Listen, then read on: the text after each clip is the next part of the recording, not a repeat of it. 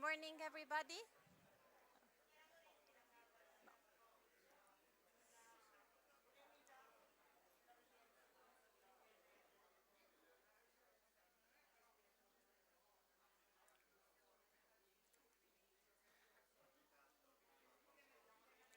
Yes.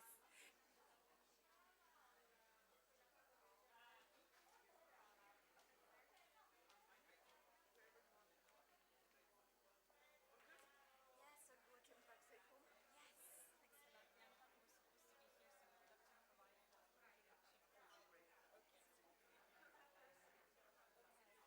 Excellent.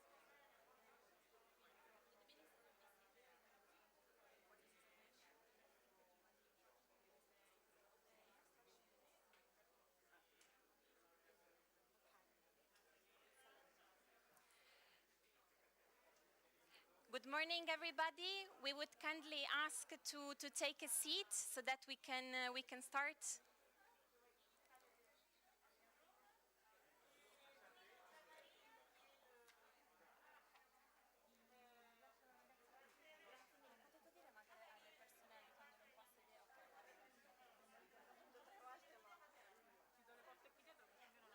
Okay. Perfetto.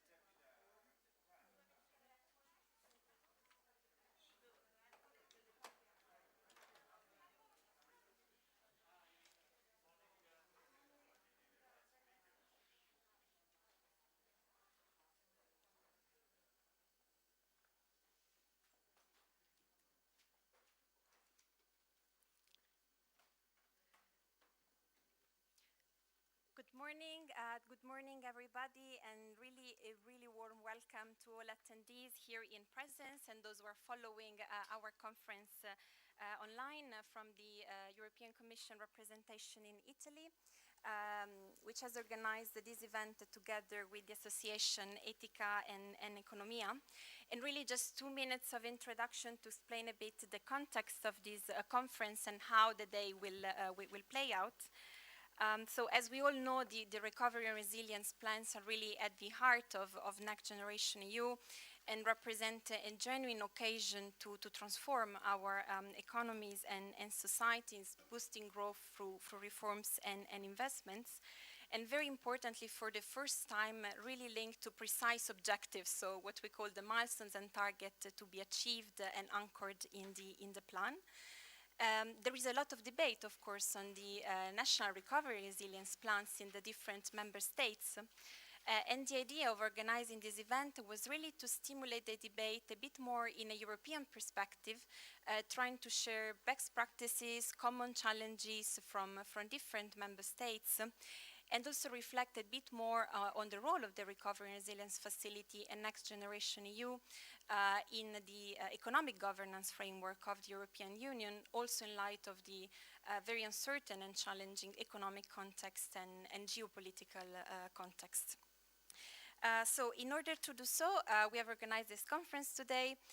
There will be the first intervention of Minister Dovanini, that we thank very, very much for being here today and for his availability, followed by introductory remarks by Director General Selingauer from the European Commission and Chiara Goretti from the President of the Council of Ministers.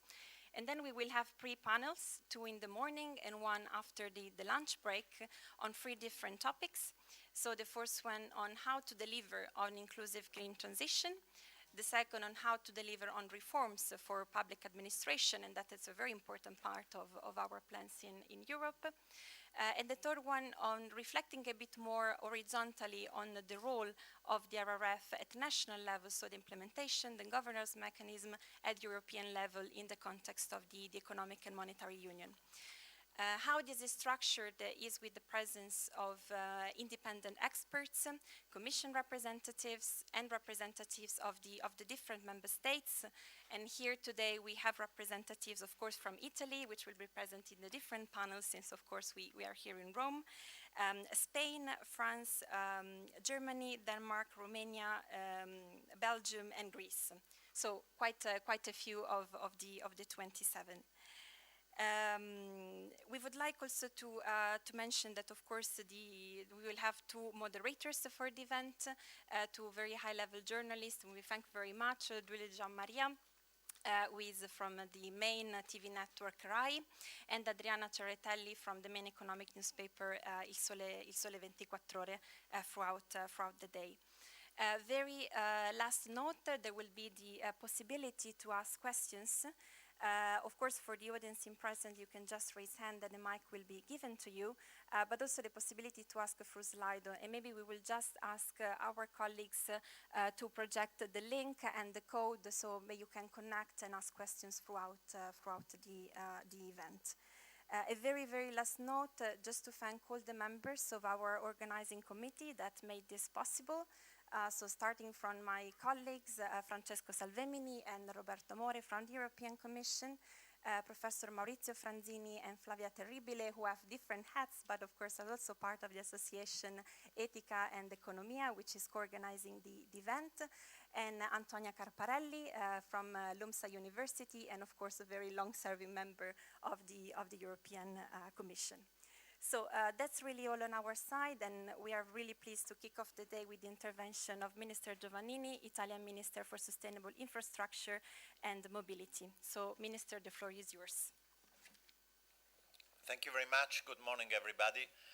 It's a great pleasure to be with you today, and I would like to thank all the organizers for putting together a so important group of experts in order to discuss not only where we stand with recovery and resilience plans in Europe, but also on what could come next, because the evolution of the geopolitical situation and the energy crisis and so on is really asking the European Union to think more and more together to solutions, as it happened with the Next Generation EU.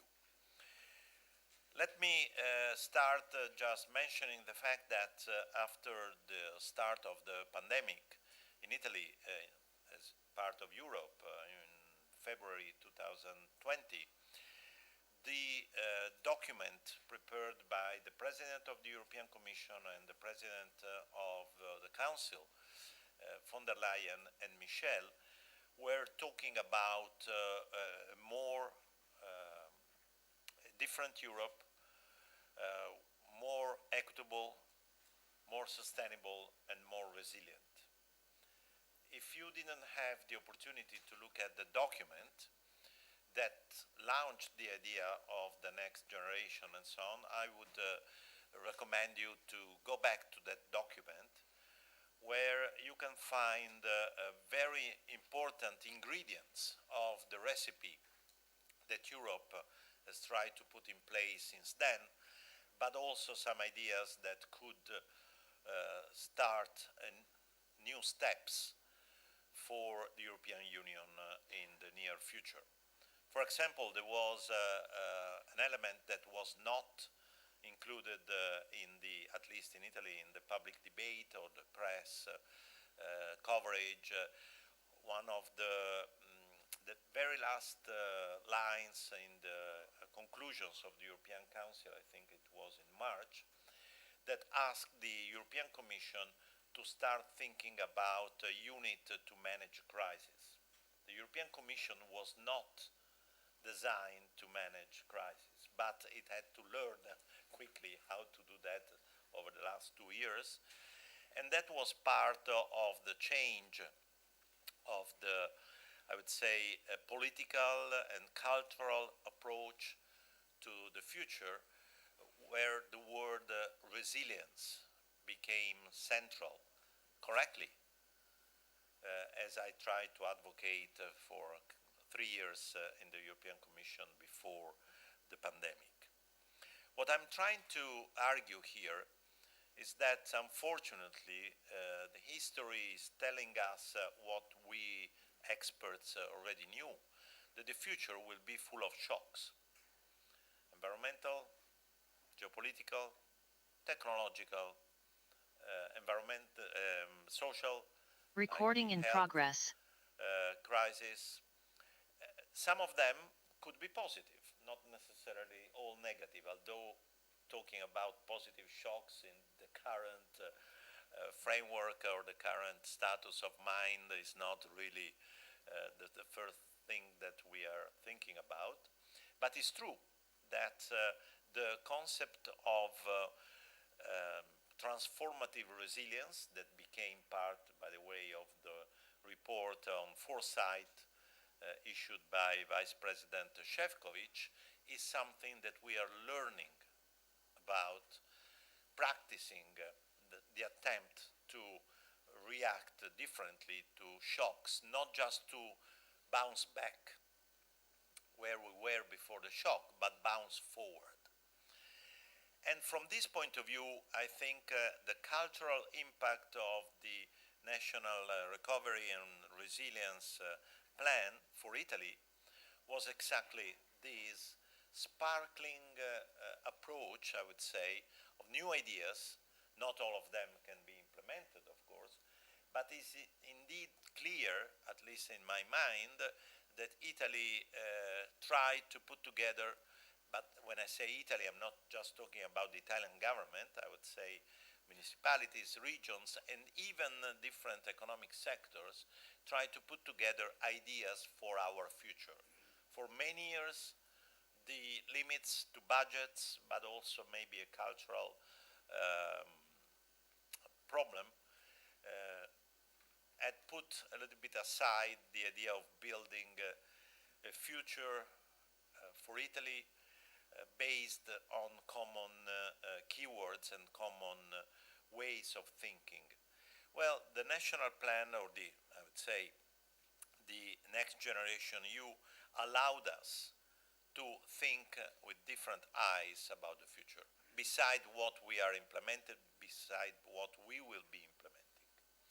As far as our ministry is concerned, I can tell you that over the last year, we spent a lot of time in this direction, also thanks to the other decisions made by the government with the budget law and also the destination of at least part of the cohesion and development funds towards the completion of a new infrastructure network and mobility infrastructures for the next 10 years.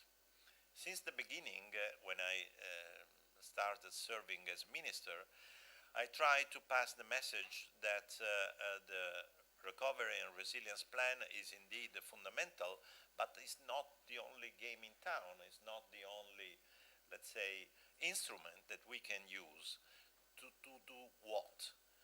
10 years, not just 5 years, to transform Italy. Thanks to the allocation of the development and cohesion funds, thanks to the new 2021-2027 structural funds decided at European level, and I think that the partnership agreement is almost done, a very important instrument. We will have a lot of resources, but we cannot waste them, for sure. And it's not only an issue of procedures to be quick in spending, but this money has to be spent having a future in mind. From this point of view, I would like to stress the fact that in the so-called allegato infrastrutture to the economic and financial document that will be published in the next few weeks, we try to complete the work that we started last year based on the 3 pillars: reforms, planning, and investments. There is a table that we design in this document where you can see for the railway sector, for the roads and motorways, for ports, for bicycles, and so on and so forth, for all the dimensions of infrastructures and mobility, you will see in this table how reforms, planning, and investments get together.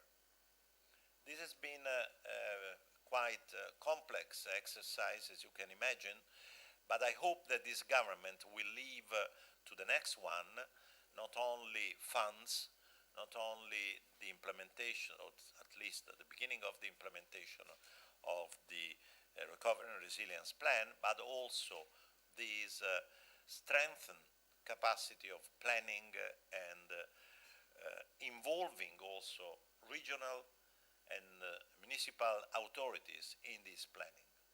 I would like to underline this because the 6.7 billion euros that we have allocated to investment and infrastructures from the Development and Cohesion Fund was designed, the use of this money was designed together with the regions.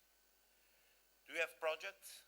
We evaluate them, and if they're good, we finance them, which is a big change compared to the past in which when the money was allocated and then regions had to think about how to use that money.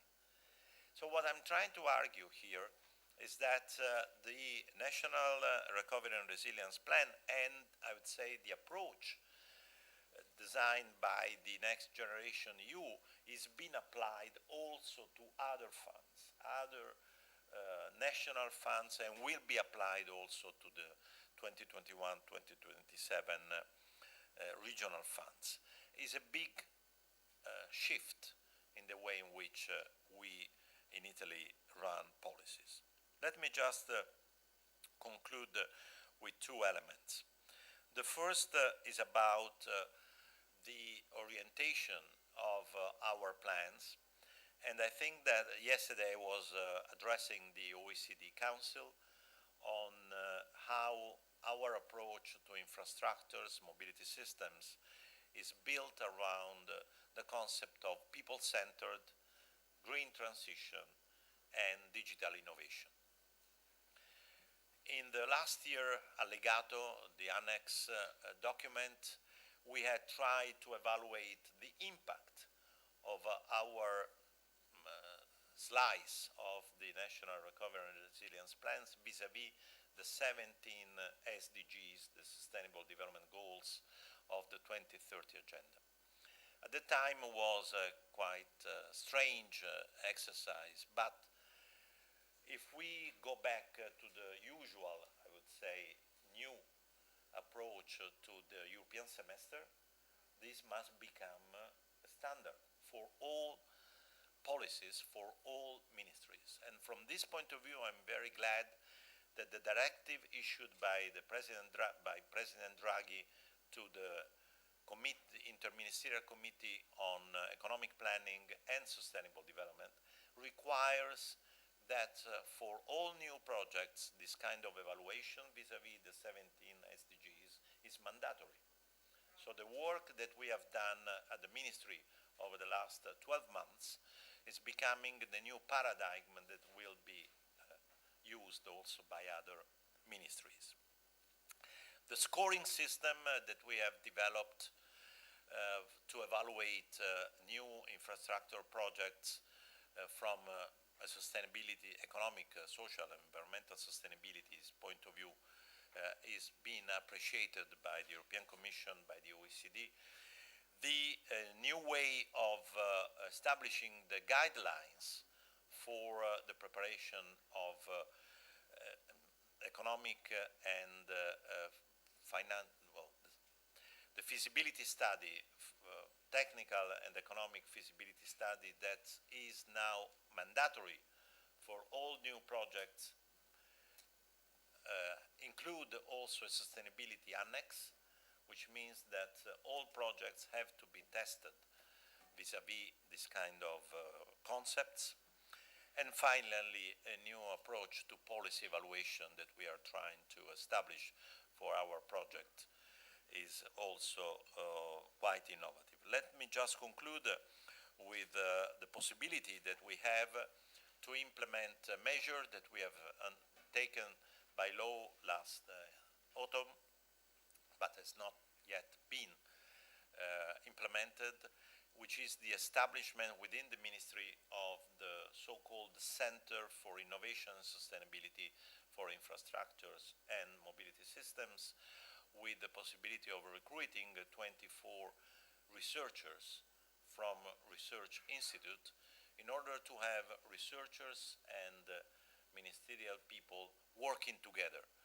We have, over the last 6 months, experimented, if you wish, this approach, even if the center has not been established yet, with few reports, one on the impact of climate change, on mitigation and adaptation for infrastructures and mobility systems.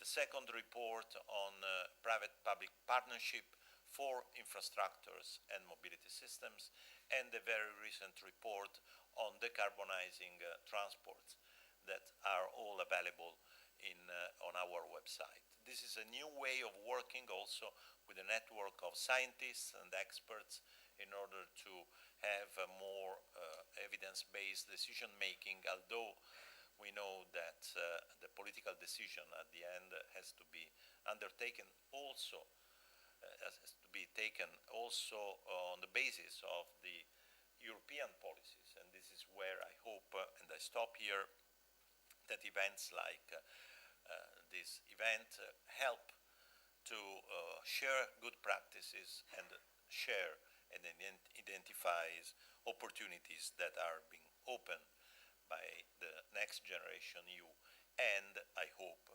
future European-wide initiatives that we really need. Thank you very much.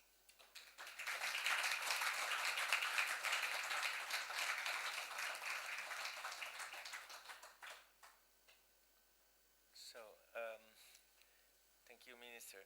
The floor goes to Céline Goer, Director General of Recovery Resilient Task Force, European Commission. Please. Thank you very much. Good morning to all of you. Good morning, Minister. Thank you very much first for organizing this event. Thank you very much for putting together not only Italian authorities and stakeholders, but also colleagues from the other member states. It is a very good moment to organize such an event, because it's exactly a year ago that Italy submitted its national recovery and resilience plan. And it's a very nice moment to take stock, see where we are, and also to look ahead and see what is awaiting us. If I look back in the last year, I think much progress has been made in Italy, but also in all the other member states. I think we have approved 24 plans to date, and all of those plans, although different and adapted to the different member states, are ambitious plans that are really transformative in nature.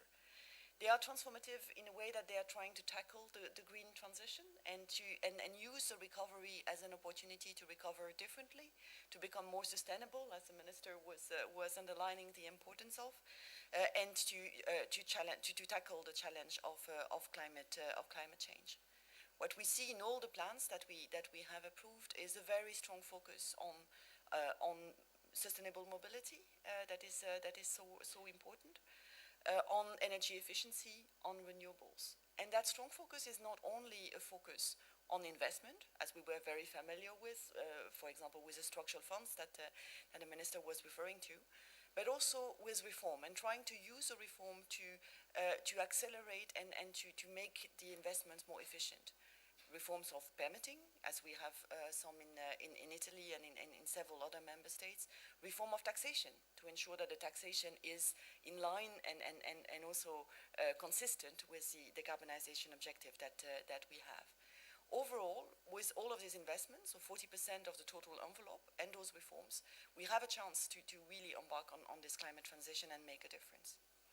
Another opportunity that is taken by the plans is the digitalization. So we had a requirement of 20% to be spent on digitalization. Actually, we have exceeded that by far.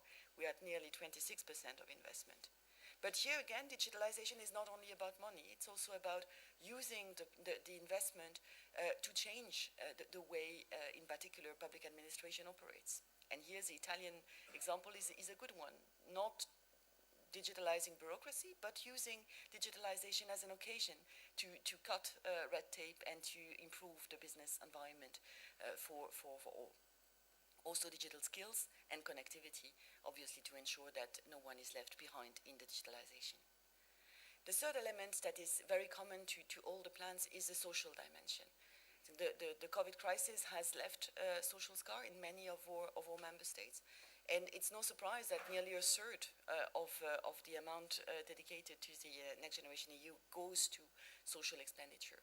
Health, of course, but also education, to try and make up for the education lag that some children have suffered. And then, depending on the situation of the member states, improvement of the social safety net. We see that a lot, for example, in the eastern part of Europe. So really an occasion to bring more cohesion and more social cohesion. And finally, something that is very striking, and in particular in the Italian plan, resilience, this new word that the minister was referring to, and that has now become a central word in everything we are doing. Economic and social resilience through structural reforms that do tackle the challenges that all the member states, or some member states in particular, have been facing for a long time.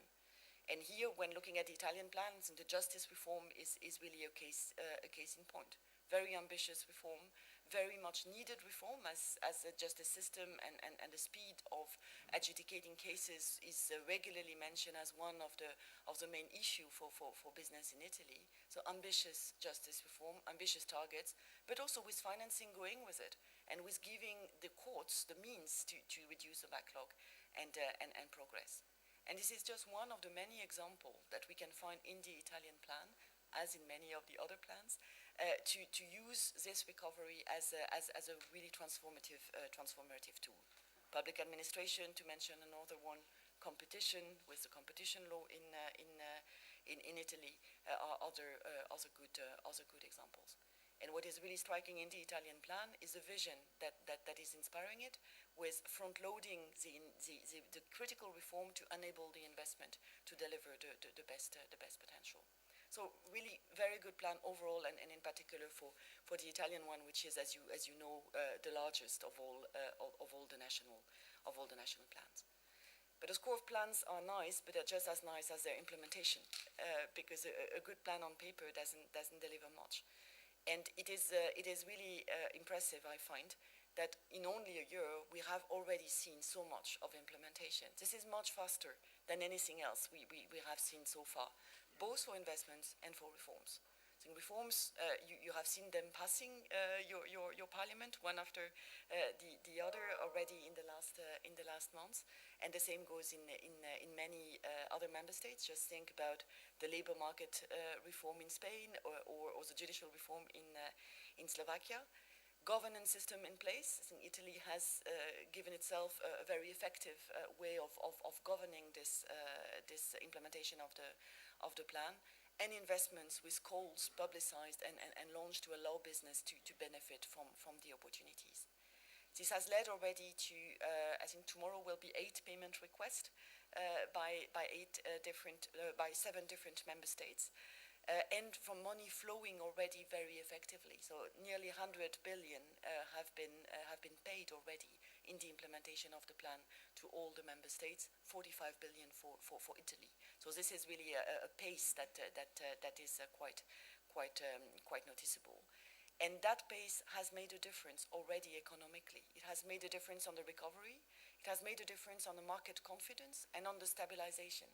If you look at the economic situation for Italy, if you look at the yield and at the difference with the different markets and the bond yield with Germany, you will see that actually Italy has benefited from a huge stabilization from this money flow that is steady and that is also shown as working well, because the implementation obviously works well so far. So it is all very, very positive. It should not, of course, make us forget that the challenges are as big as the positive results that we have just seen and recorded. Some are old, one is new. I think the old challenges, the first one is clearly the timing. 2026 is tomorrow, and it is an absolute deadline for the implementation of the reforms and the investment. And it is really tomorrow, and it is a huge challenge to do all of this in so little time. And there is no prospect to extend it, so that is a very serious constraint. And that is clearly the first one. The second one is the ownership. As the minister said, the plan is not the plan of the government, the plan is a plan of the whole country. And that is something that we are repeating ourselves very, very often. Because of course all these plans were tabled by government, very often after discussion in the parliament. But they will only work if the local level, the regions, and the stakeholders, the social partners, business, are embarking on them, are seizing the opportunities that are given by the plan. It has worked already quite well in Italy, and all the efforts that are deployed to support the local level, I think, are going in the right direction. But it is something that will never be a given, and that we will have to work together until the end of the implementation. And events such as this one also belong to this, and to this effort of dialoguing and discussing together on how the implementation can work. The third challenge is administrative capacity, and I already mentioned the support measures dedicated in Italy to the local level, but they are critical to the success of the plan, because a lot will go to the local level, a lot will go to regions that are traditionally struggling to implement investment. So this time it has to work, and this is a very big challenge. The last one, of course, is a war.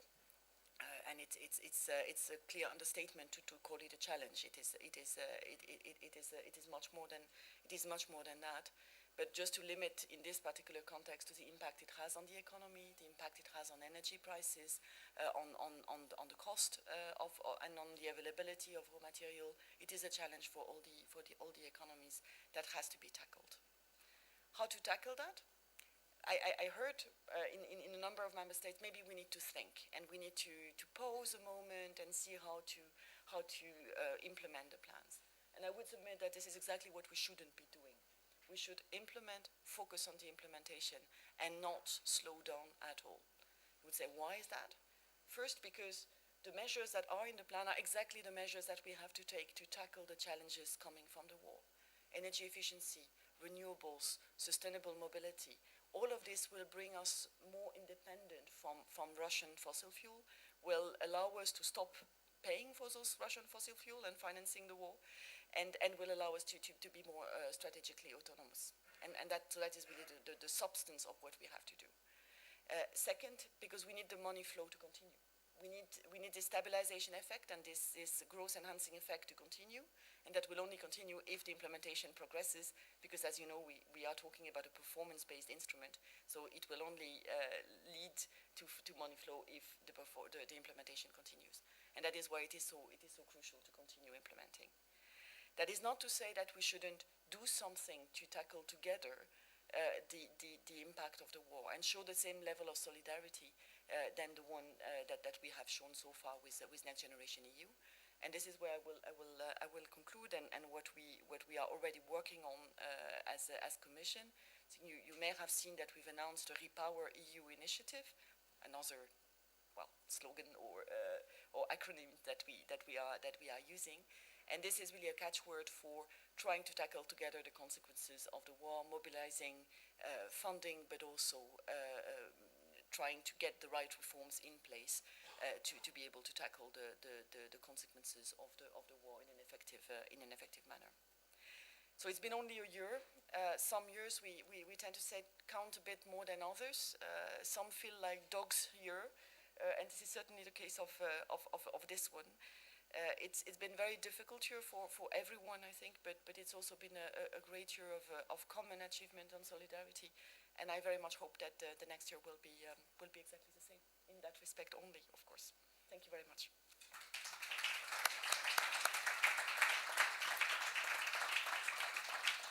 Thank you very much, Céline. And the floor goes to Chiara Goretti, coordinator of the Italian Resilient Plan.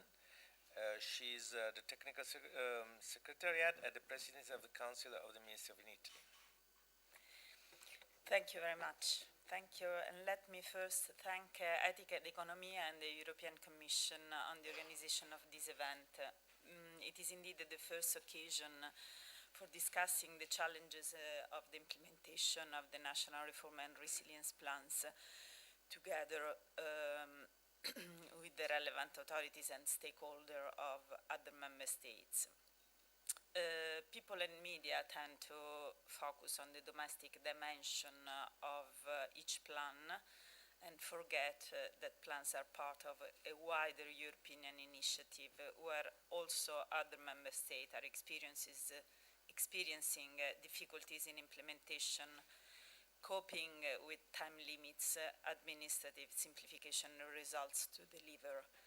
So sharing our experiences today, our problems, challenges and effort is one of today's event, raison d'être. It's important in order to face this raison d'être to qualify, as Enrico Giovannini has already done, this challenge through the three strategic axes that were stated in the EU regulation as a reaction to the pandemic: green transition, digital transition, and limitation of inequalities. The green transition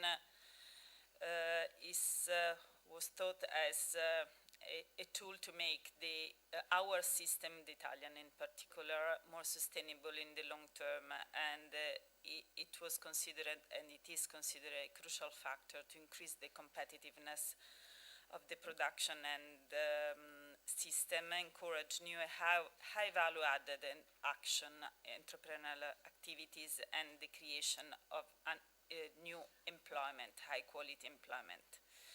What is important to remind here is that this axis relaunches and reinforces the Green New Deal, the vision for a climate neutral continent in 2050 that the President von der Leyen just a few weeks before the outbreak of the pandemic presented to the European institutions.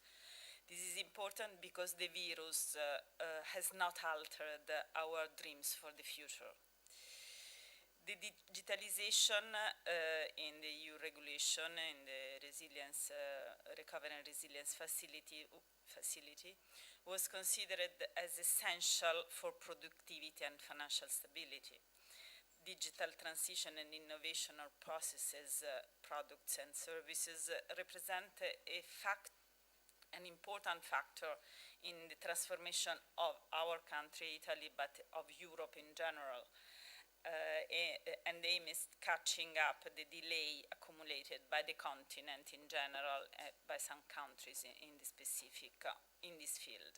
It was one of the reasons why the productivity of our continent was lower than other parts of the world.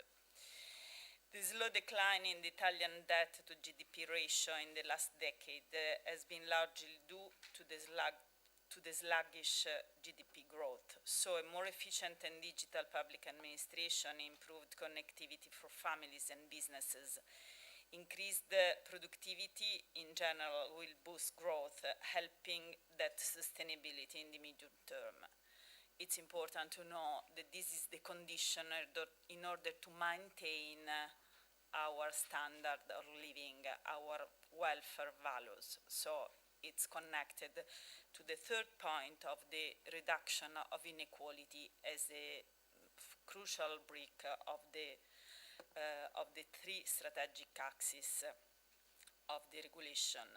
So reduction of inequality and social inclusion not only represent the value of the European Union, but also was a sign to help those that were more hit by the crisis. We all know, mainly in Italy, that young and women were the groups that were excluded by the labor market after the crisis. So the pandemic to overcome the idea of reduction in inequality was a way to overcome deep inequalities related to gender, youth, and the South territorial gaps. I spent these words on the rationale of the Recovery and Resilience Facility because these concepts could be helpful and useful in the unexpected dramatic crisis we face today. The Russian invasion of Ukraine and its economic and geopolitical effects have already a huge impact on the plan. Our plan, for example, in terms of raw material and energy prices, as Enrico Giovannini know better than me, the Italian plan is under tension for the increase of prices. The part on railway investment is almost 25 billion, and the construction prices rose in the last year, so just 2021, about 25%. You can imagine what is the impact just for 1 year, not considering what was the additional increase in the first months of this year on this part of the plan. One of the most frequently asked questions I receive also from the press is whether the Italian government will propose changes to the plan. And I will use the 3 axes to try to illustrate why the plan should go ahead as it is, and its implementation is now even more important and urgent to be completed. We must learn from the pandemic crisis and react to this crisis with the same set of values, because the green transition must accelerate the energy dependence. The future of reducing the energy dependence is on the renewable source of energy. So while we have to put in place instrument resources in the short time that could cope with the energy dependence, the future of the continent, of Europe in general, must not lose sight of the medium and long-term objective in the energy sector of moving to green energies. Again, equality must remain at the center of our thought today. Most of our analysis demonstrate that increases in price affect more low-income groups. By implementing the measures of the plan devoted to reducing inequality, we help to face not only the old fragilities but also the new one. So it's very important to maintain also this focus on equality and reducing gaps on historical gaps. Again, the digital transition will strengthen our economies by achieving the resilience objective that were at the origin of the plan. Solid foundation of our economies will strengthen also our capacity of reaction in the new threatening framework of international tension. So again, also on this side, we do not have reason to change the focus and the objective, the strategic objective of the plan. A few words on another part of the plan, very important. Again, also this part has been considered and commented in the previous by previous speakers, and it's a type of revolutionary impact that has the plan in terms of behavior in the public policies design. Reform and investment included in the plan, in our plans, will leave tangible results in all our countries, and these results will be discussed in the next session. In Italy, but I imagine also in your country, the plan has another beneficial side effect that is related to the character of the plan, that is a result-oriented plan to be delivered by 2026. Time limit and results are these revolutionary aspects that will change the behavior. As we all know, is not just spending the plan, but imposes the delivery of result. We all have examples. I will not spend time on these. But in order to be able to deliver this type of result, the public entities have to change their behavior. They should learn to plan, to organize their activity, to be sure to deliver the result at the expected time. prepare timeline, estimate impacts, identify critical aspects in order to prevent any type of block of the activities, correct, re-evaluate. To this aim, they need data collection, stable treatment and standardized collection and treatment of data analysis. Also, the reforms have to be designed to deliver results. We all know in Italy the reform of justice, it's not only recruiting new human resources, it's not only changing procedural aspects of the justice system. The point is to organize and to evaluate whether all these changes could produce the reduction in disposition time and pending cases. So not only administrative action, but administrative action devoted to a result. To conclude, our plans have the ambition to create a stronger and more cohesive European Union. For Italy, maybe more than for other countries, the plan is key to foster the structural transformation of our economy and of our public administration. The plan is able to address historical weaknesses on gender and territorial inequalities. The new method of the plan, this evidence-based policy making, poses enormous challenges to the Italian public administration if, as we believe, this evidence-based policy making remains beyond the plan after 2026. This will benefit the country as strong as the tangible result coming from investment and reform. So it's very important to consider that we aim to have a permanent change in the behavior of public administration and in the policy design. There is a last relevant aspect to be considered to fully apprise today's discussion on the plan. While implementing our plans under the Recovery and Resilience Facility, we are actually building a new Europe.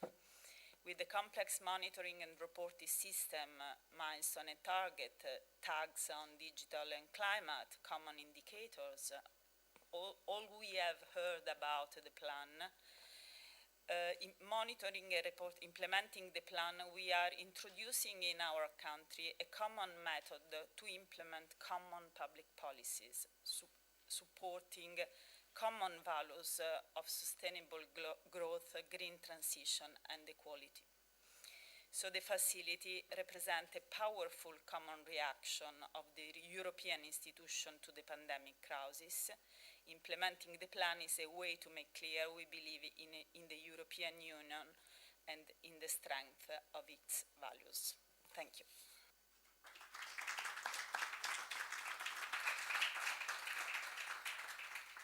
Thank you. So, here we start. Good morning, ladies and gentlemen. I'm Duilio Gianmaria, journalist and TV broadcaster. Very honored to be the moderator of this morning's session.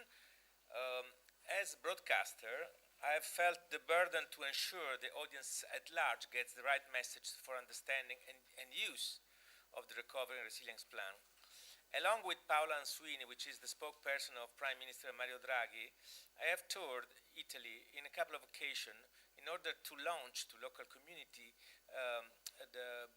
what was the meaning and what is the the understanding of the Recovery and Resilience plans.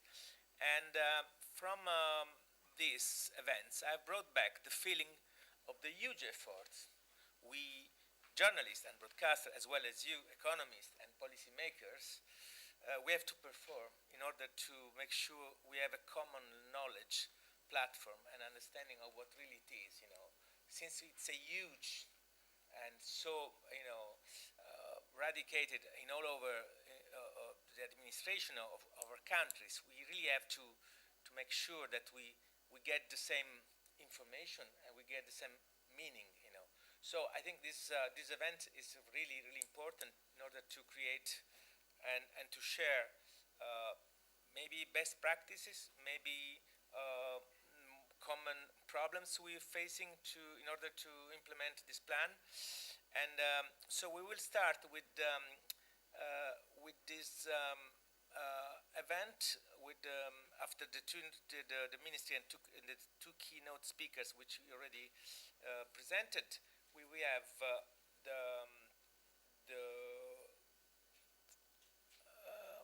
the first panel, which is going to last for 1 hour and a half.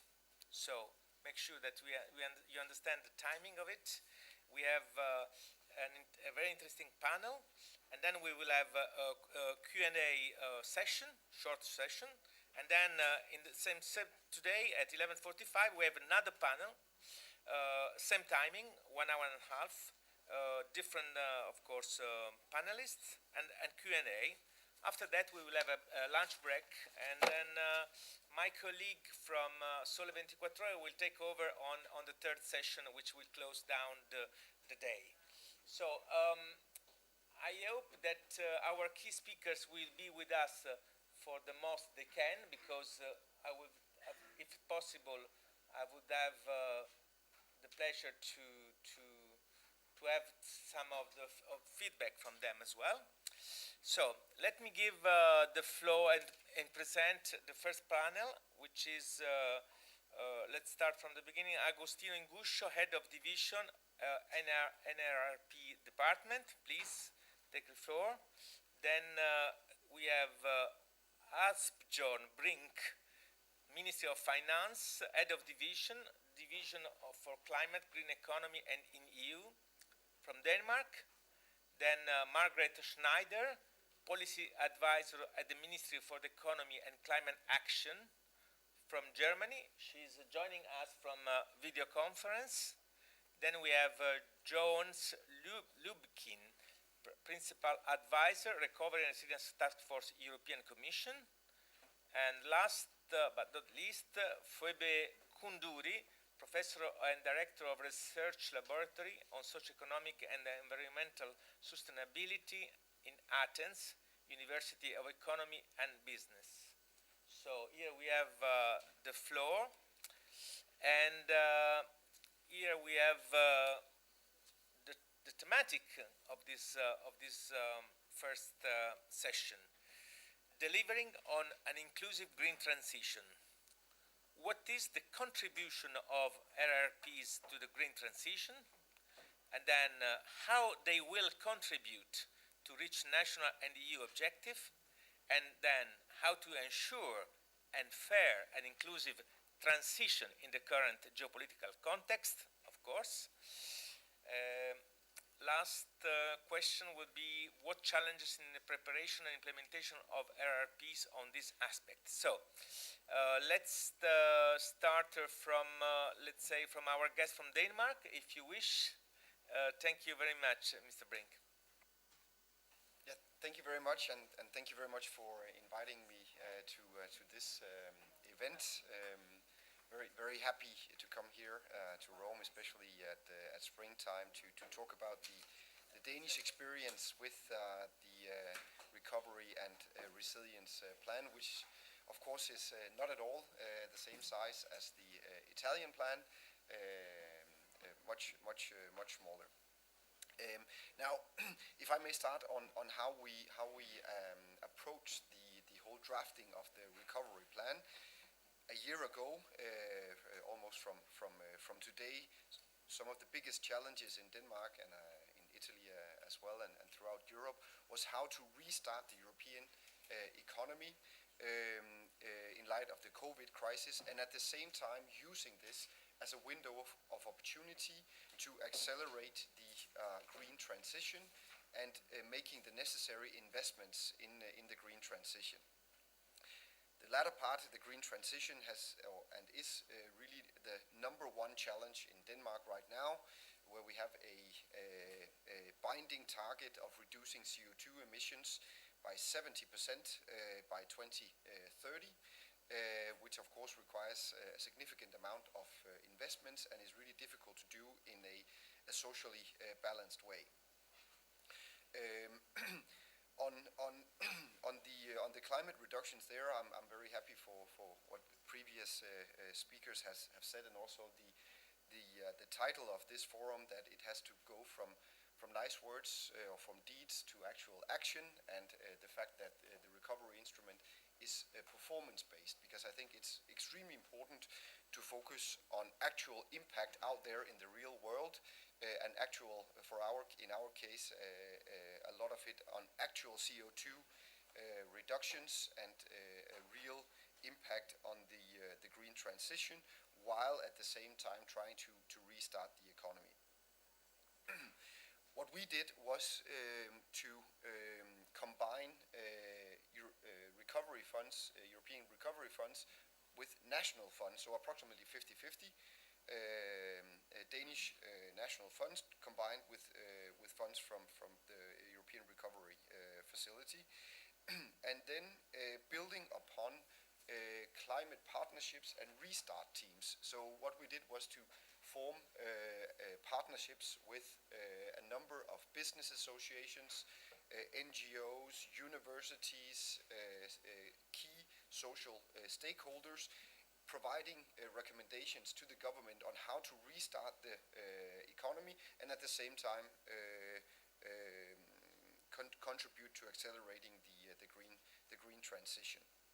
This was in a way for us to try to see how could we ensure a fast process where we involve civil society, giving them the opportunity to come up with proposals on how to deliver on the targets, and ensuring also that when the recovery plan would be implemented out in the real world, so to say, that it would have some understanding in the civil society, that they could recognize the proposals from themselves. So on the concrete measures in the Danish recovery plan, approximately 60% is targeted green initiatives, and the main part of the Danish recovery plan is the first stage of a green tax reform, where we are introducing a uniform tax on carbon emissions. To prepare for this green tax reform, we try to provide an incentives for companies to adjust their production capabilities into more green production capabilities before the green tax reform would kick in, which it will very soon. So here it was a concrete way of ensuring that funds would go to where they had the most impact, namely in the production in companies, and ensuring that they would maintain their competitiveness also after we're going to tax them on CO2 emissions. So providing them a concrete incentives by saying very soon we'll put a rather heavy tax on CO2, and giving them an upfront opportunity then to change their production capabilities by tax deductions paid partly by recovery funds and partly by national funds. At the same time, a large share of the Danish recovery plan has been used to changing especially gas burners and oil furnaces into electric heat pumps to transform also the energy consumption in national households, which of course plays into where we are today with the current geopolitical context, where in our view I think it's also really important that given the fact that we after all have a limited amount of funds available, that we are very stringent in focusing on which initiatives is the most cost effective. How do we reduce our dependency of Russian gas in the most cost effective manner? How do we accelerate the green transition by providing the right incentives for producers, for consumers as well, and in a socially balanced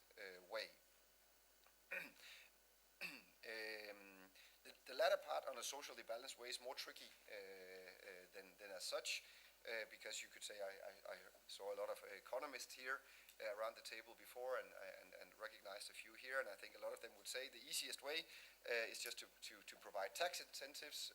You put taxes on CO2, and voila, then you have the right incentives to reduce CO2 emissions, and you could even use the profit there to invest in the right areas. But this is not does not necessarily strike the right social balance. So there has to be some tweaks through social policy and income regulating policy, which we have tried to do nationally in Denmark, especially, for example, to also ensure that we educate the right people and provide training and skills through an active labor market policy for the new demands due to the green transition. Also here, the Fit for 55 package presented by the Commission provides some really good and cost-effective measures to deliver on a green transition and independency of Russian gas. You basically have the expanded ETS as a European version of a tax on CO2 emissions, which of course is the most cost-effective way of reducing CO2 emissions, and providing the right incentives for companies and consumers to buy and produce in a more green way. So this is a really concrete and very timely proposal that we hope will come into play and plays a really important way, a really important part in our view in ensuring a fair and inclusive transition in the current geopolitical situation. I think we also need to bear in mind that apart from the recovery funds themselves here, then in the context of the MFF and the recovery facility in total, in that package, more than 600 billion euros is now available for the green transition. So a significant amount of funds across the EU is now available to ensure both the restart of the economy, where I think across the European board we're doing very well now, but also providing the right incentives for a socially balanced green transition. As for the social balance in it, here we have really tried to ensure also, I think it's important that to make sure that the social balance is something that is dealt with especially at national level. It's really difficult to, at a European level, to deal with the various problems that are different in each member state. So I'm very happy that this is something that is dealt with at national level, and hopefully will continue to be so, because the social balance within each member state can be quite different, and it's usually something that has to be dealt with via income policy, social policy, or tax policy. I think I will stop here and also be happy to have a discussion, but afterwards. But just to wrap it up, our approach has been then to focus very much on ensuring the right incentives on accelerating the green transition via a tax reform, and at the same time giving some concrete measures to especially low-income households to exchange their energy consumption, and a lot of other initiatives. But we have tried to focus on relatively small amount initiatives, also given the size of the Danish recovery plan. Thank you very much.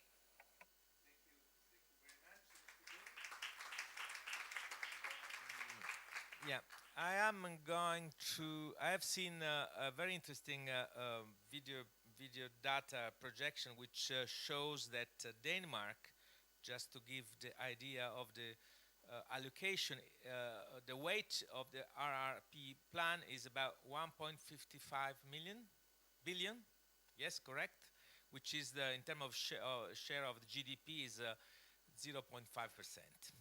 This is a very interesting way to measure, which how much is invested in each country. I don't know if the regia can put it on the screen afterwards, just to give you the idea. The floor goes to Margaret Schneider, Policy Advisor of the Ministry for the Economy and Climate Action, Germany. Margaret, we can see you fantastically screened on a big screen, so you are connected to our small event in Rome, and the floor goes to you. Yes. Coming yet? The voice is not coming, but okay. Unmute. Meanwhile, she deals with these technical matters.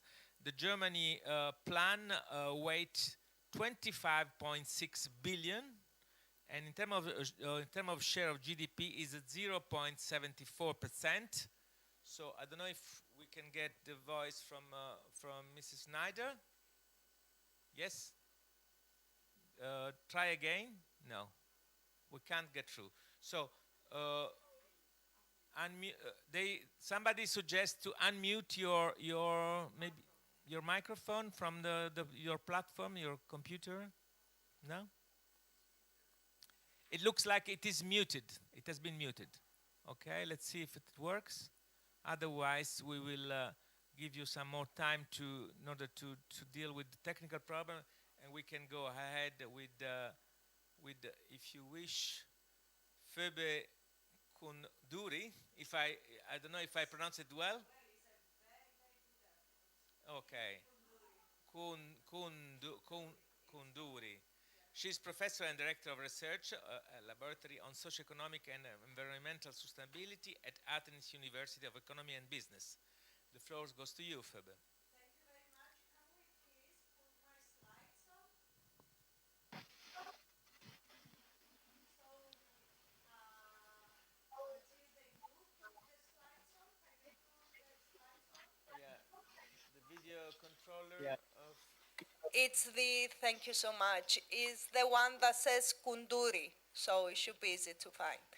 So these days when I start my speeches, I have this graph. These are the different challenges we are facing. We are facing the pandemic. We are facing the economic recession that derives from it. We are facing the climate crisis, the increased frequency of extreme weather events, catastrophic events, and also increased severity of these events due to the destabilization of a climate and increased average global temperature, the biodiversity collapse, the population crisis, aging population in Europe, and of course, booming population across the world. And we know that the world is only as resilient as the least resilient country a person. Next slide, please. So I lead an alliance of excellence for research and innovation on aphoria, which is composed of 4 research centers, the first column, 3 innovation acceleration centers, the second column, and also another 6 networks for the research and policy interface, which 2 of which I'm leading. I'm the president of the European Association of Environmental and Resource Economies, with members from 85 different countries, and including more than 1,500 member institutions, economies dealing with the allocation of natural capital and the interaction between nature and the economy. And I'm also leading SDSN Europe, part of SDSN Global, which is the biggest network under the auspices of the General Secretary of the UN dealing with solutions that have to do with sustainability. I am leading the European Hub, which includes more than 400 institutions. Next slide, please. So what I will try to present here today, next slide, please. Thank you. Is a new report that we are launching on the 3rd of May. So this is a very quick snapshot of this report, is how we should try to finance the joint implementation of the SDGs and the European Green Deal. This is a report by SDSN Europe. I lead this report with Jeffrey Sachs, the president of the United Nations Sustainable Development Solutions Network. And this report is also supported by IRI, by IFORIA, thank you so much, trying to control my slides, the International Energy Agency, Athena Research and Innovation Center, which is focused on digital transformation, Enel Foundation, the Laboratory on Research and research on socioeconomic and environmental sustainability, Greater Pacific Capital, the Club of Rome, the University of Rome, and the Cyprus Institute. So our intention is to show how we can bring together all these different policies that we are faced with, and how we can provide the policymakers with actionable plans that embrace all these policies. It can be really confusing because they are many, and sometimes issue of consistency arise. And I was so happy to hear from the Minister of Italy how nicely they took this initiative to combine and prioritize the need for the European Green Deal implementation to be done jointly with the SDGs. In 2015, we've signed 193 states have signed the SDGs, 70 goals about everything that has to do with the economy, the society, and the environment, and the sustainable interaction of the three, 169 sub-goals, targets that provide us with a very holistic blueprint for the way forward. So this holistic footprint is more holistic than the European Green Deal. And as Europeans should become aware of this and join the two in order to achieve the green transition, but also at the same time enabling reduction of pollution, like the European Green Deal says, enabling clean tech leadership for European companies, and most importantly, enabling social cohesion, leave no one behind. So after the SDGs and the Paris Agreement, where 197 countries agreed to reduce global temperature, reduce the increase in global temperature up to maximum 2 degrees Celsius. In 2019, we have the European Green Deal. We have 1 trillion supporting the European Green Deal. And we have by the Commission the announcement that the European semester process should prioritize the SDG. 2020, we have the coronavirus. The Green Deal policy started being drafting and being detailed. And together with the short-run responses to the pandemic, we have the medium-run response, the Next Generation EU, which basically supports an investment-led green and digital transition, 37% climate mainstream, adhere to the do no significant harm principle, to the environment, and 20% digital mainstream. 2021, we have the climate law, we have the climate adaptation strategy, we have the EU taxonomy, which basically identifies explicitly which investments are going to be considered green and sustainable climate adaptation, mitigation, protection of water, marine resources, circular economy, and of course protection of biodiversity. And it also proposes a sustainability directive which actually makes very detailed the requirement for submitting a sustainability report, and it also imposes assessment, monitoring, and digital tracking of the information that the companies are going to be including in that report. Then we have the Fit for 55, 13 legislative proposals, revising everything that has to do with the interaction of the economy and the environment, mobility, aviation, shipping, cars, vans, revision of the ETS, border adjustment mechanisms, and so on. Our report actually stops at 2021 and tries to show the connection of what we are doing in Europe with regards to the use of the funds of the European Green Deal and the Recovery and Resilience Plan, and how it connects to the SDG, and what we can do to make the impact of these joint efforts bigger and better for the economy and the society. Of course, we know that 2022 has been a year where we tried to tackle the energy crisis and the geopolitical crisis, some new additions, delegated acts to EU taxonomy, try to increase our autonomy, and I totally agree with the previous speaker saying that we need to go faster, because going faster on renewable and circular economy and nature-based solutions and digitalization increases our independence from Russian fossil fuel. And of course, we need to handle the geopolitical situation, which is another talk, which I don't have time to get into that. Going through human textual mining analysis, we can find that the European Green Deal policies facilitate the implementation of all the SDGs, but at different degrees. The most significant impact is on climate action, on industry, innovation, infrastructure, affordable and clean energy, responsible consumption, production, and decent work and economic growth. We also try to show how the efforts of the recovery and resilience plans in Europe support the transformations.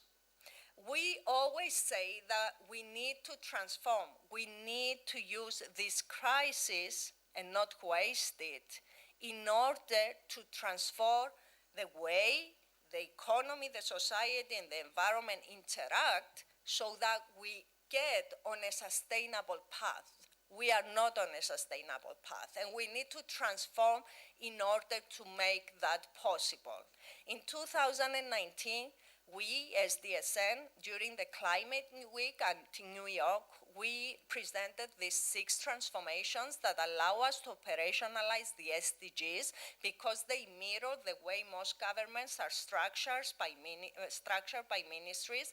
And we propose 6 transformations: education, gender inequality, health and well-being, energy decarbonization and sustainable industry, sustainable food, land, water, and oceans, sustainable cities and communities, and the digital revolution for sustainable development.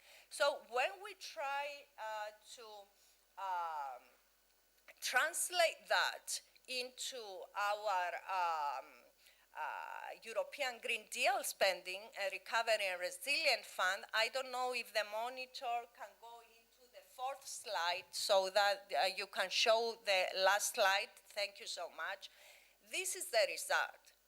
The transformations that are mostly influenced by the European Green Deal implementation are the one that focuses on sustainable food, land, water, and oceans, and the one that focuses on energy decarbonization and sustainable industry. So there are other 4 transformations that have to do with welfare and education and digitalization and green cities and communities that need to be re-entered into central stage. Next slide, please. Maybe I can handle this? Yes. Going through the same mining processes of cross-mapping the European Green Deal and the SDGs through machine learning, we can find more correlation between European Green Deal policies and SDG, including now not just affordable clean energy and decent work and economic growth and industry and innovation, but also including poverty and partnerships for the goals. And going even deeper in terms of our cross-mapping using deep learning approaches, these are approaches that mimic, simulate the structure of the mind with representations of large neural networks with many layers. Our most robust cross-mapping results show that basically the European Green Deal promotes affordable clean energy industry, innovation and infrastructure, responsible consumption, production, climate action, and partnerships for the goals. We need to invest more on no poverty, quality education, gender equality. Going very fast, this is the picture of the assessment of the national recovery and resilient plans and the comparison with the Sustainable Development Report of 2021.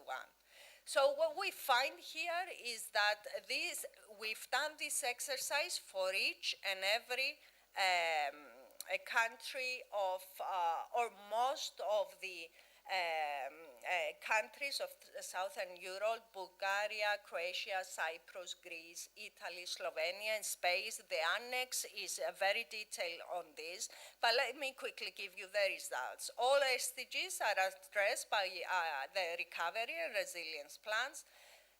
SDGs mostly covered are not always those which countries face the biggest sustainability challenges.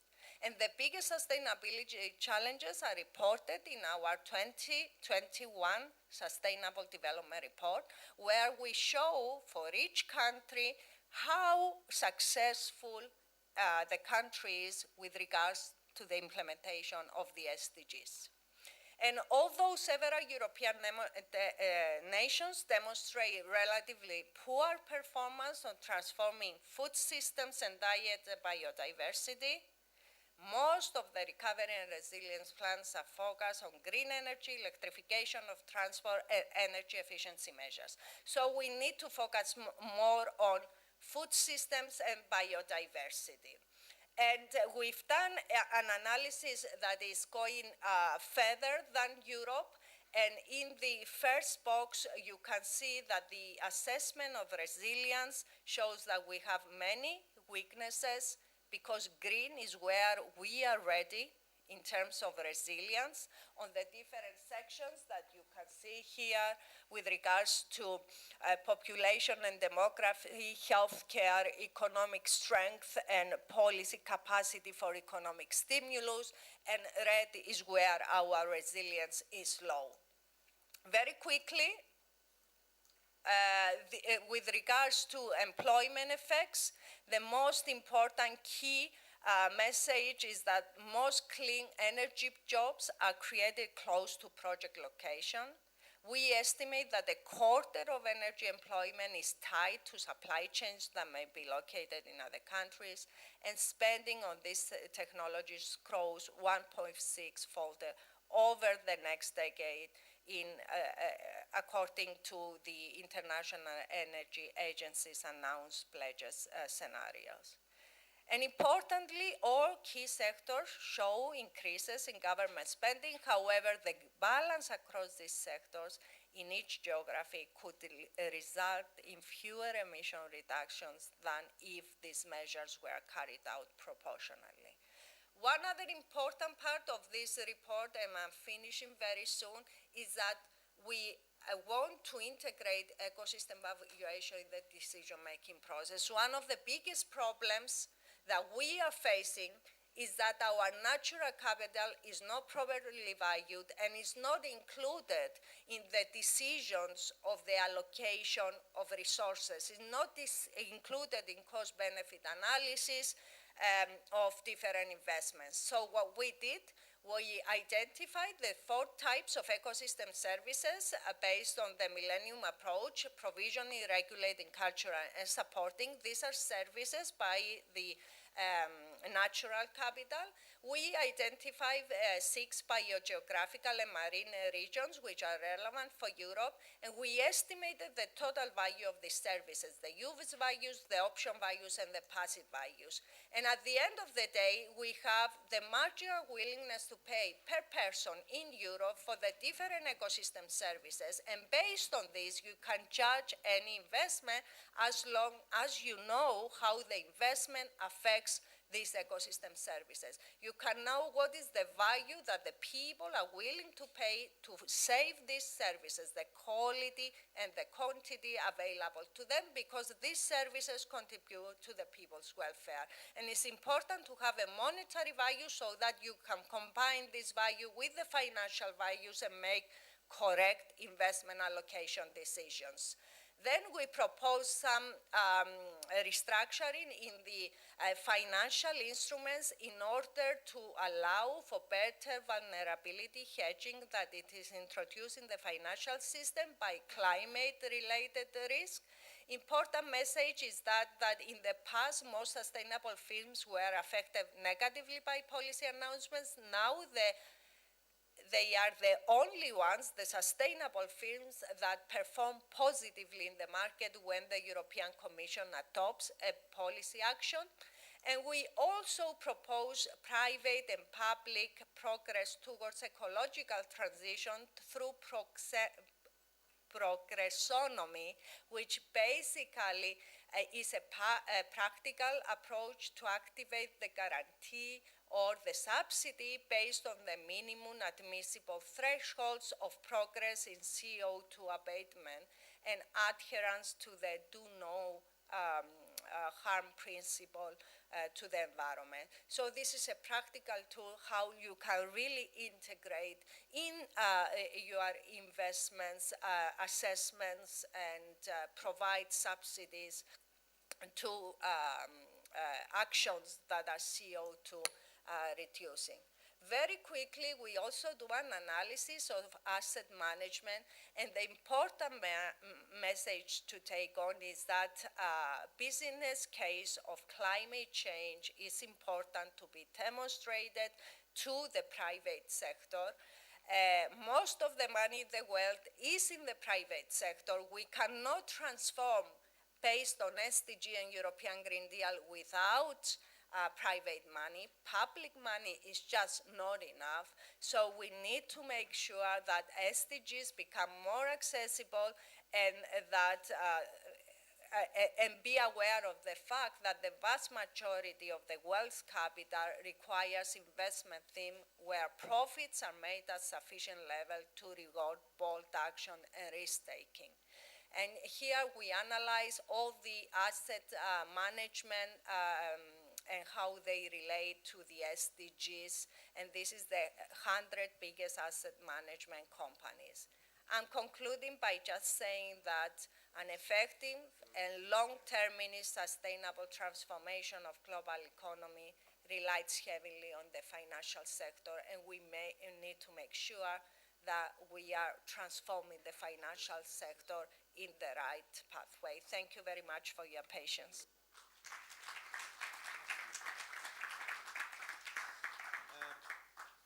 Thank you very much. Let's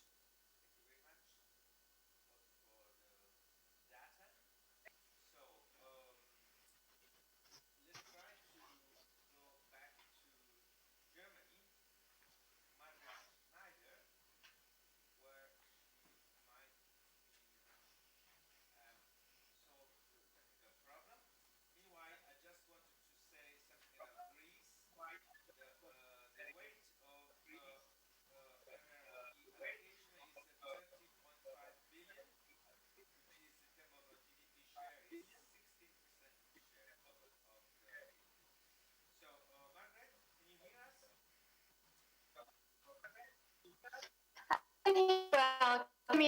Time. Guten Tag.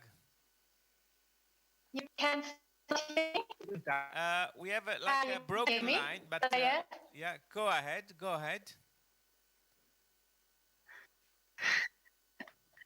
Let's try again. Okay, great. Let's hope the line gets better. Thank you for having me. I would start with a few words on myself because I did not have a chance to introduce you in Rome directly, unfortunately. I'm a policy advisor in the Ministry of Economic Affairs and Climate Action. And last year, I had the chance to contribute to the writing and the negotiation of the German Recovery and Resilience Plan. And currently, I am working on the implementation side, which means I work on programs of the decarbonization component, the IPCEI hydrogen, the decarbonization of industry program, and the CCFD program. So this is the background where I'm coming from. Margaret? Yes. Margaret, yes. Sorry, I'm sorry to interrupt you. Your voice comes the line is broken yet. Yeah. So we will try to do our best from here in Rome, from our technical side. Let's see if, because I'm not sure if your voice gets to the regia. It doesn't get to the regia. So would you try again? But maybe there you have some problem with your microphone, or you have. Try it again, please. Now, let me try something. I would do next speaker. I try to dial in via a private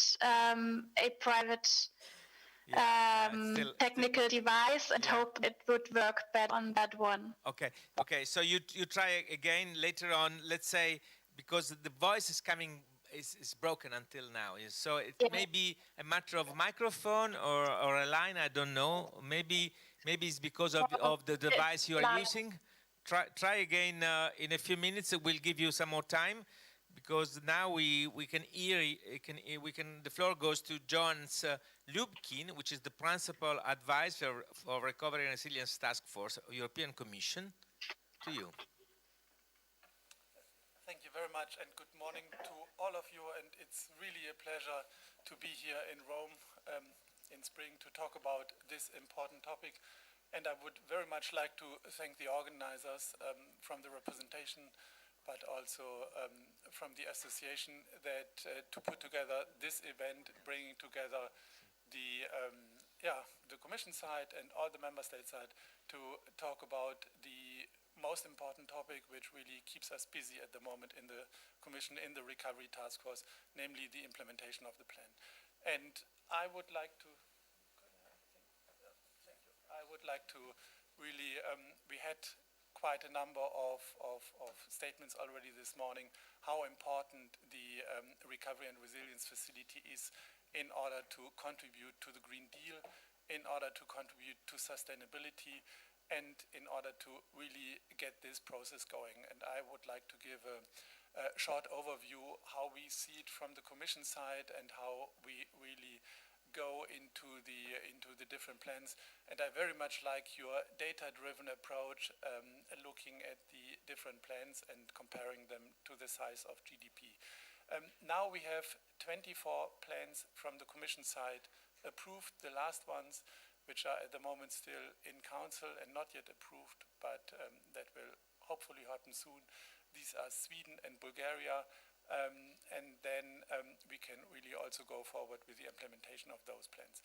Looking at the green transition, it's 40% according to the climate tagging allocation, which goes to the green transition. Therefore, 183 billion on the basis of the 24 plans. What is missing is still Hungary, Poland, and the Netherlands. Therefore, quite beyond the 37% requirement, overall requirement. If you look at green matters in a more broader term, it's even 44%, roughly 200 billion euros. Therefore, really, it's a lot, even if it's not sufficient to finance the transition as such.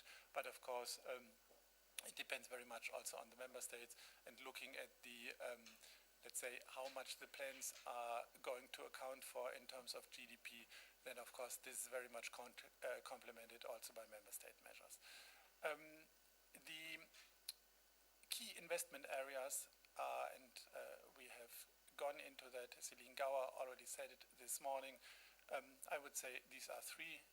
Sustainable mobility is the biggest one, with roughly a third of the money going there. Then renovation and energy efficiency, very, very important also against the strategy of the Commission and in the member states to have the renovation wave, and of course the energy which is not being consumed is the best energy in a way. Then clean power and networks, 29 billion going to that. And then we have, and I wouldn't agree with you that this is, let's say, not fully reflected in the plan. We have also quite sizable amounts which are going to circular economy, sustainable water, also biodiversity, climate adaptation, 17 billion overall, and then green research and development, which is of course important in order to accelerate the energy transition. The good feature of the RRF is that it's not only about investment, but it's, as we are, let's say, putting it in the phrase from a Brussels perspective, mutually reinforcing reforms and investments. And we have really a lot of reforms also in this area in the plans. And for sustainable mobility, we have intermobility, tax incentive for clean vehicles, a lot of charging stations, and a lot of let's say, facilitation of deployment of charging stations, facilitation of deployment of renewable energy. That goes very well together with permitting. Permitting is with regard to renewables, especially wind, offshore and onshore wind, but also with regard to energy efficiency. I'm coming to that in a second. And then also water, waste management and nature conservation. Waste management is also a focus, but it will also be a focus in this year's semester exercise. The good thing, and I mean all of that, what we have in the RRF, this is based on member states' plan. Therefore, these plans are really ownership of the member states, but at the same time, we have quite a number of cross-border projects in the plans. And the good thing about that is that here the Commission can help also via the plans in terms of coordination between member states, and we see that coordination between member states in relation to cross-border projects is sometimes a bit difficult and complex. Therefore, we have the rail corridors, the trans-European networks, we have the IPCIs, the also Brussels abbreviation, therefore the important projects of common European interest in relation to hydrogen, in relation to batteries, which are really fully and squarely falling into this area here. Looking a bit more at the climate expenditure in the 24 adopted plans, you see here that there is quite, all of those plans are of course beyond 37%. The ones which are closer to the thresholds are, for example, the Italian one and the Greek ones, which is quite understandable because they are comprehensive plans, and in both economies also other areas really needed to be tackled. Then we have the other member states like Austria, like Denmark and Luxembourg, where we have around 60%. There we have plans which are not as comprehensive, but we also have Bulgaria, which, and using your metrics, which has an allocation of roughly 10% of GDP, therefore more than 6 billion euros, and there 60% are going to climate taking. Therefore, it's a very, very green plan. Sustainable mobility, coming from the average, it's not surprising that this is really also the main spending in most of the plans. Austria, Luxembourg, Malta, and Italy, if you look at that. But energy efficiency is really, really important part in the plans. This is Bulgaria, it's Greece, it's Slovakia, and it's also France. And then clean energy networks, clean energy and making the networks fit for clean energy. This is especially in Bulgaria, and if you look at Bulgaria, it's at the moment the most carbon-intensive EU economy. Therefore, there's a lot of catch-up. Therefore, it's fully justified that really the focus is on that. We have Finland and we have Luxembourg, but of course, Luxembourg, I don't know what the GDP allocation is there by heart, but the Luxembourg plan is roughly a bit less than 100 million euros. Therefore, this is of course then very much a decision of the member states where to focus on and where then also to complement it by national measures. then, and we have heard it, I would still, let's say, stick to the taxonomy. We have one principle of the taxonomy included in the RRF regulation, namely that no measure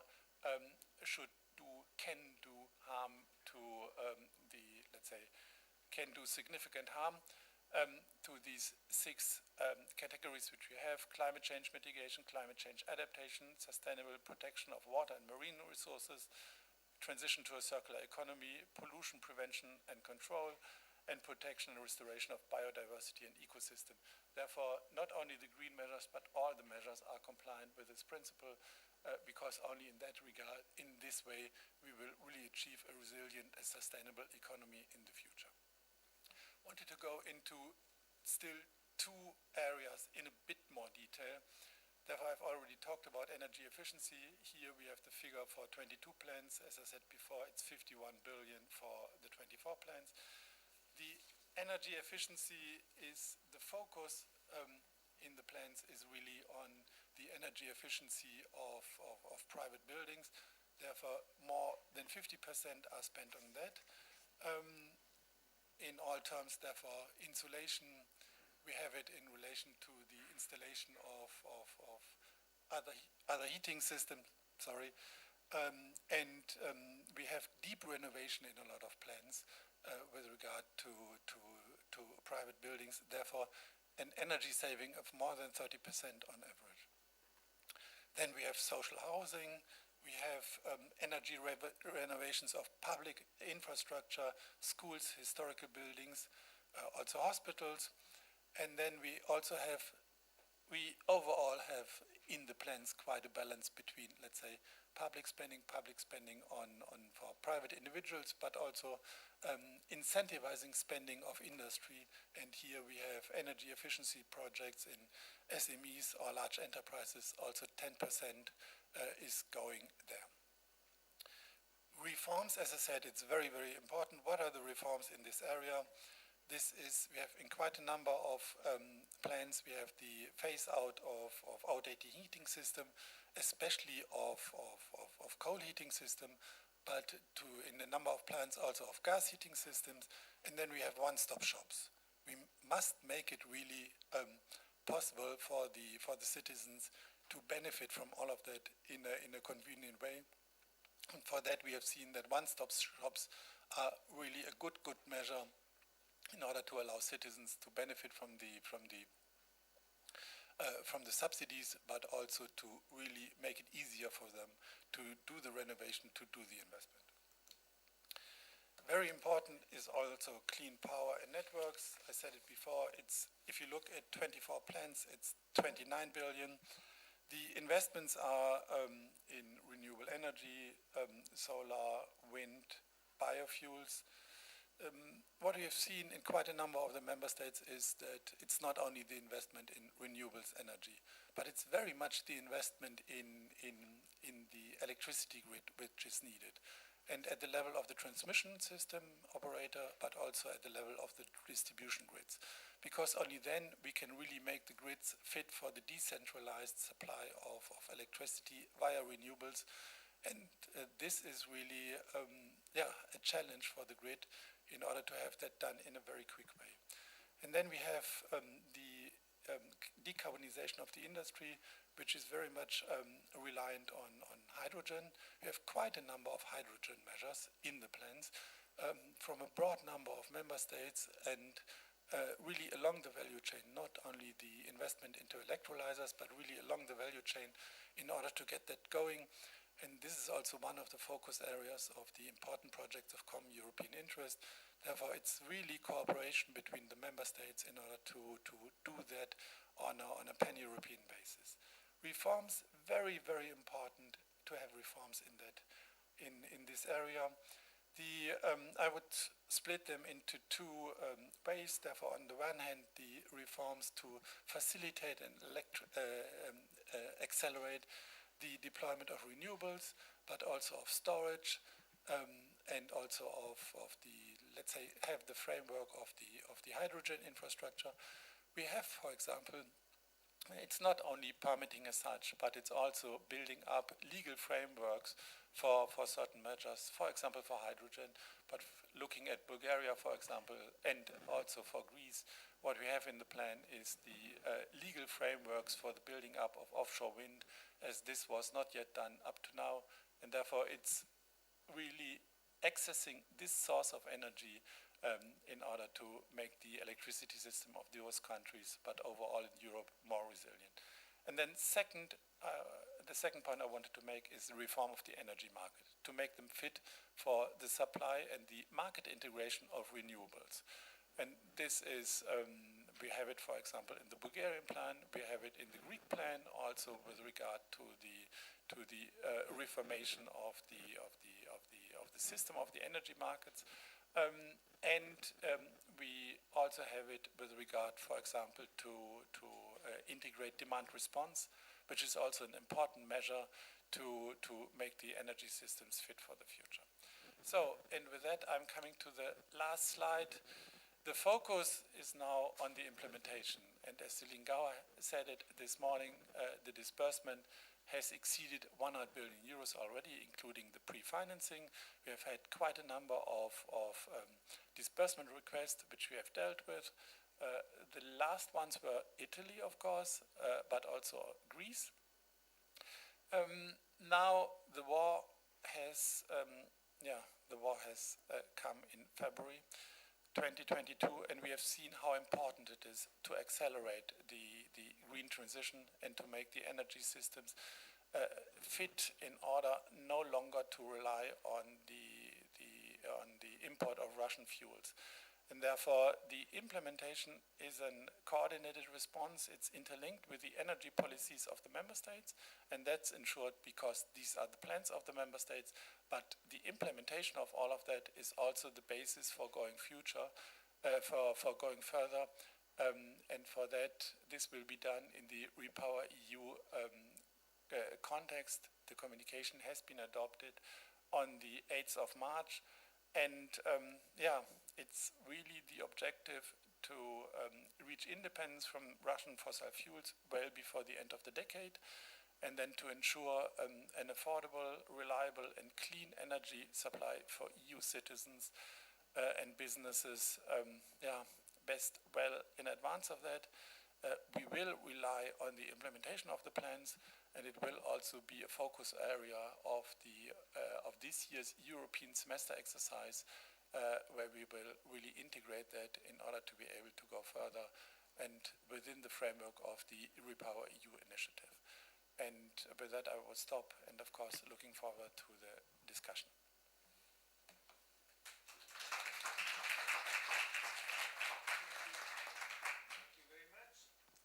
Thank you very much. Okay, we will go to Margaret again. We leave it Costantino Inguscio as maybe the last intervention of this panel. If we will try our best to get Margaret Schneider talk. Hello, Margaret. Hello, one last try. Does it work this time? Yes, it does. It does a little bit better. Perfect. So speak as loud as you possibly can do, and go ahead.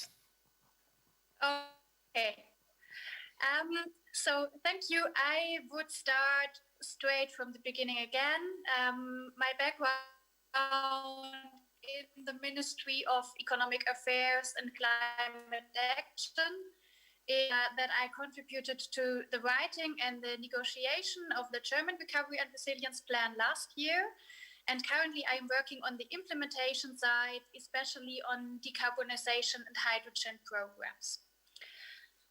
What I would like to share with you today is about the German view, is to show how the German army reforms that we have to do and that we actually do.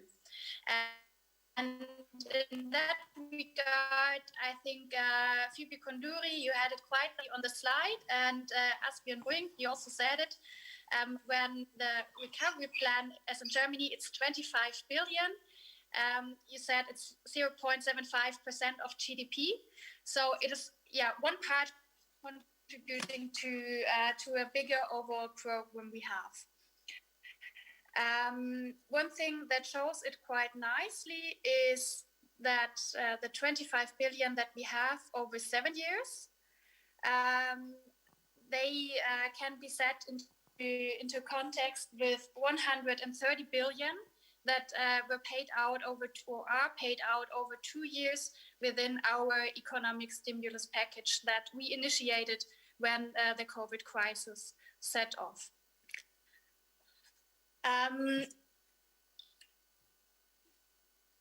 Of the 25 billion inside the German Recovery and Resilience Plan, 45% of the resources, they go into green projects of different sorts.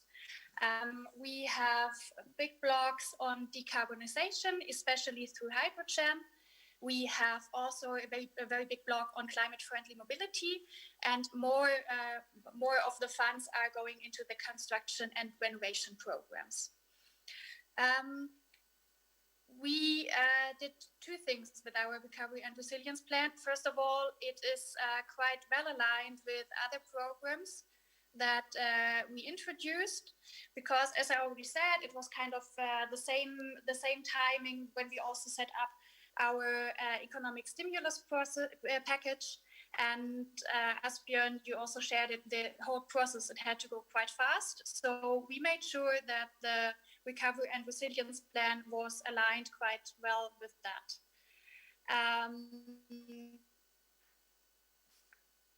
I want to share some more numbers with you in order to make clear how the RRP contributes as a part of the puzzle. So, for example, when we look at the IPCEI hydrogen, there we have allocated 1.5 billion euros from the RRP. And overall, the cost will be probably in the end, be between 8 and 10 billion euros. So it's RRP in Germany in the end. This also means that we had to focus, right? So we were not able to finance very broad projects because of the limited means. This means that, Johannes, you just laid it out quite nicely in your presentation, that when we look at the geopolitical context currently, and when we might also take a look forward, a topic or an area that might become very interesting for us is the topic of energy independence. And here we also come in with the rest of the puzzle that is not part of the German Recovery and Resilience Plan. The Recovery and Resilience Plan, with the components I laid out, it has a big focus on kickstarting development. So, for example, kickstarting the hydrogen economy, helping companies to start their investments into decarbonization, because they often need they have huge capex costs they face. What happens outside the RRP in Germany is the social support that is needed. For example, there are in the process of rollout some lump sum payments to German citizens to support them with the higher energy costs they are facing through the current geopolitical situation. What is also happening beyond the RRP is that we do reforms that support or speed up the approval processes, especially when it comes to the generation of renewable capacity, because this is one big issue and a very foundational issue that needs to be worked on in order to make also the investments work. And one other example of what is happening outside the RRP is also that we currently work on a package of tax incentives that would then also, again, as the social support, play more into the aspect of a fair and inclusive green transition. Because as we all know, there are some challenges we have with big programs such as IPSE or bigger schemes and SME access to those programs. So also here, tax incentives which are easier accessible or broadly accessible also to SMEs, they are being done, and but they are being done apart from the RRP in Germany. Yeah, also in view of that work, I think a lot of things have happening recently. So, for example, before the Russian attack on Ukraine, we had 35% of our oil imports from Russia. Currently, in a few weeks, we went down to 12, with a good perspective to be able to go to 0 in some time. Then we had the Easter package with some of the measures that I already explained, and we are currently working on a summer package with measures to reduce energy dependence and ramp up renewable capacity generation, so with additional measures. And when we look forward, have a look on the RRPs, on the current evaluation that is ongoing, especially that still would be a very interesting area for us to look into deeper, namely to have more measures on renewables, more measures to reduce energy independence, which we were not able to have so far, also due to the budget, limited budget that we had at hand. But it would be, in our view, a very important area for having European cooperation and for going forward here. And here I would end. Thank you. Thank you.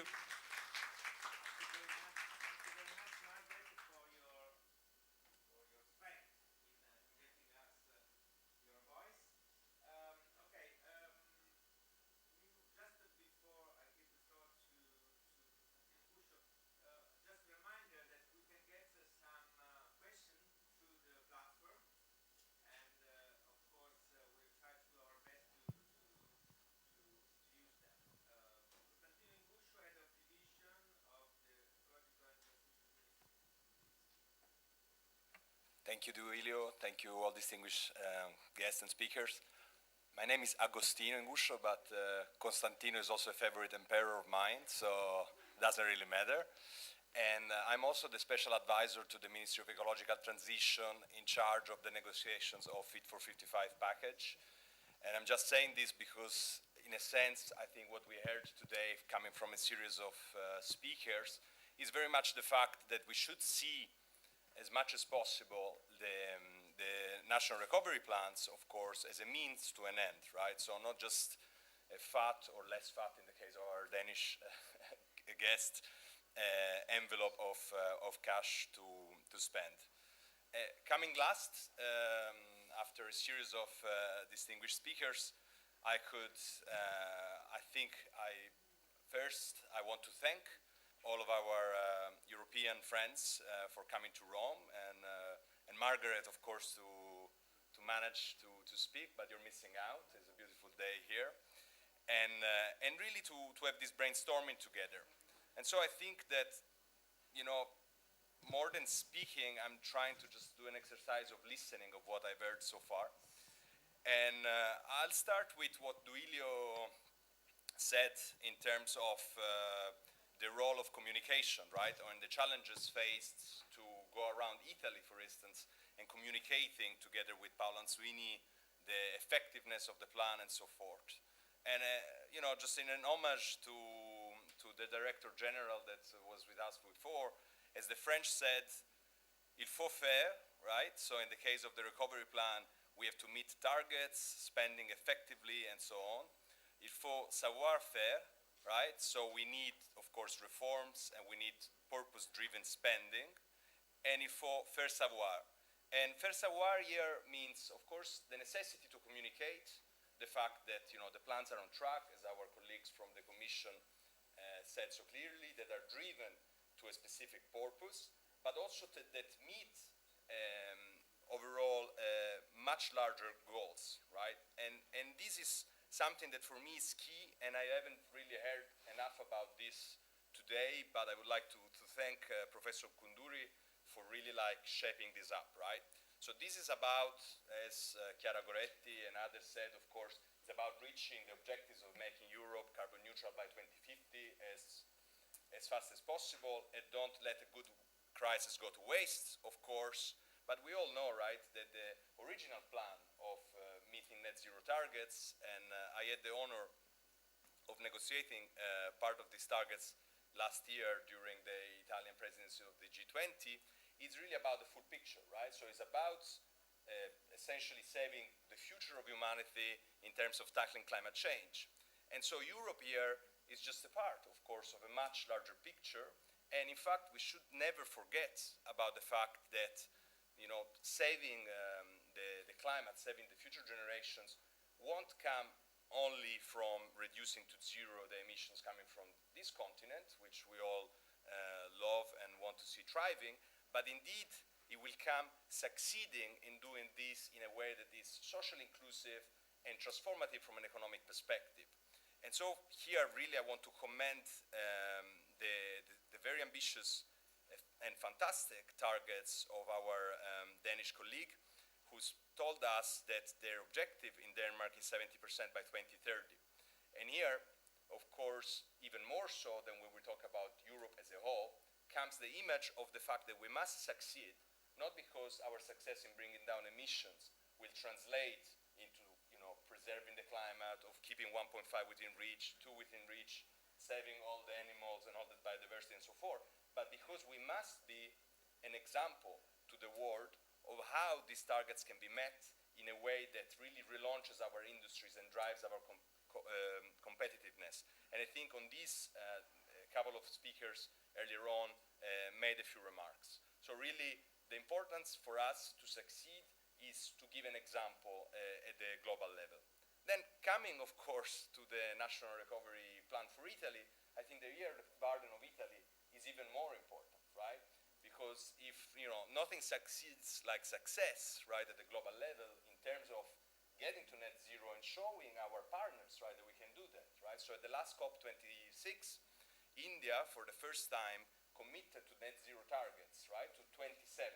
So this was a unicum, right? So never before has India accepted the fact that we should get to net zero, right? They always had this position about per capita emissions and so forth. So this was, I would say, revolutionary, right, in terms of ambition, but we know that this is not enough, right? So if India gets to net zero by 2070, we'll miss our overall targets, right? The same with China by 2060 and so on.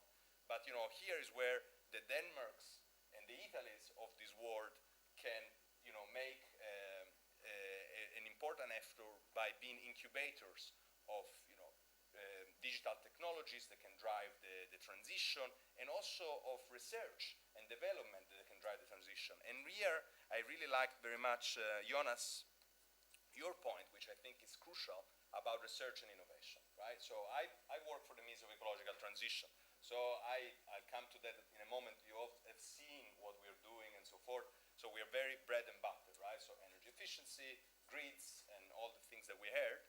But I think we should always stress the fundamental role that research and innovation will play in getting to our objectives. And here, I think, is where I'm very excited to be here and talking to European colleagues, because I think we really have a treasure there, right, which is the network of European researchers, the network of European universities, the freedom of mind of European universities and speakers that we've seen being so fundamental, so important, and I think we'll see that more and more in the challenging times that we have ahead.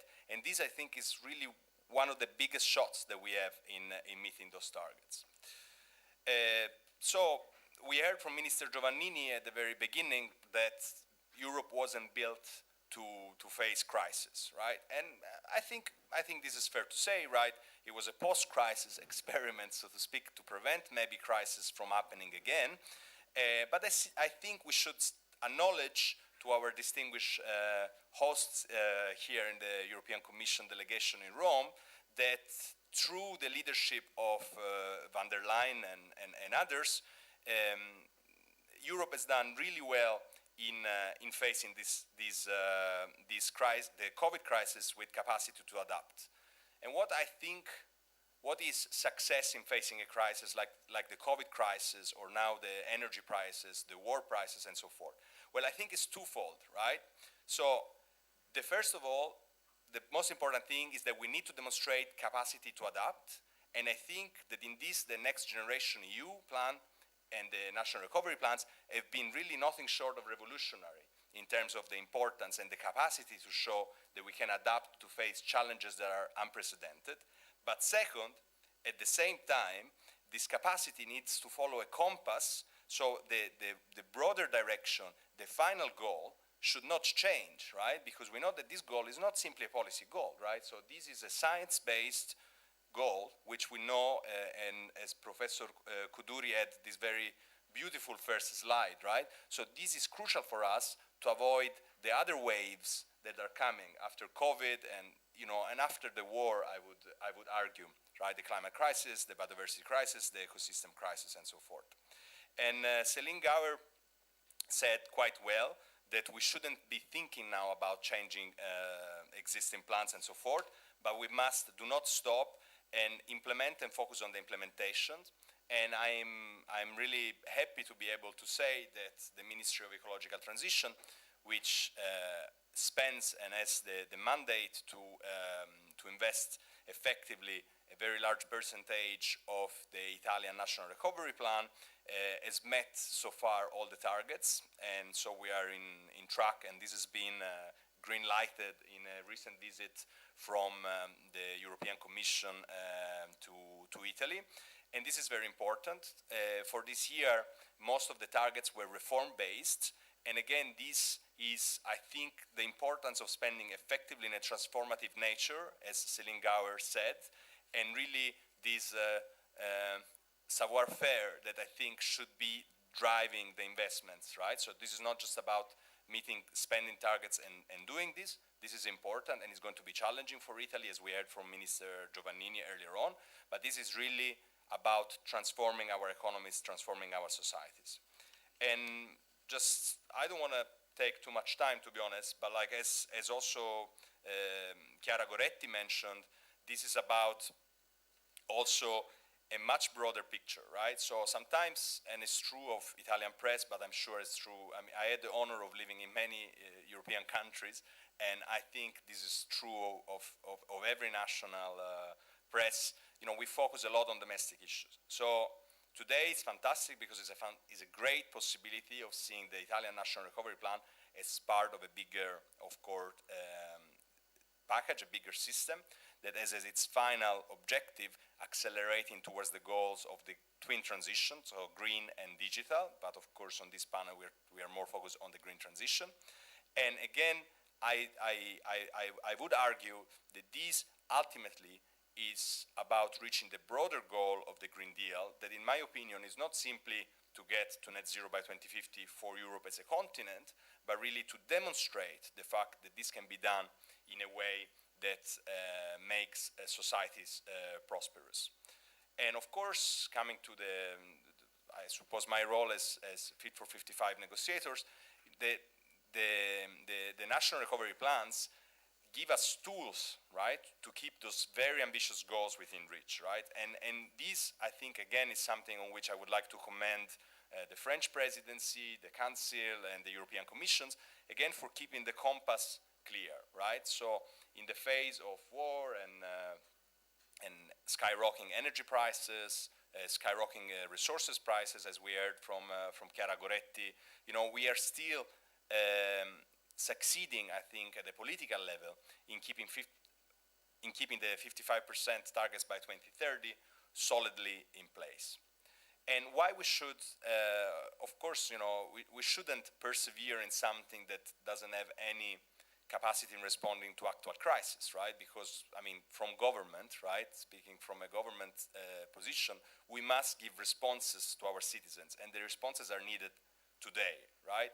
But again, also here we are comforted by the fact that back when we were negotiating the recovery plan and preparing it and so forth. For instance, in the case of the Ministry of Ecological Transitions, the very large majority of the funds that we're going to spend are going to be invested in renewable energies, hydrogens, grids, networks, sustainable mobility, as we heard, energy efficiency, and requalification of buildings. So things that go in the direction of the Repower EU initiative and things that go into the direction of making us more solid also from an energy interdependence side. I would say interdependence because I think energy independency for a continent like Europe, we shouldn't really think that this is possible, but interdependence is a good thing, right? Interdependence also helps us, I think, to understand that we are part of the world and that we have to prosper as Europe as part of the world. And finally, even the other aspects of the recovery plan, which are more linked to the circular economy when it comes to Italy, I think are also very important in terms of tackling this issue of energy independence, because the circular economy will allow us to save very critical minerals, critical materials that we know are going to be needed in the transition to a green future. But with this, thank you everyone for being with us today. Bye. Can I briefly respond to Johannes on his point that he doesn't agree with me on biodiversity? Half a minute. If it is a quarrel, no. It's not a quarrel. It's not a quarrel. The amounts you show and the rankings you show are absolutely correct. The results I showed are about Southern Europe. So Southern Europe invests much less on biodiversity than the average amounts, first. The second is Southern Europe has much bigger lack in terms of its biodiversity goals, that is, the performance with regards to the goals that have to do with biodiversity, SDG on land use, SDG on marine resources are much lower in Southern Europe. Third, biodiversity collapse in terms of expected catastrophic effects monetized are much bigger than even the climate change's catastrophic effects, and these are also depicted in the IPCC report. So given these three issues, the money that the recovery and resilience plans are investing for biodiversity protection in Southern Europe should definitely increase in order to make sure that we preserve the natural capital, which is the biggest contribution to all of our production and consumption processes. It is tacit because we don't explicitly value it, but its significance with regards to our ability to continue to live and support our welfare is huge. So I agree with the numbers you have there, but I also think that it's important to invest more on biodiversity, and I close. Okay, I speak too much. Thank you. Q&A session. We have a few questions arrived already from the platform, but let me give the floor first to one of our honored guests. Please. Thank you. Gloria Bartoli from Luis University and the Secretary General of the Observatory on Productivity and Well-being of Tor Vergata University. I have a quick question for our Greek speaker. Thank you very much for the very complete analysis that started many years also before the Next Generation EU. I'm curious to know how much your research had an input inside the design and then the specification of the Greek government plan. That's a very nice question. Then yes. Another question for the Italian from the Ecological Transition Ministry. Agostino, we know now. You explained the interconnection already explained by the Commission person of the different parts, many different parts of the economy. But reading and listening to the news about the measures approved by our parliament, I don't see this interconnection. For example, we have an exorbitant bonus for restructuring also with ecological ends. It's called the 100%, 110% bonus if you reconstruct condominium or small houses in this way, and was just approved an extension of it, and there is no conditionality. Why? This exorbitant bonus paid by all taxpayers has not a condition of having solar panels in the buildings that will profit of this. And there are many other examples. For example, about interconnection. If you look at the internet of Enel and Sorgenia and so on, providing photovoltaic panels, you will discover that some are not anymore providing them, saying that too much demand. So what the government is doing for this, and what the government is doing for having the justice delivering for possible quarrels in this field. Thanks. Thank you. Please, very short answer, because we have many questions. So, the first. Sorry? I am answering because the first question was directed to me. Before the Recovery and Resilience Plan was designed, the Prime Minister had commissioned to a report for the 10-year development plan of Greece. This report was headed by Nobel Prize winner Christos Saridis, and I was one of the co-authors of the reports. And this showcased what is the best way to what is the best long-term plan for the Greek economy in order to recover on a sustainable way. So our results were part of that report, and that report was the basis of the design of the Recovery and Resilience Plan. What did not happen, however, and I'm afraid it did not happen in many of European states, is that the public consultation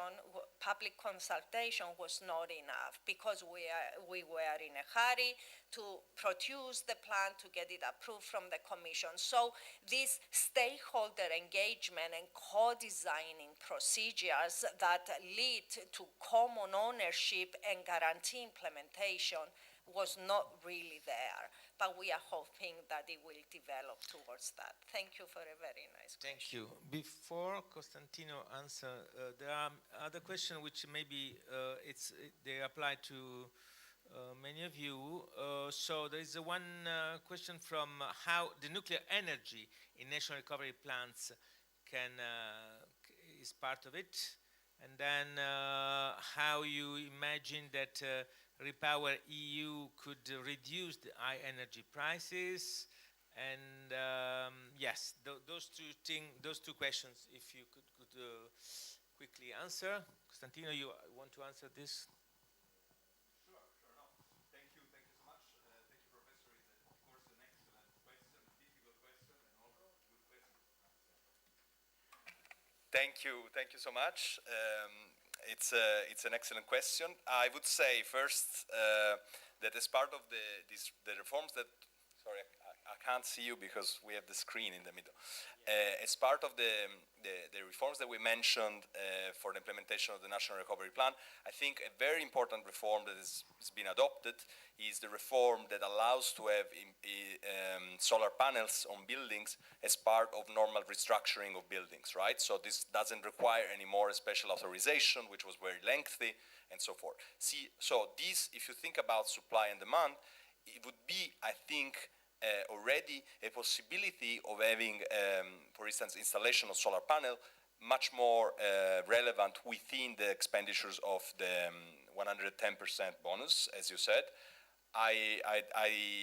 You know, of course, what comes into a Council of Ministers and what comes out of a Council of Ministers depends on a lot of things that are completely out of my control, I'm very happy to say. And so this is something that we should always bear in mind and always try to do better as much as possible, right? But for instance, with this measure, we know that it was a measure very much dictated by the urgency, of course, of the pandemic, the need to get the economy restarted and so forth. Now there have been readjustments, and I think, for instance, this measure in time, and I hope, of course, sooner rather than later, should really respond to the objectives, for instance, of a possible extension, as Bjorn was saying, of a carbon pricing system to buildings, right? So through the new European trading system, emission trading systems of the European Union scheme on buildings, right? So once that we have that part of the picture completely into the European regulations, I think that all these national measures will respond much more effectively to the need also of reducing emissions. So I will leave it here. Thank you. Thank you. Thank you very much. All right, so we are really short of time. There is a very interesting question from apart from the nuclear and how to reduce the energy price. It's concerning how the reduction of red tape. Will there be guidance from the European Commission on where to draw the line between administrative simplification and environmental protection? Maybe this question goes to Johannes. Thanks very much. And very briefly, I think on all three of them, with regard to nuclear energy, we don't have that in the plans. And the reason is relatively simple, because the legal base which we have for the recovery facility doesn't allow for the support for nuclear energy, and therefore, in a way, this is really based on Euratom. Then for the high energy price, I think this is a tricky question, because we have to tackle it from different time perspectives. Therefore, we have to tackle it from the short-term perspective, and for that, the European Commission has done quite a number of initiatives in order, especially to see with member states what can be done to deal with the high energy prices, and really to also address the consequences of the high energy prices for the citizens. I mean, starting with the toolbox from last autumn, and then going through a number of different initiatives. On a longer term perspective, of course, making the energy systems fit for the future and relying much more on renewables will also really reduce the energy prices, as we are no longer reliant on fossil fuel. The reduction of the red tape, there is guidance planned, which will be coming out also which is planned at least and scheduled for coming out in May, in order to give guidance really how this can be best done. But I think a lot of the specific measures are really in the plans in order to simplify that and to cut really unnecessary red tape, which is also not necessarily necessary in order to protect the environment. Thank you. A question from Antonia Carparelli, LUMSA University and the former Commission official. My question is for Mr. Brink, actually, because I was very impressed from the objective of reducing by 70% the emissions by 2030. This is probably the most ambitious at the European level.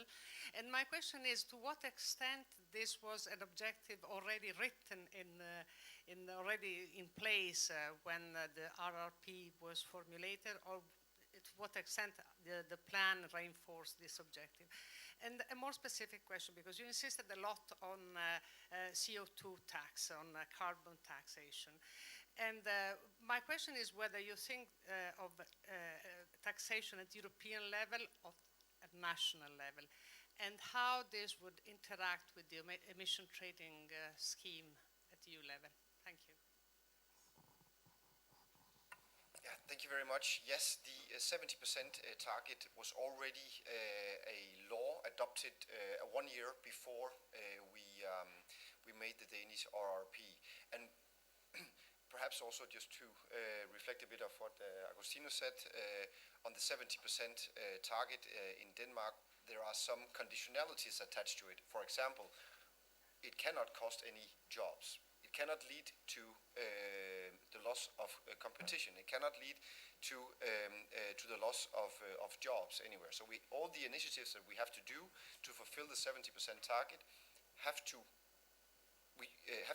be done in a way that we don't lose competitiveness or just close down industries. The easiest thing in the world would be to just close down a lot of the cement production, agricultural production, forbid diesel cars, whatever. But then we will not be the example for the world or for other countries that you talked about. So I fully agree with you that research and development is really crucial here. Unfortunately, we don't have that much time, so we really need to make sure that we focus on those areas with the most concrete effect. As for the tax, indeed, the best way would actually be to expand the ETS to almost all sectors. I think agriculture is a little bit more difficult, but ETS, what you talked about here, is basically a European version of putting a tax on carbon emissions. Simplified, but a bit more complex than that. But that is basically a really, really cost-effective way of ensuring that reductions are done in the place where you get the most bang for the buck.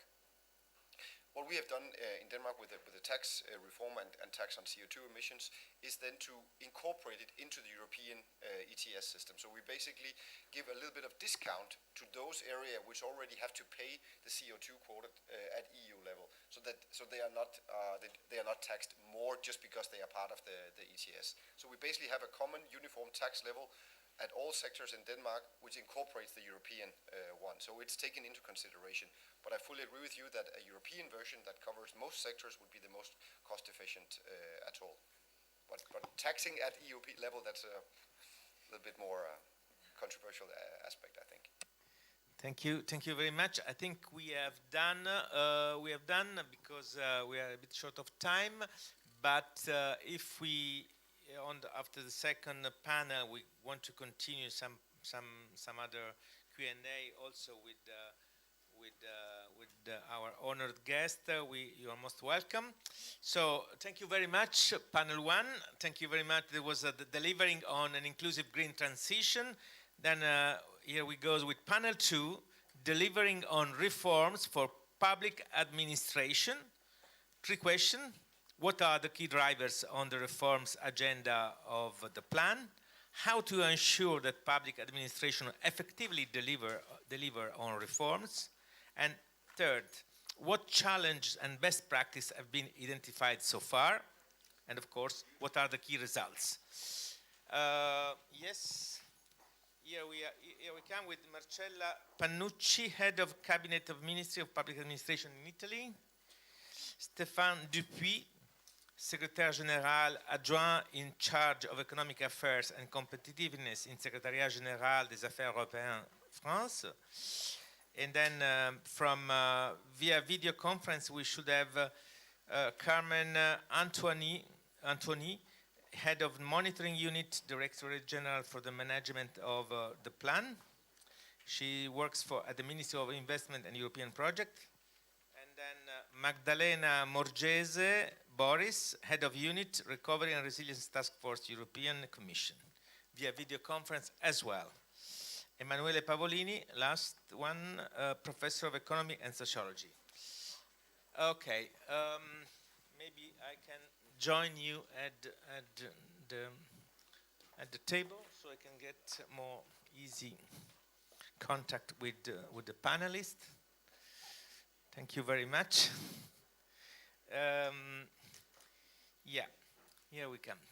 Okay, let's start with Marcella Pannucci. As I mentioned, she's Head of Cabinet of Ministry of Public Administration in Italy. Please. Thanks a lot. Good morning, everybody. I'm very happy and pleased to take part to this panel and discuss the effectiveness of reforms in the light of National Recovery and Resilience Plan. As you already know, the Italian government is undergoing a very strong commitment to reform the public administration through different actions on different levels. And I have to say that for the first time in history, we have a very positive moment because we can associate to reforms public spending on investments. The novelty of our recovery plan and the very new approach of the next generation EU is understanding how reforms need investments and how much they are closely connected in order to ensure effectiveness, ensure irreversibility of reform processes, and make reforms change the culture of the population. As far as the public administration is concerned, this is one of the most important reforms within the National Recovery Plan.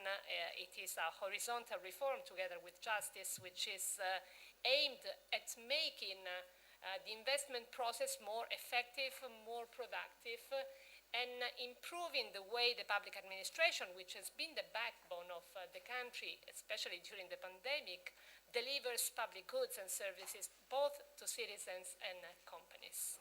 I start from the very last act, which was introduced by our government last week on April 21st, and before that, the week earlier, April 13th, the Italian Council of Ministers adopted a law decree on the national plan, which is aimed at enabling and completing the reforms on which we have very clear commitments within the milestones we have negotiated within the CID. Law decree on the National Reform Plan, which was adopted last week and is going to be published on the official journal, intervenes on some specific aspects of the reform of the public administration, of the public sector, and completes the commitments we have agreed. It enables the government to speed up the achievement of milestones and targets set for June 2022, so very, very close, which is milestone M1 C1 56. And June 2023, which is milestone M1 C1 28. They are closely connected because the first one is regards the adoption of primary legislation enabling the reform. The second one regards the adoption of all implementing legislation to complete the reform of the public sector. Thanks to the decree, we are completing the reform regarding the recruitment process. We will empower all public administration to access the portal www.inpa.gov.it, which will be the portal through which we will recruit people, and we will manage all mobility procedures within the public administration. The portal will be compulsory. Its use will be compulsory starting from in a few months' time.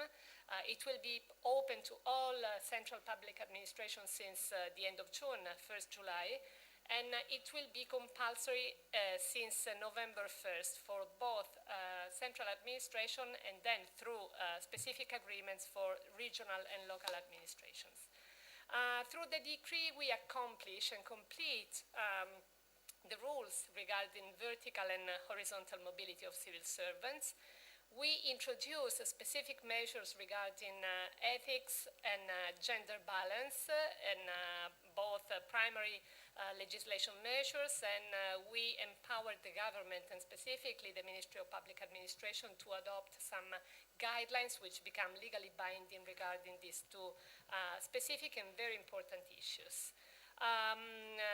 The same approach we adopt regarding job profiles, which is a very important commitment we are working on, and for the first time it will give jobs within the public administration a clear description, a modern description, and it will help to manage both the recruitment processes, career processes, and above all, to make clear which competencies the public administration is looking for, also looking at the market, the labor market, and trying to attract best talents within the public administration. We want to compete as employer with the private labor market, and compete not only promising that people who come and work for the public administration will work for the state, for the public, for the collectivity, but we want to offer very competitive conditions for people who want to work for the civil sector, both from not only from an economic point of view, but especially from a career growth point of view, professional point of view. Further enabling measures have been adopted within the law decree, so we believe that through this legislative act we have completed the primary legislation framework for the reform of the public sector. Having made this introduction, I would like to give you some more hints on the method we adopted to reform the public administration, which is very innovative too. We have adopted a method based on three pillars: phased, contractual, and distributed. What does this mean? A phased approach is an approach which corresponds to the CAD, to the commitments we have negotiated within the CAD, and means that we have adopted immediately some urgent measures aimed at strengthening the administrative capacity of public administrations to allow them to implement the national recovery plans, so to take part to investment programs and to implement them once they have adjudicated the investment. On these specific issues, we adopted some measures which were part of the milestone M1C154, like, for example, hiring 1,000 experts that we have placed at local level in order to support regions and local autonomies in managing complex procedures, which are namely those procedures which are interested by investment plans financed by the recovery plan. This is just an example. In the longer term, we are engaged in a far-reaching reform, which is based, as I was telling you, on some very disruptive changes of the Italian legislation on public labor law. The approach is contractual because, as you know, the Italian legal system for the public sector provides for a privatization of the labor relationship. The relationship between the public employer and employees in the public sector is the same and is regulated in the same way as in the private sector.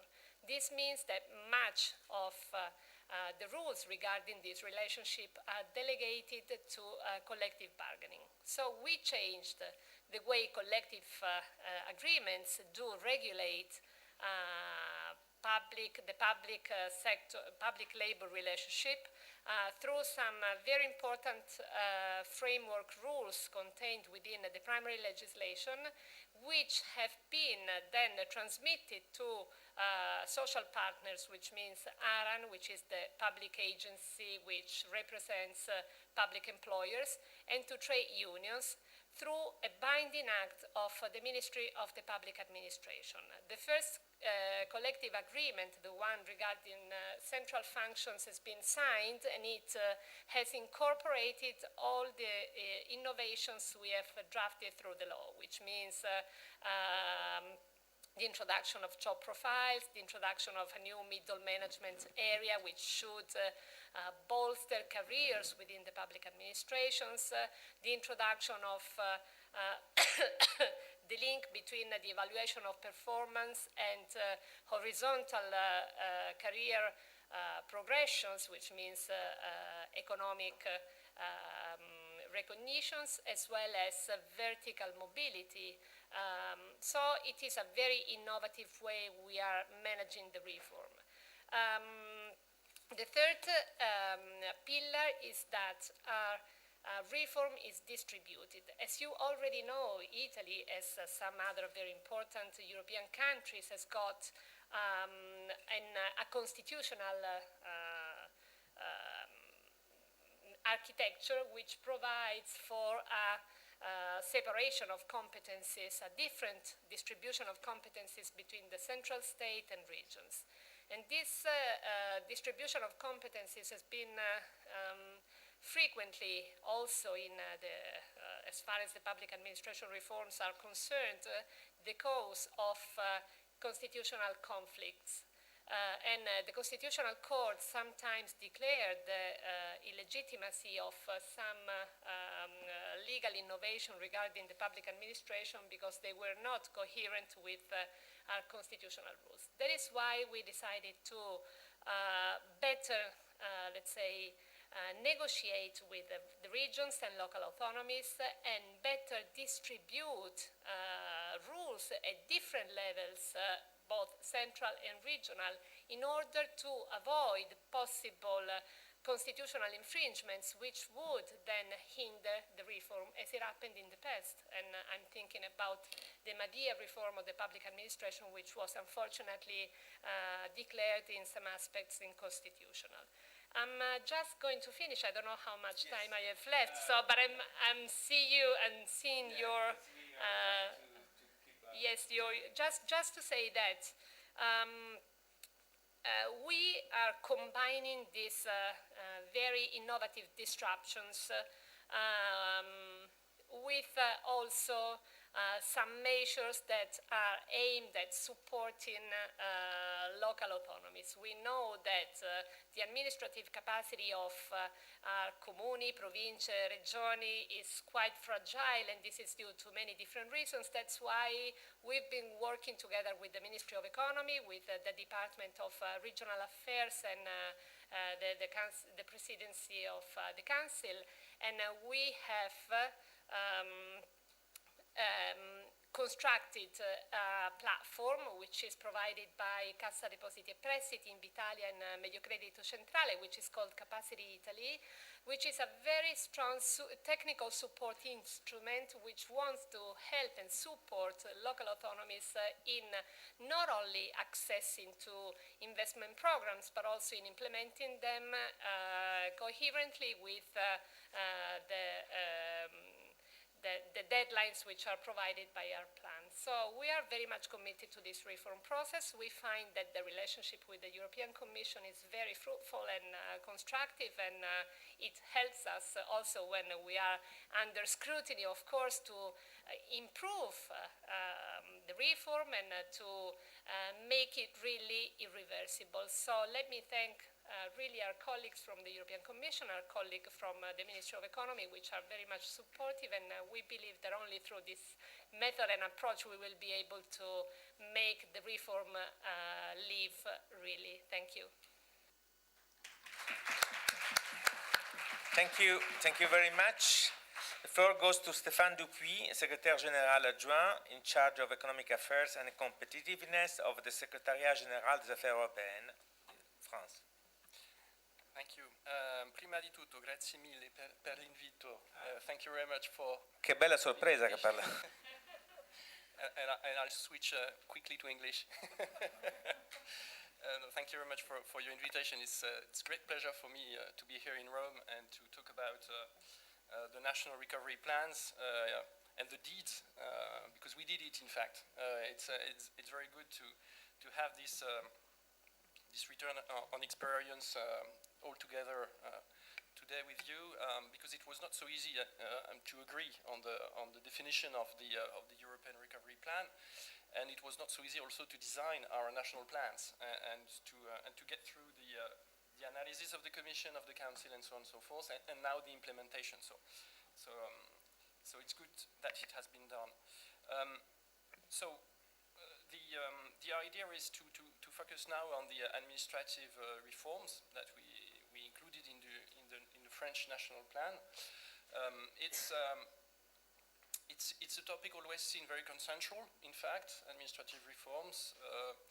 But in fact, it's not so easy to have meaningful measures to be designed, and the implementation, of course, is really key also on those issues. But maybe just before jumping into the details of the reforms in the French plan, just to recall in a nutshell the main figures and of the French plan, and what was our rationale when trying to design it. Just to recall the situation in 2020, well, the COVID arrived for sure in March. During the summer, we decided to design a plan called France Relance, up to 100 billion euros. And the first political decision in Paris was to decide that the French National Recovery Plan will be just a part of France Relance. So I've just said that France Relance was about 100 billion euros investment measures. So what we decided is to take the French envelope of the around 40 billion euros in the investment measures that were designed in France Relance. And is it okay with the mic? Yeah, it's okay. Okay. And we added reforms, 21 reforms, legislative reforms, which were designed to be pursuant to the CSRs, and also to accompany the investments we decided to put in the perimeter of the national plan. So regarding administrative reforms, we can maybe draw two major pillars. One is about the reform on public finances, and the other one is about the reform of the civil service in France. So on the reforms on public finances, what we did is to reform the public finances governance and to lay the stress on the quality of public finance. On public finances governance, what we did is the adoption of an organic law back in December 2021 to modernize the public finances management. So this law is just behind the constitution. So an organic law is a very important law in France. You have the framework in which all the budget bills have to respect, in fact. And this organic law establishes a new framework for the governance of public finances. First of all, it aims at strengthening the multi-annual conduct of public finances through a multi-year expenditure rule that will be binding for the annual budgets, to improve the transparency of public finances, especially by improving the information and tax allocation to certain kind of spending, and to reinforce also the information of the Parliament, for instance, by establishing an annual public debate on the sustainability of the debt. As you know, the debate is very harsh in France okay, I'll put it like this. It's difficult to have the mic in front of me and also people listening. Thank you very much. Sorry. So the idea was to really to be more transparent on the debt, on the issue of the public debt, even also with the Parliament, because we all face an issue of public debt, especially in France also, because for sure the President made the right choice, we all think in France, by adopting the quoi qu'il en coûte policy, to spend money to support our economy, our SMEs, our companies. But now there is an issue of debt and sustainability that we have to tackle, and that was the idea of the public finances organic law. Second main topic is the public expenditures quality, and here also we included in the French National Recovery Plan big reforms through, for instance, first an audit by the French Court of Auditors of the situation of public finances, the reform of the green budgeting in France. So now the whole state budget is analyzed through a new green budgeting, and it's very important because there is a lot of let's say ownership by all the ministries on this green budgeting, and it's we really let the stress on the fact that we really need to have a budget with green indicators on all the public policies, so that now it's almost done. We have to work also with the local authorities on that now in order to have the same analysis of the green budgeting of all the public budgets. And we are now working also on the public finances programming bill, which is to be presented to the Parliament this year after the legislative elections that will take place in June, because as you all know, we're in a time of elections in France now. So it's going to be done after the legislative election. Now just to in a few words, to lay the stress on what we try to do on the administrative reform specifically. So the first idea was simplification. Really simplification. We adopted laws to simplify the governmental action, to accelerate the instruction of industrial projects, to reform public procurement, and to ease the possibilities for the SMEs to go through administrative issues, also for citizens. So it's a lot of little things, in fact, but altogether it's a huge change in order to simplify the day-to-day life of SMEs and French citizens. The second pillar of this administrative reform is to improve the process of local decisions. So we adopted a law on the basis of the Constitution to allow for experimentation under deconcentration, decentralization, and simplification. That is to say that now local authorities have the possibility to share their competences, or even to give their competences to another level of local authority. For instance, a region has the possibility now to give its competence to a département if the département is the best institution placed to follow a public policy. So this is still experimental, but we wanted to do this because there is always, in France, this critic of millefeuille, of the different local authorities, even if you are a highly centralized state. We have région, département, intercommunalities, commune, and so on and so forth. So still, there was also here a real need for simplification and to let the local authorities organize themselves as they think the best way is, in fact. Just also to give you a few information on the way we are organized at the central level to follow the implementation of the reforms. I mentioned France Relance in the beginning. We created a specific body to follow the implementation of France Relance, which is called the Secrétariat Général au Plan de Relance. It's related to the Prime Minister's office and to the Ministry of Economy.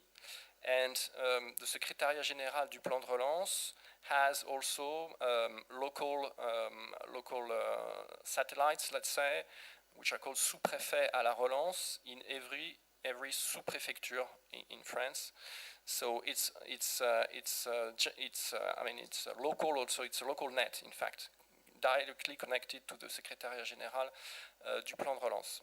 And this Secrétariat Général has the task to follow the implementation of all the investments of France Relance, but also then of the national French recovery plan, of the French recovery plan, because as you now know, the French recovery plan is just a part of France Relance.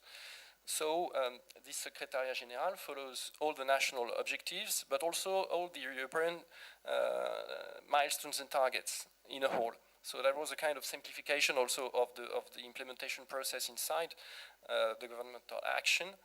And here also in the Secrétariat Général des Affaires Européennes, where I work, we are responsible to follow the reforms. Why? Because in fact we're responsible for the European semester in France. So we write the national reform plan with the Ministry of Economy, and we are used to follow up reforms which are put in place in France. So we are the public body responsible to follow the reforms. So we are highly connected with all the ministries which have the responsibility to draft the rules and to present them to either the Parliament or the Prime Minister's office in case of decrees. So altogether, you have then 2 secrétariats généraux in France following the implementation of the investments and the reform. And we still at the Secrétariat Général des Affaires Européennes are the one-stop shop for the Commission when the Commission has to ask questions to French authorities on the implementation of the plan. So, to conclude, I think that Céline was right when mentioning earlier this morning that there were 3 main challenges that we have to respect. That's timing, that's administrative capacity, and that's ownership. Ownership, she mentioned ownership, mentioning local authorities. So I think it's absolutely right. But I would say also ownership of national authorities, because we don't do reforms for the Commission. We do reforms because we think we have to reform ourselves. And we truly believe in the reforms we put in place. So I think there is also to have a national ownership on the reforms designed in the national recovery plans. And I would just add also 2 challenges, which are sustainability and simplifications as far as reforms are concerned, because it's really the 2 main issues, 2 main objectives that we tried to follow when designing the French recovery plan on reforms. Thank you very much. Thank you very much.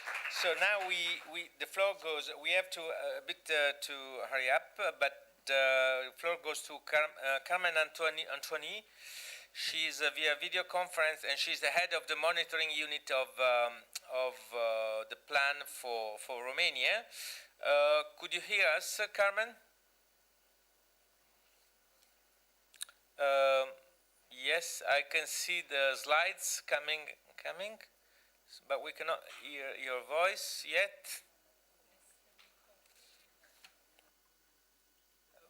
Very low yet. Let's try again. Meanwhile, I ask the technical room to try to get Magdalena Morgese Boris, which is also via video conference, and she works and she's the head of unit at the Recovery and Resilience Task Force at the European Commission. Can you hear me? Yes. Hello, Carmen? I think so, yes. I don't know if you... Great. Thank you so much for joining us. Yeah, thank you. I have tried to share the screen. I don't know if you can see the screen. Yes, we can see some slides. Yes, we can see the slides. Okay. So I would like to start first with several information regarding the National Resilience Plan of Romania, if this is possible, and I will try to make it really quick. Yes, please. So for us, the Recovery and Resilience Facility was a real boost of energy, let's say, in order to help us deliver much delayed reforms and speed a little bit with the transition on the green and the digital. Maybe some of you know the Recovery and Resilience Plan of Romania has an allocation of 41% for the green transition and 21% for the digital transition. We are focused on several big reforms, and I'm going to present the key reforms that the Recovery and Resilience Plan of Romania has. One of the most, or maybe two of the most important key reforms are the reform of the fiscal policies and the pension reform, which has really got us into a lot of discussion here internally on the national level. We have also reforms of the public administration. We are really focused on introducing the government cloud and the digitalization of public administration at many levels and in different sectors. We have the justice reforms, the decarbonization legislation, reforms of the renewable energy, debureaucratization and simplification for the SMEs, reducing the time-consuming efforts for issuing permits in different levels. We have the single industrial license. Several information about the plan is that we have a very ambitious recovery and resilience plan, which includes 507 milestones and targets that we need to deliver by 2026. We have in total 171 measures, out of which 64 reforms and 107 investments, spread out along all the period of the recovery and resilience plan. The plan comprises of 15 components addressing all 6 pillars of the RRF regulation, with a total allocation of 29.18 billion euros. The major components and major allocations are going to sustainable transport, renovation wave, business support, research and innovation, local funds, healthcare and education. Several important investments that we have, several investments on the ground component of the plan. We have a lot of, as I mentioned earlier, we have a lot of allocation on the health component and education. There is the implementation of the government cloud, the digitalization of public administration, and the deployment of electronic ID cards. We also support the green transition on the transport sector, on energy, the national afforestation and reforestation campaigns, modernization on education and nurseries, regional consortia development, investments in technical and dual professional education. Other investments on the loan component regard the transport sector in Romania and the development of the metro transport network and expanding the road infrastructure sections, investment in water and sewage systems, in efficiency of, in energy efficiency and in the industrial sector, renovation of buildings, both for multifamily buildings and residential buildings, and for the administrative buildings. We have investments for waste, for the management of reconstruction of grasslands, for the air quality, and financial instruments for the private sector, the initiative on the IPCI on microelectronics, development programs for attracting highly specialized human resources and research, development, and innovation, and a few elements regarding the payment requests that are going to be sent by Romania this year. So we had the RRP approved somewhere in November, on the 3 November of 2021. Therefore, our first payment request is going to be sent to the Commission during the second quarter of 2022. It comprises of 21 milestones and targets. We will request a payment request for the grant around 2.1 billion, and for the loans almost 1 billion euros. The second payment request is going to be most probably on the third quarter of 2022, and it will include 51 milestones and targets. And this, as you know, is based on the approval of the operational arrangements. A little bit about the governance of the Recovery and Resilience Plan implementation in Romania. We have a general coordination which is ensured by the Prime Minister, who is the coordinator of the entire process of the negotiations of the plan, and who also has the position of being the chairman of the Interministerial Steering Committee of the RRP. Then we have an Interministerial Steering Committee, which comprises of all institutions that have a role in the implementation of the plan. And its role of this committee is to examine the progress in the implementation of the RRP and see what are the hurdles or maybe bottlenecks that may lead to delays or the need to reevaluate some objectives in order to be able to deliver on time. Then the next role is going to the Ministry of Investments and European Funds, which is the national coordinator for the RRP and the single point of contact with European Commission. The Ministry of European Funds has signed agreements, financial agreements with line ministries who have the role of being coordinators for reforms and investment that are in their, let's say, responsibility to be implemented. Then we have different, on the implementation, we have a different role for the Ministry of Finance, who deals with all the elements of payments and with reporting on the loan component. And another role really important to us is the role of the monitoring committee, who comprises on members from the civil society and who also have a role and, let's say, a word in how things are going with the implementation of the RRP and the evolution.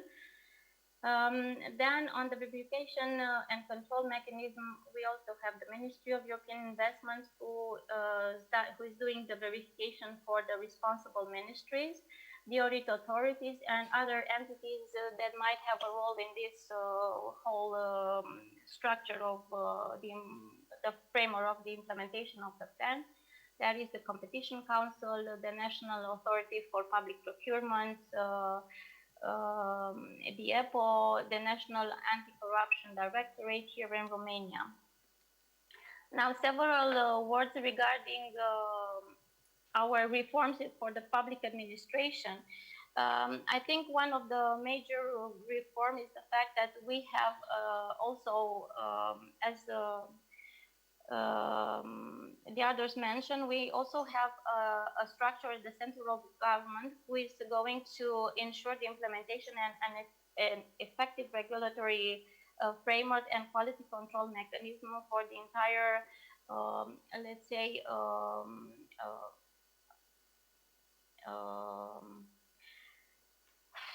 for the entire way the legislation is being developed, drafted, elaborated, and approved at the center of the government.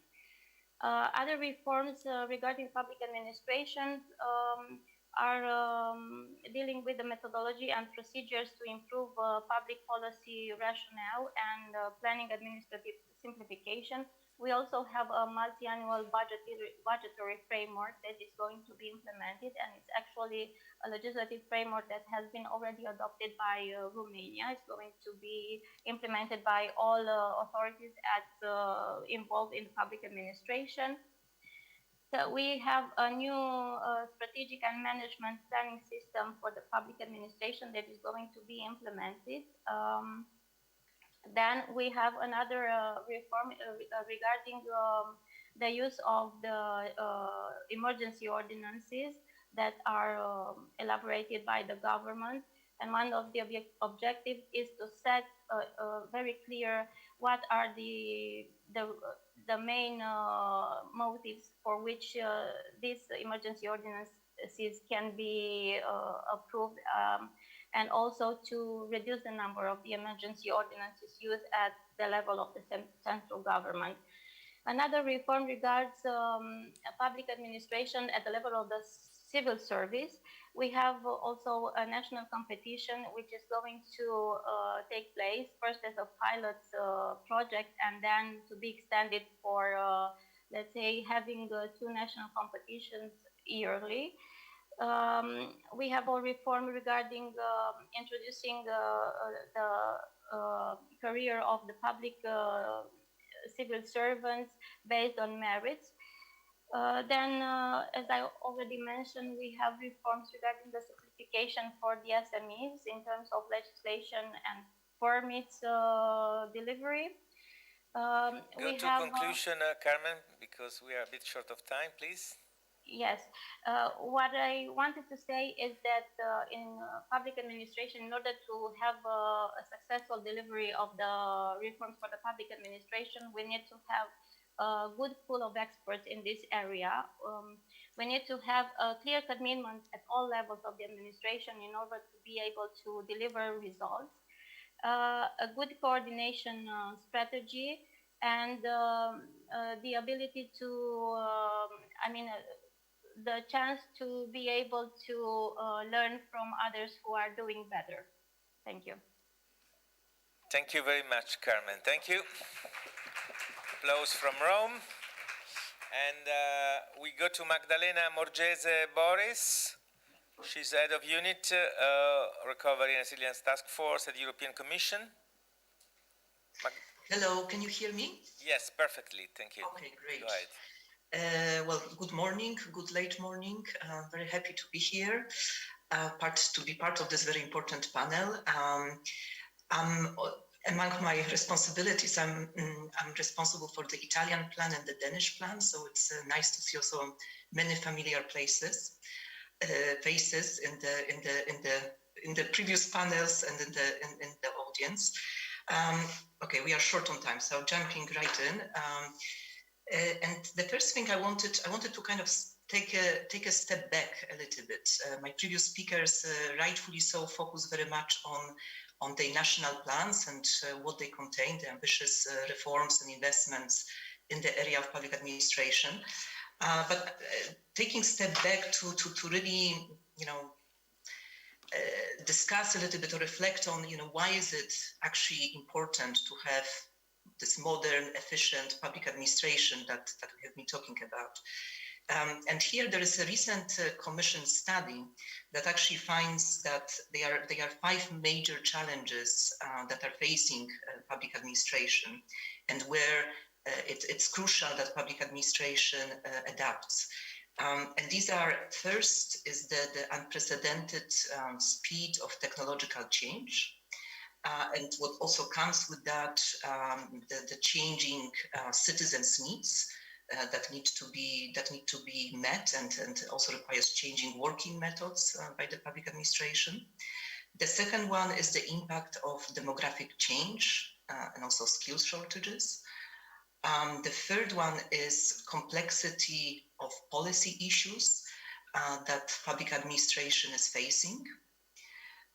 And also this need, and previous speakers already mentioned it, but this need for, policy-based evidence, in public policy making, strengthening capacity of civil servants across the board. All these aspects are very important here. The fourth big challenge is green transition and responding to the challenge of the climate change. And finally, the fifth major challenge that public administration needs to adapt to and needs to respond to is also the fact that there is a high competition for limited public funds and public resources. So therefore, a need for sound public management is key, and previous speakers have also highlighted it. So having said all that, I think it's clear that efficient public administration is really key to address these challenges and to steer the implementation of green transition, digital transition, and also allowing countries to deal with the demographic challenge. And here comes Recovery and Resilience Facility, which offers significant resources to member states to deal with these challenges. And also, as stressed before, the unique nature of the RRF is that it's not only the resources, but also the focus on reforms. And I think this is very evident actually in this area of public administration, I will go a little bit into details on what type of measures, what types of reforms and investments are included in the plans. But just to give you an idea, out of the plans adopted so far, there is around 2 billion that are earmarked for public administration, for investments in public administration.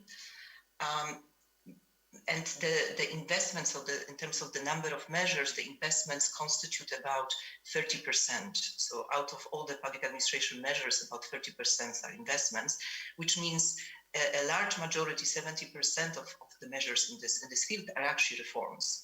And I think that is really, really key. And previous speakers also highlighted it. It's not only about money. And in fact, throwing money on inefficient public administration, inefficient justice system probably helps in the short term, but it doesn't provide for a structural change that we are after. So it's very important to accompany large investments by these reforms. And in that context, we look at the public administration reforms as sort of enabling reforms for the successful implementation of the plans. And talking about how to ensure that these plans, that public administration delivers and these plans are implemented in a successful way. I think Chiara Goretti already mentioned this morning, at least when it comes to Italian plan, but I think that can be also said about many other plans, is that RRF actually provides it provides this impetus for actually revolutionary change of the way policy making is done at the national level, and this combination, this results-oriented nature of the RRF lends itself very well to the needs of the modern public administration. So using also this evidence-based policy making, making sure that the targets are achieved, evaluating the performance as one goes along, adjusting if needed. All this is very important. I would also say what is another key issue is, and when it comes to RRF implementation, is ensuring a strong steer, strong governance, and that I must say, the previous speaker from France also mentioned, explained very well how it is done in France and also in Romania. I must say my experience from Italy and Denmark is also very positive. And this is really key. I mean, this strong governance structure at the national level, but at the same time, there is strong dialogue and cooperation with the Commission going along. I think that also helps, because we can, if there are challenges identified early, it's always easier to adjust. And, reality is not black and white. And I think we need to be able and agile to respond to possible new challenges also. And here, maybe the last point I will make when it comes to what one needs to do to ensure that public administration delivers, and especially in the context of the RRF, and that was also mentioned previously, but it's the importance ensuring that this implementation happens not only at the central level, but also at the very important local, regional levels. Here, Italy, I think it's a case in point. It was also mentioned earlier. There is a very good, if one calls it best practice, the platform that has been created for the technical assistance to provide the resources necessary also to the local and public administration. So that's something very important. It also allows involving the various stakeholders in the process.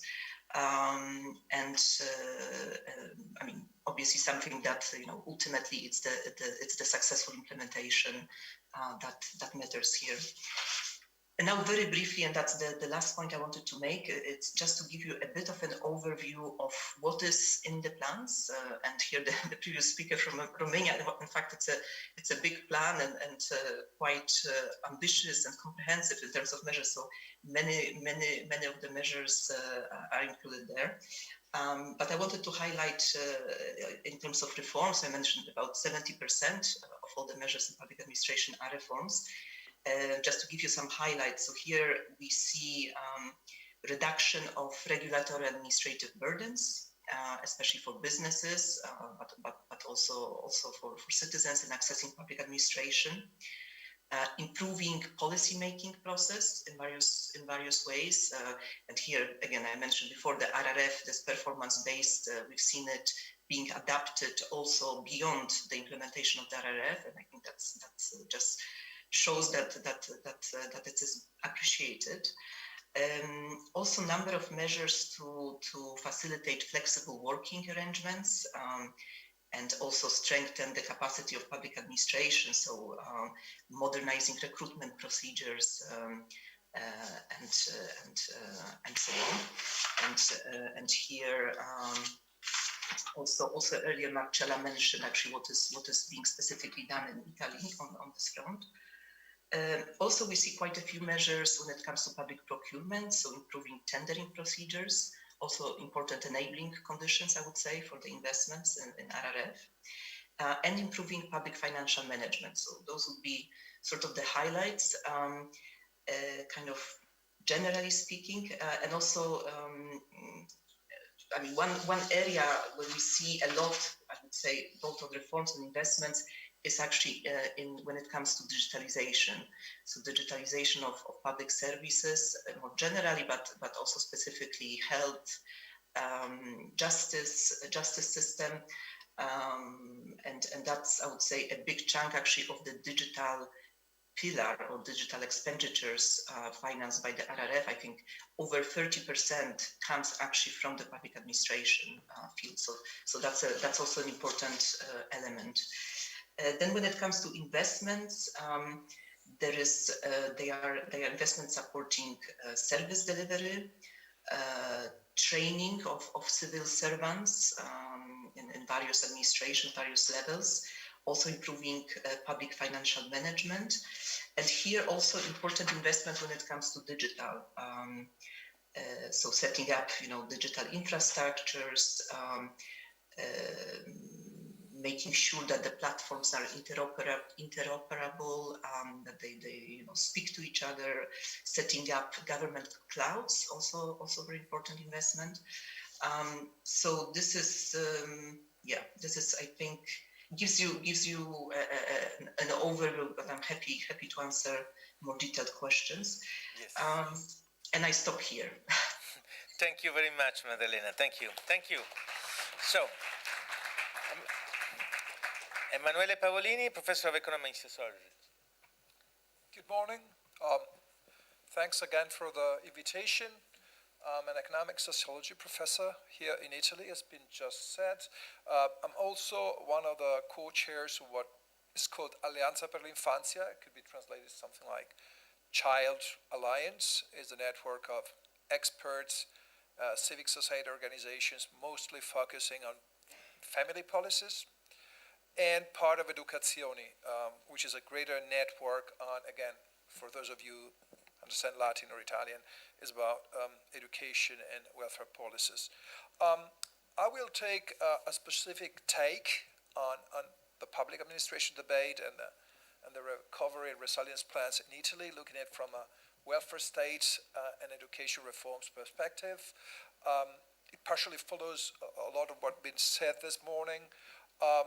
There are many strengths as an expert and as being part of a network of experts. The way it has been drafted, the Italian recovery and resilience plans has got a holistic view and is willing and aiming to transform deeply and to modernize our welfare state and education system. There is a lot of connections between the digitalization goal and the welfare state and education system transformation, less on the connection between green transition and social cohesion, but if you want, we can discuss about that later. It's not the focus of my presentation. There is, as I was saying, really the will to transform deeply Italian society and economy. Just to give you an example, with the plan, with the recovery plan, the idea is to practically double coverage on childcare, on long-term care. So it's a huge plan if you look at it. And as well, there are very ambitious and necessary goals on education. Furthermore, as been said by others this morning, Italy is one of those countries which has huge economic differences between on a territorial level between northern Italy and southern Italy. Again, it's very important that a good part of the plan has the goal to rebalance territorial inequalities, at least depending on the type of specific goal, at least 40% of the resources are supposed and are already going, and that's going pretty well so far, to southern regions. But again, I just have another couple of slides, so don't think it's going to take long. I will keep the timing running correctly. I will also focus on challenges, and I will pick up some of the challenges we've been discussing. One that I will keep up right away is the one from Dr. Borghese Boris. Challenges and critical issues. I use this metaphor. So far, the recovery plan in Italy has focused on what I call the hardware. So investment, which is extremely necessary. The social investment strategy has been a strategy in Europe and a lot of countries for 10 years. Again, it's a good occasion for Italy to go that direction. So most of the resources go to what I define hardware. So infrastructure. We've seen it partially also with the Romanian colleague presentation. It goes to strengthening and building nurseries, kindergarten, schools, healthcare facilities, not just hospitals, and so on. However, there are challenges on what I define software, 2 issues here, and although it's a smaller issue, the funding allocation criteria to local governments when they receive the funding. So what I'm going to discuss is not anymore about the general idea, is about what's happening right now from my perspective, from my take on the implementation. Let's look at what I define the first software challenge. So regional and municipal administrative and governance capacity to plan and to implement the plan. I agree with what Magda Borghese Boris said before. It's very important what the government, the central government, has done to support local authorities. But local authorities are receiving and will receive a good amount, a large share of the overall investments the Italian plan foresees. However, we come, and this is common to a lot of other countries, at least Southern European countries, we come from a decade of freezing in hiring. Depending on what part of public administration you look at, Italy, you have up to 20% decrease in a decade of the staff, higher staff in local authorities. So there is not just that, and I'm very pleased on how the public administration reform is going, and you heard the first speech of this session this morning about how the renewal is going, the process is on. The problem is that is going to take a bit of time. Meanwhile, right now, municipalities have a reduced labor force, an aging labor force, and on average, compared to many other EU countries, a relatively less educated, in terms of education attainment, tertiary education specifically, level of part of this labor force. And they will have to deal with more than 70,000 billion euros of investments. It's not just a software in terms of people, it's also about expertise, especially because a lot of the goals the recovery plan puts are ambitious ones and innovative ones. As I said, doubling childcare coverage in areas of Italy where there is no experience of childcare. Sometimes local authorities lack the expertise on how to plan these new services. And again, it's been very important that the central government is supporting them. But I think that we should, in the upcoming months and years, even see more support from the state level to regional and specifically municipal authorities in administrative staff. The other software challenge, financial and human resources to run the services. Most of the funding goes for investments, which is very good. Many local authorities, especially those who have less tradition or are less accustomed to run some of the new services introduced, are really kind of uncertain about the sustainability of the current expenditure once the investment is going to be done and ready. So what do you do with a childcare facility which costs on average 8,000 euros per child if you're not sure where the money is going to come from? What are you going to do from a municipal authority perspective? Second, and this is not just an Italian problem, especially if you look at professionals in welfare services from healthcare to education to childcare, we've got a huge problem, and somebody raised it up already. We have a huge problem of professional staff shortages. We have shortages of nurses, doctors, and so on. So again, we're going to have in few years, hopefully, a huge potential improvement in terms of infrastructure for delivering education and welfare services. Right now, we are short in many of these sectors, policy sectors, of enough professional staff to run it. Just to give you an example, again, perhaps it's just part of my policy field, we need something like 40,000 more educators for nurseries and childcare facilities from here by the time the recovery is over, and we're going to have, so we risk to have childcare facilities and nobody running them on the daily basis. We need to plan. I mean, it's a kind of a nightmare if you look at healthcare for whole Europe. The EU is discussing on that, but it's a problem. So again, here we have to start more than what we've done, which does not mean at all that we haven't started as a country, as other member states have done as well.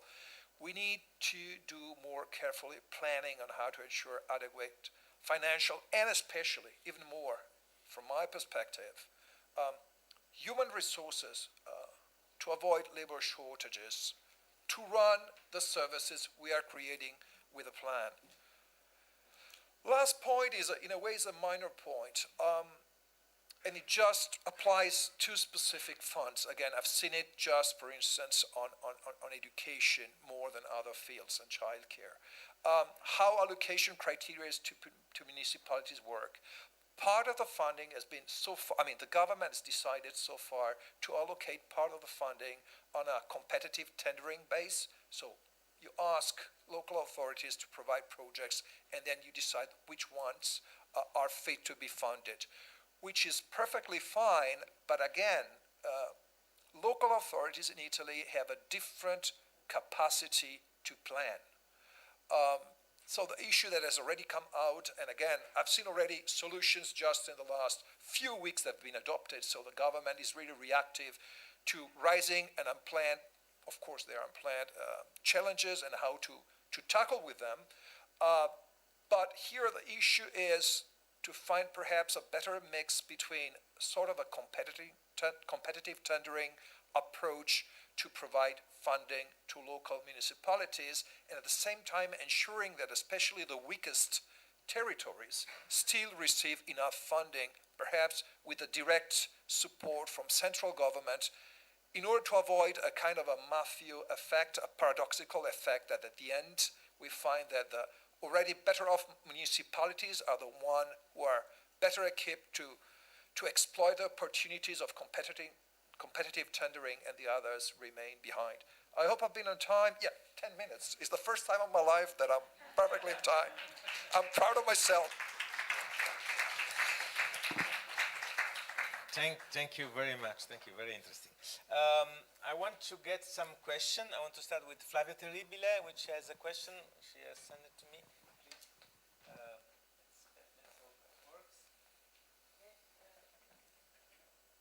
Could you introduce yourself as well, please? Yes? No?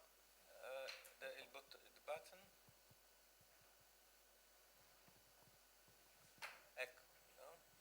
Potete aiutarla per favore?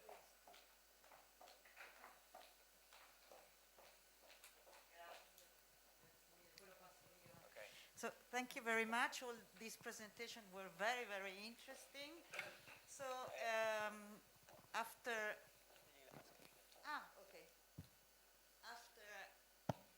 Professor Pavolini, I have many, many questions. I know that today the big challenge is the implementation, as we know, and regional and local authorities, especially in the south, are often not in a position to make the most of the opportunities. In particular, as Paolini said, due to a lack of staff, due to a lack of planning skill, etc. But on the other hand, the central administration, the Minister of the South, Marcella Panucci explained very well, we are investing a lot now to strengthen the tools to support the action of municipalities and metropolitan cities and regions. So my question to Marcella Panucci is, what is working today? We know we invested a lot also in the recruitment, particularly of young people in the South. So what is working today and what needs more attention from central authorities? Thank you. Should I answer? Yes, right away. Straight. Okay, thank you. Thank you for this question, and especially thanks to Professor Pavolini for his really interesting presentation. You touched upon all the single points that I would like to answer to.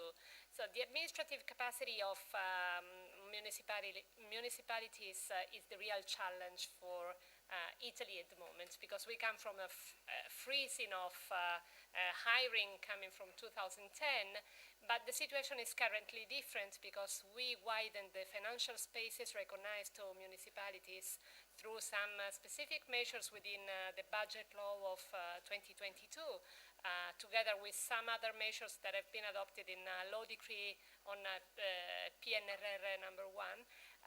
So municipalities now have more chances to hire people and have competences of people who are able to implement the plan, but not only the plan, but also, let's say, services to citizens. Of course, this takes some time. We have significantly simplified recruiting procedures and modernized them also through the use of digital tools, but nonetheless it takes some time. That's why the solution that also Magda referred to of this platform, Capacity Italy, wants to bridge the gap until municipalities and regions have the possibility to hire and skill people to be able to face this huge challenge of the recovery plan. So we are acting, as I was telling, on two phases. The first one is urgent, allowing municipalities to face the challenge through technical support instruments and through hiring people and providing experts. The second one is finding the right competencies to help municipalities rebuild their administrative capacity. And here, just 1 second to make a remark. We launched the first recruiting processes, which were half successful. And I say half because it's not easy to find technical profiles in Italy. People like engineers, mathematics, statistics, or other technical specializations are really missing both in the public sector and in the private sector. So there's a harsh competition on attracting those profiles. That's why we think that the recovery plan should be the occasion in order to better orient people when they choose what to study. And this is an issue. The other thing we are trying to do in order to fill this gap is reskilling people. Half of the investments which are provided to the public administration within the plan are devoted to skilling and reskilling people. So if we don't find competencies outside, we will try and build them inside the public administration. Of course, it takes time, but everything which must be done seriously takes time. So we are fully committed to that. We launched a huge skilling program within the public administration, starting from digital capacities, but not only. And we believe that in few years' time, and especially at the end of the recovery plan, we will have a different administration as in the past. Thank you. Thank you. We have a question from outside, let's say. I think it's related to Stéphane mainly. In France, do people perceive these reforms as mainly national, means France Relance, or European the plan? And how important is the EU dimension in the public debate in your country? Yeah, thank you very much. I'm wondering if someone of the Commission is asking the question, in fact. There must be some. Yeah, no, it's a good question because there is a lot of national communication around France Relance, but for sure, since the adoption of the French recovery plan, we also communicated a lot around Next Generation EU. So when you have now the logo of France Relance, you have the logo of Next Generation EU absolutely everywhere, and moreover, I mean, there is a huge political communication around Next Generation EU, about the EU recovery plan, about the answer the EU gave to the crisis, to the pandemic, on the health side, on the vaccines, and on the economic side. Which is the answer through the EU plan. So, and you all know that there was a high political commitment of President Macron on the negotiation of Next Generation EU. It took, I guess you all remember, it took 5 days and 4 nights in July 2020 to have this political agreement. And we were, well, the French administration was really highly committed to have this agreement. So in fact, there is these twofold communication around the EU dimension. Now, if does the French people is the French people fully aware of the EU dimension of all that? I think that I would say yes, because in fact. There is, and we saw that also during the presidential campaign. There is still a lot of askings from the French people to the European Union as a whole, and I think that we are proud of what has been done so far to deal with the crisis, the pandemic, with the vaccines, even if there is a huge debate on the vaccines in France also, but also on the economic issues, and we have pretty good economic results now in France. So I think it was the right answer, the right European answer, because we needed for sure a European answer. Thank you very much. I know there is a question from here. Yes, from the floor. Yes. I wanted to quickly ask about the following. This is definitely a technological transition, the transition to a sustainable, let's say, mode of development is technological because unless the technology gave us the cost-effective way to use a renewable circular economy, we wouldn't be able to afford it anyway, and because we are looking forward to hydrogen and battery capacity and all that.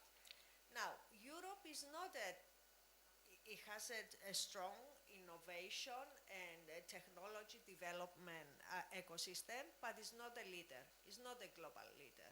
And the upcoming leaders are in China and India, and they have different values and ways of working with their innovations, to put it lightly. So how do we see our position in this global, very crucial space of innovation and technology development? So it's the US, it's China and India, and it's us. Where should we focus, and how should we handle? I know it's a difficult question. Yeah. I'm thinking about it as well. I don't have the full answer. So that's Maybe. No, I'm just busy, so please. No, the floor is yours. difficult. Really, I don't have an answer. One thing that I wanted to stress, but I think you're going to be disappointed, it was something at the beginning. I read a beautiful book some years ago. The title was Strangers in Their Own Land. It was a book from this American sociologist, and she was studying Louisiana and the Tea Party in Louisiana. And what she wanted to find out, how was it possible in one of the US states where there is the highest percentage of people dying of pollution, having at the same time the highest percentage of people climate deniers. And the answer at the end was quite simple. If you don't, as Europe is trying to do, approach technological innovation, but also green transformation in terms of how you support middle and low income households, in order not to fear that technological innovation and green transition means for them higher costs. So they're going to pay the price of that, not middle and upper classes. This is going to become a huge issue in terms of electoral politics, and it might stop a lot of the discussions we're having about digital and green transition. So if we do not have an appropriate answer to those who are scared because they have low income, that they will not be left alone to pay the price of transition, I'm afraid a lot of green transition will be stopped from below. So I'm worried first to find a solution for that, and then I will look at India and China. Yes, we need But to I know that- engage everybody. We need to engage everybody, otherwise it will be impossible to really have a massive deployment of this technology. I will take a question from just the second part of the question, which I think is very interesting. It's a general question. So it's how your countries are reacting to, government countries are reacting to the reforms. Is there resistance or feeling of ownership? I think it's a quite interesting question to be answered. Who wants to start? Italy first. Thank you. Though professors are supposed to have the answers usually, but nonetheless I will try. Every reform has got supporters and opposers. This is quite typical of every reform process. What we experienced in the past is that reforms were associated to spending cuts. And this made the reforms really unacceptable for people because they, if you think about reform from a collective point of view, of course they bring benefits, but they bring damages in first instance to the people who are reformed. And so they cannot perceive the benefits in the medium long term. This time it may be different because we associate investments to reforms. So we are preparing people for accepting reforms. If you want to digitalize the public administration, for example, you will have to prepare people to use digital devices, to change the way they work, to be prepared to this change. Otherwise, they will feel excluded. So reforms need preparedness. And I think that the next generation in the EU is really worth from this point of view because we learned from the past. And we acknowledged that we cannot reform some very, let's say, sensitive sectors and fields without supporting people, supporting transformation with investments, with benefits. Of course, we have reforms that are opposed in Italy. I have to say that in our case, the reform of the public administration has been conducted through a continuous dialogue with all stakeholders, so we are not experiencing a very strong opposition, although it's not easy to manage, of course. But in some fields, think about, for example, the annual law on competition This is causing a very harsh debate on some specific issues, so you have to let people understand what the benefits of those reforms are. It's not easy, of course, but this time may be different because of the different method that Europe has adopted and also the single member states are following. Stefan, you want to answer that? Yeah, sure. Well, I think Marcella already perfectly answered. Normally in a reform you have the winners and the losers, but here we have reforms and investments. So in fact, the investment part of the plan I won't say that there will be only winners, but in fact, with the investment part of the plan, you can limit the impact on the, let's say, losers or people considering that they lose with the reform. And absolutely, also I completely agree on the fact that preparedness is key. In fact, you have to explain, consult, see the different stakeholders, and explain what you want to do, and be also in a position to make your plan evolve through the discussion and the consultations. In order to have this ownership globally, nationally, and locally.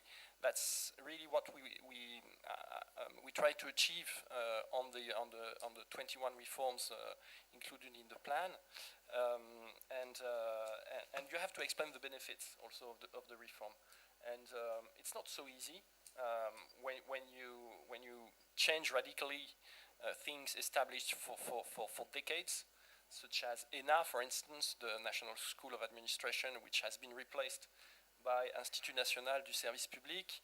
I mean, for all civil servants, and I'm also French civil servants. I mean, it's not just a symbol; it's a huge reform which impacts for the future the French civil service. But there was really an explanation of what the Ministry for the Public Service, Civil Service wanted to achieve. And in fact, through explanation, consultation, there was a strong, I think, ownership of the French civil service, because in fact, through this new school, Institut National du Service Public, you have many things to win, in fact, because it's a way to have all the high school of French administration all together, exchanging, learning from each other. It was not the case for me, for instance. I don't know a lot about justice, for instance, because I never learned justice. And now you will have students from the École de la Magistrature included in the new school. So there will be more interaction between all the civil servants, judges, and the administrative part of the French administration, for instance. Thank you very much. We end here. My task end here. I want to thank l'Associazione Etica e Economia, il professor Franzini e la dottoressa Flavia Terribile che mi hanno invitato, that asked me to be part of this meeting. I will go back to my office Monday taking a lot of information. How do we, broadcaster and journalists, deal with this huge amount of information? How will carry on the work of, let's say, dissemination? It's a huge task we have to think about, I think, and I really thank also the EU Commission, Italian Commission staff, which have been very helpful, and we have a lunch break right now. Thank you so much.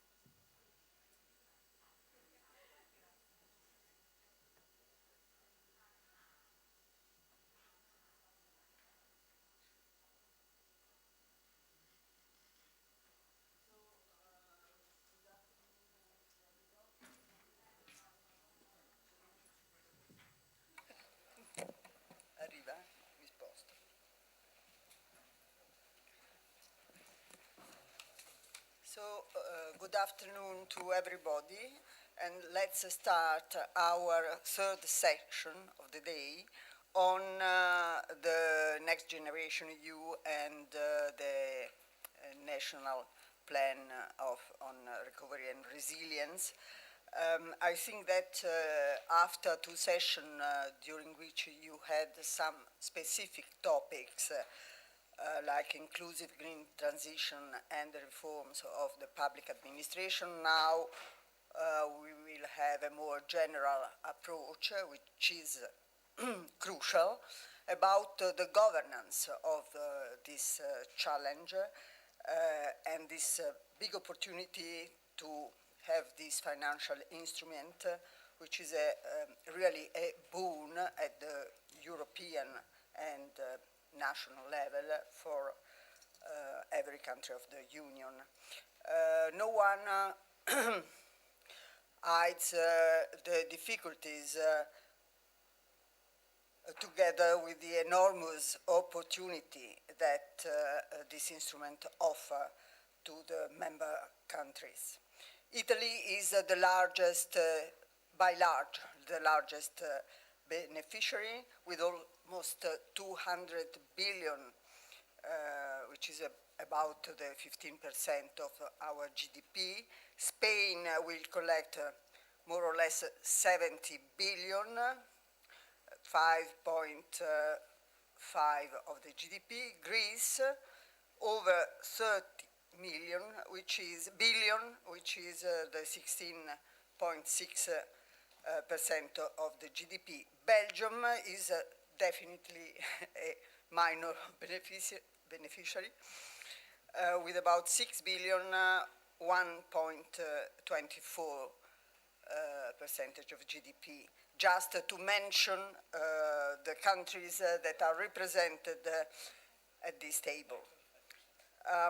Due to the enormous amount of money that Italy will receive, there is no doubt that it has big opportunity, but also big responsibility to bear, because in fact the success of all this operation will depend on Italy more than any other EU country.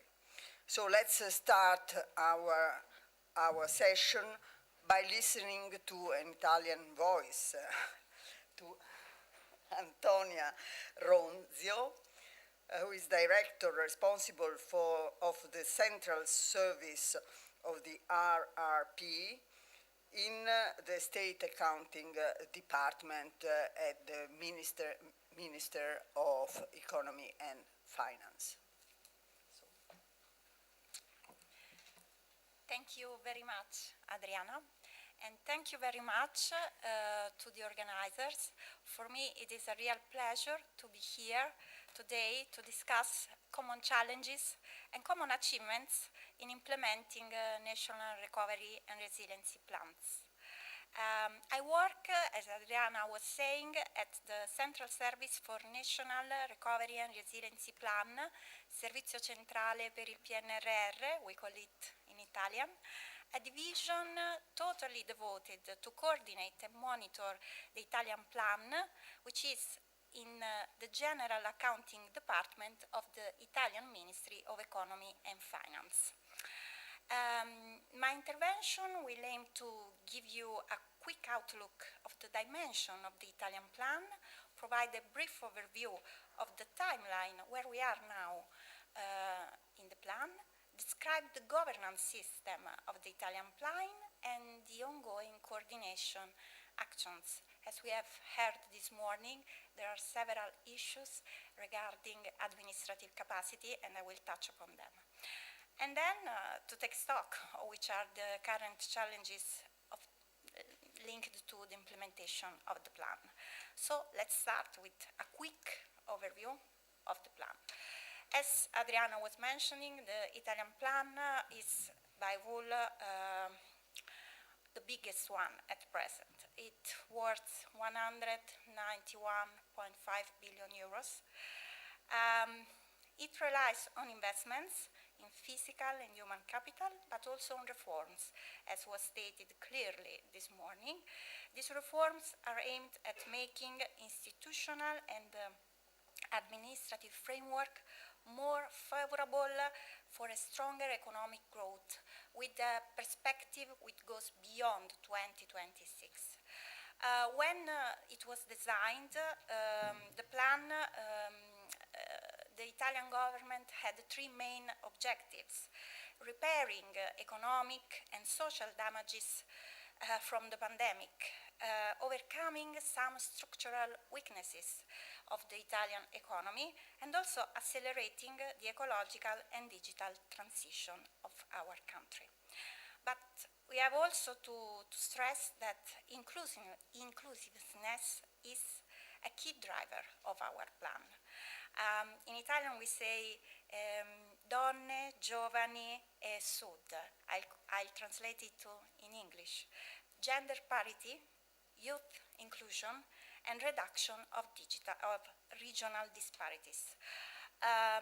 As it was mentioned also this morning, there is also a law provision which foresees that at least 40% of these resources should be allocated to the southern regions of Italy. Another thing that I would like to point out is that Italy decided to go beyond what was the European contribution. As you can see, we added 30.6 billion euros to the European resources with a totally national fund. We call it National Complementary Fund.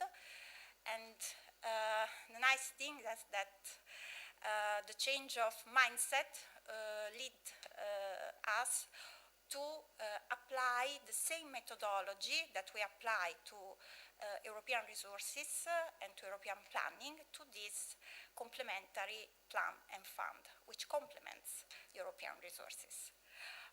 Here you have the sixth mission of the plan. I would just draw your attention on the fact that apart from the dimension of the plan, we have more than 500 milestones and targets to be achieved from now to the 26th, to the end of the period of the plan. This morning was clearly stated, I would say, that reforms are a fundamental part of the plan, not only investment, but also reforms.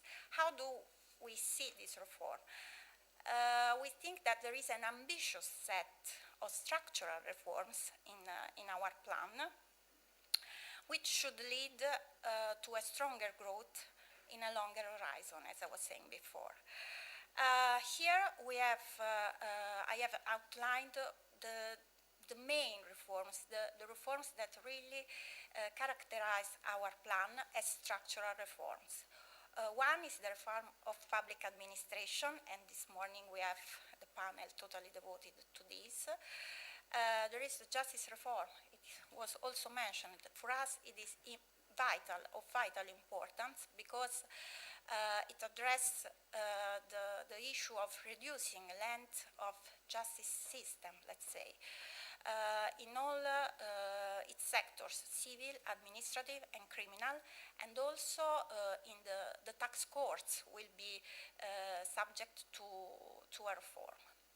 Then we have a reform of public procurement to make public procurement more efficient and more quick, I would say.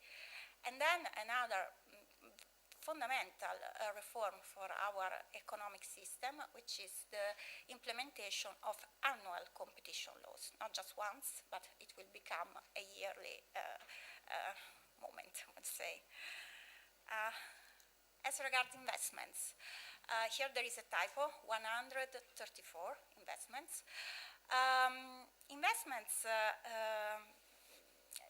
I would say that also as regards investment, the plan puts in place a package unprecedented as for its size. We will work here, I have just listed some of the main investments, some of particularly in their sides, I would say, for example, we will build a high-speed rail which will connect the north and the south of the country, because we have high speed, but it does not connect all the parts of the country. We will construct, thanks to the plan, new school buildings. And how will they be? They will be modern, green, safe. Safe because we are a seismic country. We are subject to earthquakes, and we know. We will implement a reliable and secure public cloud infrastructure. And as regards healthcare, we will improve our hospital infrastructures, and we will equip them with more modern technological equipment. Now, I promised to give you a timeline where we are. Very briefly, Italy was among the first countries to present the proposal of the plan the night of the 13th of April. It was then approved with the Council implementing decision the 13th of July. And a month later, we received the disbursement of the pre-financing, which was 24.9 billion euros. Then a season of negotiation was opened. We negotiated with the European Commission the operational arrangements, which are a formal agreement that established the mechanisms to verify how every single milestone or target is fulfilled by the country. And they were signed by Commissioner Gentiloni and Minister Franco the 22 of December, and that was a prerequisite to submit the first payment request, which was the 30th December 2021. Then a period of evaluation of how our payment request was opened. It took 2 months to have this positive preliminary assessment. And then a few days ago, Italy, at the end of this process, received the payment of the first installment, which is 21 billion euros, which relates to milestone and target which were achieved in 2021, in the second semester of 2021. Here I would also like to share with you how our plan goes into the division of milestone and targets. So we have achieved the first 51. There were 41 milestones and only 2 targets. 2022 is a year in which we have 100 objectives to pursue, and so on. And you'll see that in 2026 there will be a big effort to accomplish. Also, bearing in mind that 2026, as a matter of fact, means the first half of the year, no more. So, as for the governance, okay, in Italy, given also the dimension of the plan, we thought of a very of an articulated but strong governance system. So we have 2 levels, mainly, basically, 2 levels of governance. One is a political level, which is entrusted into the presidency of the Council of Ministers. So there is we call it a political control room. In Italian it is the cabina di regia, chaired by President Draghi himself, who is assisted by a technical secretariat. And this morning, Dottoressa Goretti, who was a speaker this morning, is the chair of the technical secretariat of the cabina di regia, the technical coordination, structure of the cabina di regia. Then, within the Ministry of Economy and Finance, it was created with a decree law, a specific division, as I was saying before, called the Central Service for NRRP, with specific operational tasks. They are monitoring, reporting, and control. In addition to this, it was also stated into the operational arrangement that the Central Service is the liaison point, I would say, for relation with European Commission as regards the implementation of the plan. However, governance doesn't stop here. Within the Ministry of Economy and Finance, we also have two other bodies that I need to recall. One is a unit that we call Unità di Missione, Mission Unit. It is indeed an evaluation unit which supports the central service in all processes related to the evaluation of the fulfillment of milestones and targets, and is also specialized, for example, as regards the NSH compliance principle. And then there is an audit body, which is outside the central service and outside the evaluation unit. It is an independent body, which is totally devoted to the audit, the national audit of the plan. As regards implementation, implementation is responsibility of central and local administration. Here, let me another word on the governance within central administration.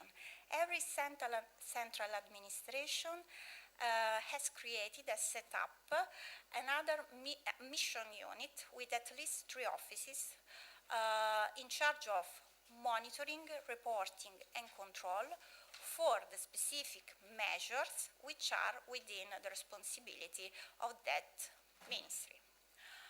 As regards the implementation side, I just said it is a responsibility of central and local administration, and here it is worth to recall that when we say in Italy local administration, we have different realities. We have regions, we have autonomous provinces, we have metropolitan cities, we have municipalities, 8,000 more or less.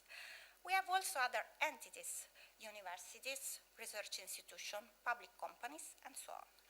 And they all play a role in the realization and implementation of many investments of the plan. Let's go. One of the main issues that was also touched this morning is how to help the implementation of reforms and in particular investments as regards the reinforcement, I would say, of the administrative capacity, especially at local level.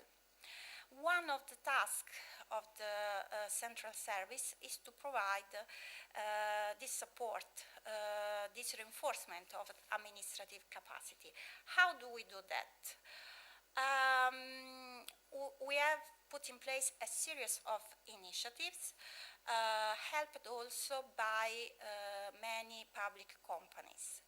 We have stipulated agreements with Cassa Depositi e Prestiti and Italia to provide technical assistance to central and local administration, to provide support, every type of support which is needed to implement projects, legal, technical, and whatever is needed. Then we have also, we count also on CONSIP, which is the public company owned by the Ministry of Economy and Finance, to activate centralized procedures for centralized tenders for purchase of goods, services, supplies. For example, CONSIP is launching tenders in the healthcare sector. I was saying before that hospitals will be equipped with more modern equipment. CONSIP is launching a tender, especially on this subject, for example. And then we have also launched, and this was also recalled this morning, a sort of platform, service platform in order to gather and collect needs, various needs by different administration and implementing entities to intercept, to receive their need of operational support and to help them. Last but not least, I would also recall that through SOGEI, which is another public company, we have stipulated an agreement to have technical expertise, especially devoted to local administration.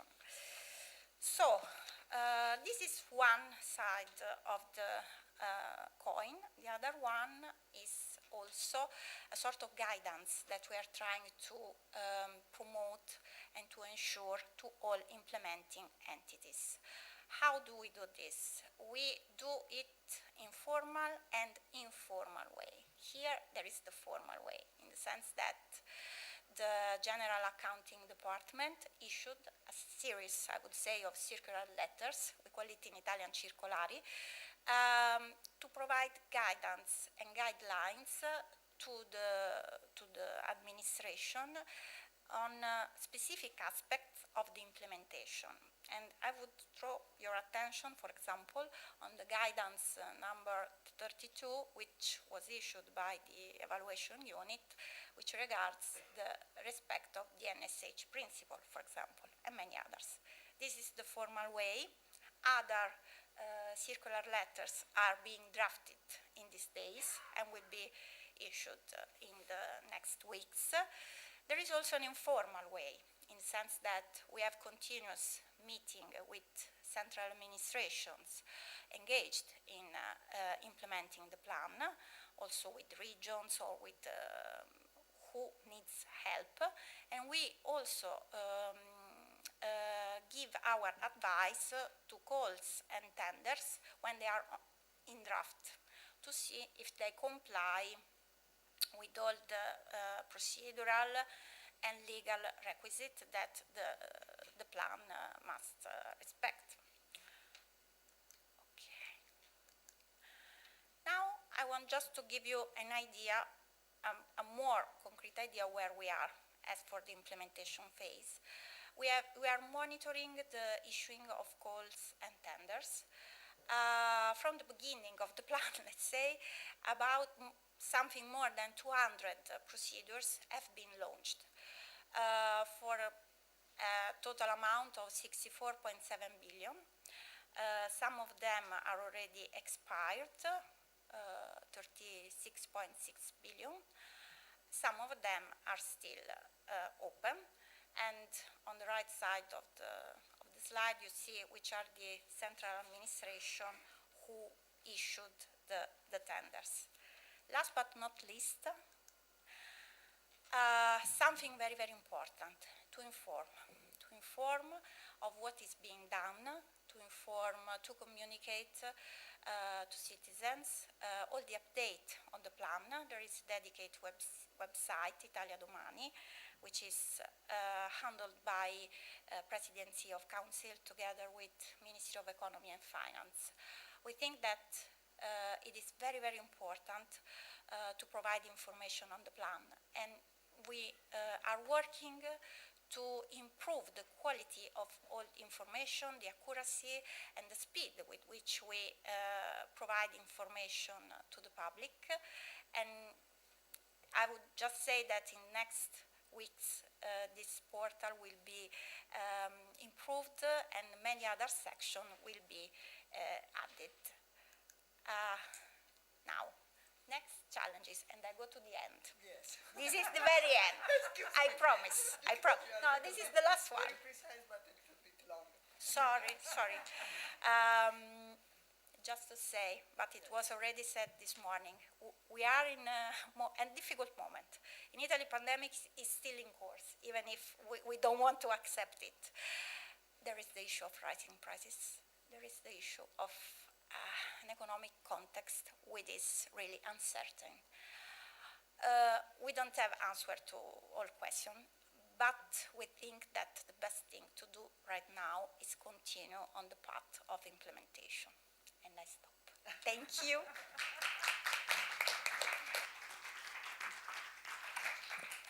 I thank you very much, Antonia, because I think it was very useful, your description. And now it's where is Mercedes Caballeros Fernandez, Secretary General for EU Fund at the Ministry of Finance in Spain. Are you? I'm here. Hi. Can you hear me? Mercedes, may I ask you to describe your There is some problem with the line. Your plan and your governance, and may I ask you also to compare, if you may, the Italian model to the Spanish one, because I think it could be interesting for the audience and for us all to learn from each other the best practice that you are implementing, and we are implementing in Europe. Thank you so much, Madam. First of all, I would like to thank the organization for inviting me to be present here today. And the first thing I have to tell you is that I think we have plenty of things in common. As always, plenty of things in common. And I will try to compare both systems as far as I have learned from my colleague that spoke before, from Antonia, and I will try also to point our main progress answering the question you have proposed. So the main issue we wanted me to ask was what key challenges we have met in the preparation and implementation of the plan. To this regard, we can all agree that the Next Generation EU, and in particular the Recovery and Resilience Facility, has been a real challenge for public administration, and I guess that for the Commission as well. Spain was second to none in the preparation and early implementation of the RP, and as all the countries and the Commission itself, we had to work very hard and very fast. And let me just do two remarks. From the economic point of view, our decision to front-load reforms and investment in the first 3 years of the RRF has brought additional difficulties, which were nonetheless needed to overcome one of the main weaknesses of the next generation, in our opinion, that is the limited role as a counter-cyclical instrument. It was not only an instrument designed for the future, but also to be counter-cyclical, and that makes the thing difficult because we have to go very, very quickly. From the governance point of view, and I think that we have plenty of points, of elements in common with Italy, the challenges arise from different elements. First of all, assume the high volume of resources to program in such a short period of time. As you said, it is almost 70 million, and that's a lot in such a short time. Also, the new characteristic of the RRF regulation, different from structural funds, and this is something that Italy and Spain are very used to manage, but this is different. And also, they need to change, this is very important, the traditional way of working of our administration, mainly focused on getting good budget execution at the end of the year, but not so much focused on the fulfillment of specific milestones and targets. Every civil servant, I guess that is the same in your country, feels very proud of getting a budgeted execution of almost 100% at the end of the year, and this is the traditional approach to quickly assess a good management. However, we are all aware that a good public policy management is much more than that, and that we need to have in advance a good planning focus on what we get with the money we spend. Hence, those organizational challenges are also a good opportunity to help to change our administrative culture towards a more efficient management model. Additionally, there are new requirements that are not particularly easy to deal with, as they are also new parameters for all of us, and we have to get used to them in a learning by doing process. I am referring in particular to the implementation of the do not significant harm to the environment principle. While we are fully on board with this horizontal principle, and we are happy to welcome it on a permanent basis, we are sure that this principle is here to stay. It is also true that it carries a heavy burden to all administration, some of them with little capacity to fully grasp the implementation.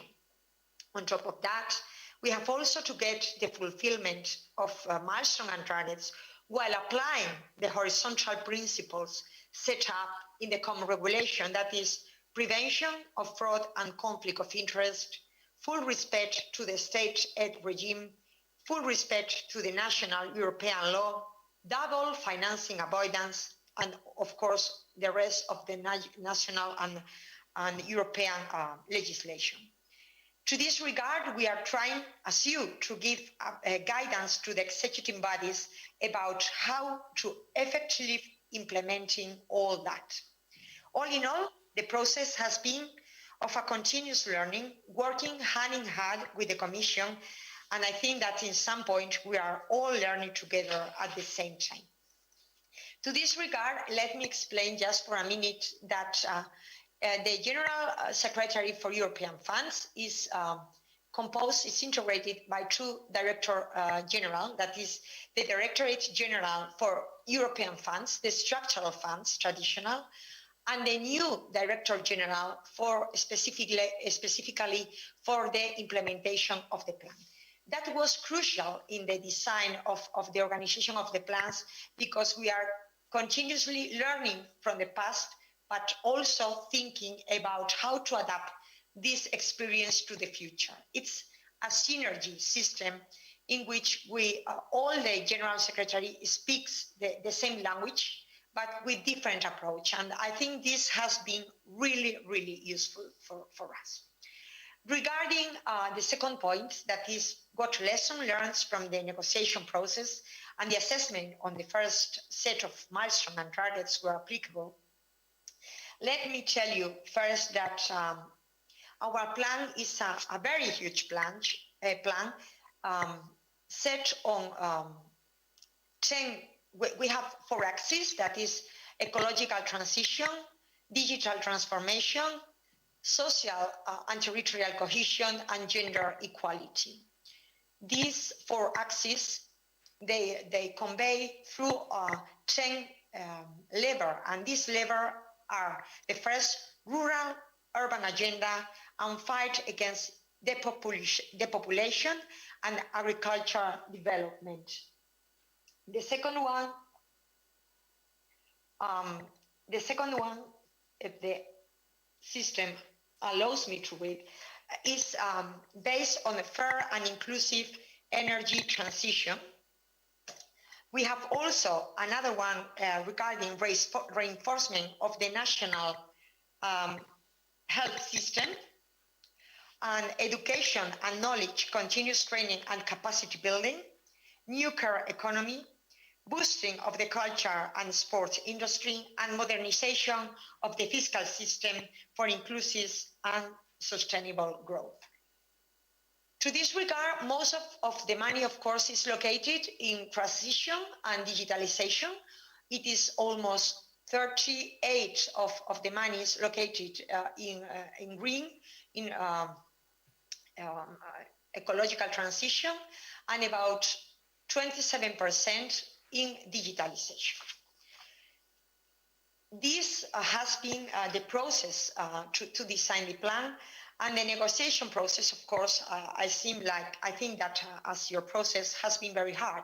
Fortunately, our experience with the DG Recover and DG Think team dealing with Spain couldn't have been better. In our opinion, it is a lesson to be learned, mutual confidence. The Commission has understood that ensuring that the Member State has ownership of reforms and investment comes from respecting the national procedures and the particularities of each economy and political context. To this regard, let me also remember that the plan in Spain is focused not only on investment, but also in a very ambitious reform plan, and that we have front-loaded in the first part of the implementing period, and some of the investment, of course, have been launched now, but will be developing some of them till 2023, and others maybe further. And this is also a point also common with Italy. and that is the question of how to handle the relationship between the central and other local level and other levels of government, because I think we have a similar system, not exactly the same, but we have a similar system. And to this regard, they need to ensure a continuous and frank dialogue with the Commission, with this level of government participation, and the Commission is crucial. Otherwise, it is impossible to meet with the deadline of milestones and targets, and this is the crucial point. The Spanish case is the one of a federal-style system in which we have had to design and implement a direct management program by the Commission to 3 levels of government, central, regional, and local, with different constitutional distribution of functions depending on the public policy area we are dealing with. And of course, we have to respect this constitutional distribution of functions about the 3 levels of government to implement the plan. I guess this is common to Italy, it's exactly the same. Moreover, the direct management model by the Commission is not the traditional pure model, as the control responsibility lies on the member states. All in all, such a huge program with such a huge amount of money and so many different measures to implement through 3 levels of administration requires a very strong governance system with coordination among them. Fortunately, to this regard, as the case of Italy, Spain is used to that, and we have many coordinating commissions that are now working on the recovery and resilience plan basis. We have what we call conferencias sectoriales. Excuse me, may you try to be a little bit brief? Because the time is running and we have a lot of people. Excuse me, I know that the topic is very huge, and so we want to be precise, but unfortunately our time is limited. Very quickly. So we have what we call conferencias sectoriales, sectorial conference, to deal with the coordination with the regions, but we have also created a specific conference for the plan with the participation of the regions and the local entities. And we have also taken advantage of the experience of the structural funds to use the group of directors general for structural plans to work also for the recovery and resilience plans. To manage all that, we have also something very important. Here, the Secretary General for the European funds, we have the responsibility of the coordinating authority and responsible authority. And also in the Ministry of Finance, we have the General Account of Control Office, to IGAE, the General Controller. And we have created something, I think, that's new and modern, that is an information system, that is an integrated management and information system for all the entities taking part in the plan. This is a huge, huge challenge. We are working on that, and we are very, very close just to implementing as a whole. We have starting by different phases, and we are all working together with also the assistance of a user service center with 2 lines, a functional doubts line and a technical incidents line, to be able to put together all the information. Otherwise, it's impossible, because the different administrations have different systems to the for the budget and for the organization and for the administration. We have also a general web page in the Presidents of the Government with all the information regarding licitation, call for aids, and so on. And what is working and what is not. I think that the plan is working quite well. We are now finalizing the submission of our second payment request, including 40 milestones and targets. And what is the role in the economic governance in the current of the plan in the current geopolitical context? I think that the Commission communication on Repower EU gives an appropriate guidance on how to address the design of the new tranche of loans and the update of the 30% of the grants still there. And the member states, the Council and the Commission, we have to take advantage of this new programming situation to be able to adapt to the new geopolitical context. For the moment is because I don't want to use more time, so I hope to have the... Thank you very much. Thank you very much indeed. And now the voice of Greece, which is very interesting because Greece is the country that, in terms of GDP, get the most of the European RRP. Ioanna Efimiadou. That was very good for a first try. Excellent. Is the director at the Ministry of Finance in Greece, at the Director of Reporting and Communication and Recovery and Resilience Facility Agency. Okay. Thank you. Thank you. Up to you. Waiting for... And I recommend to be brief. Yes, I will be brief. Sorry, but I have to tell you this. There is always a privilege. There's a pro and a con when you are from the last speakers. So almost everything has been said because though we come from different member states and from different agencies, actually we face the same problems. We are fishes in the same fishbowl in a way. But on the other hand, the con is that they've stolen all your ideas, so you have to come up with fresh.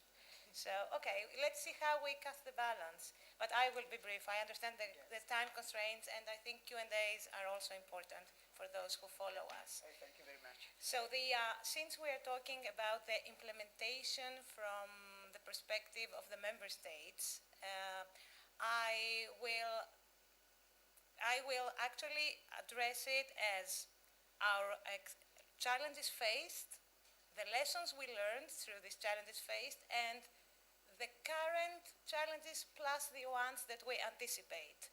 But though I understand the time constraints, I will first start by actually thanking the organizers for this event, and actually an excellent event and very useful to all of us who participate, and I hope to all those who follow it, and say that actually coming to Rome is always a treat. So I have to thank twice for this. And and actually I have to say that being in Italy, a country that we are kind of linked in this process, because something that probably people don't know, but Antonia knows, apart from the fact that we are very close together in the dates, that we were submitting the plan, we got it endorsed, we submitted the payment request, we signed the everything. We actually had the exact same session to present and defend the first payment request, and we went together as a couple in all this process. So amazing. It feels like, yeah. So that's, in a way, the steps that we initiated. I will actually drive you very quickly through them to show how we address the challenges in preparing this plan. A new tool, and actually a tool and an instrument that our government was favoring from the beginning. And we were very happy that we reached the political agreement back in 2020. So actually following this agreement, we set a steering committee, that actually the steering committee has a political participation, and its role was to manage this new instrument, the Recovery and Resilience Facility, to elaborate on the Commission's proposals, to specify them by area of government responsibility, harmonize them with the government's priorities and planning, spread them horizontally at the level of all ministries, and coordinate these actions and supervise the progress based on specific timetables. And actually, it was already mentioned this morning, our plan was based on a reform report and plan of the government that preceded this instrument, the Pisaridis Committee and the Pisaridis report. The actually Nobel laureate that was heading this committee, and set up a detailed plan for the Greek economy. So our national plan is based on the findings of the Pisaridis Committee, and actually it's a part of the reform plan of the government, a plan that actually preceded the instrument. And as you can see, so we identified the 4 pillars that our plan has, and you will see them soon afterwards. And getting the intermediate report of the Pisaridis Committee, all ministries, agencies, and stakeholders submitted proposals. These were evaluated. We were led to a draft of our national plan, and the Minister of Finance established the agency, a specific agency that actually comes for people seconded. We are a very small agency, actually. I think we started as 40 people, and now we are up maximum to 60. We are not 60 yet. And actually, we coordinate the whole plan, and we coordinate all stakeholders. We submitted the draft plan, the Commission, and we started the public consultation procedure.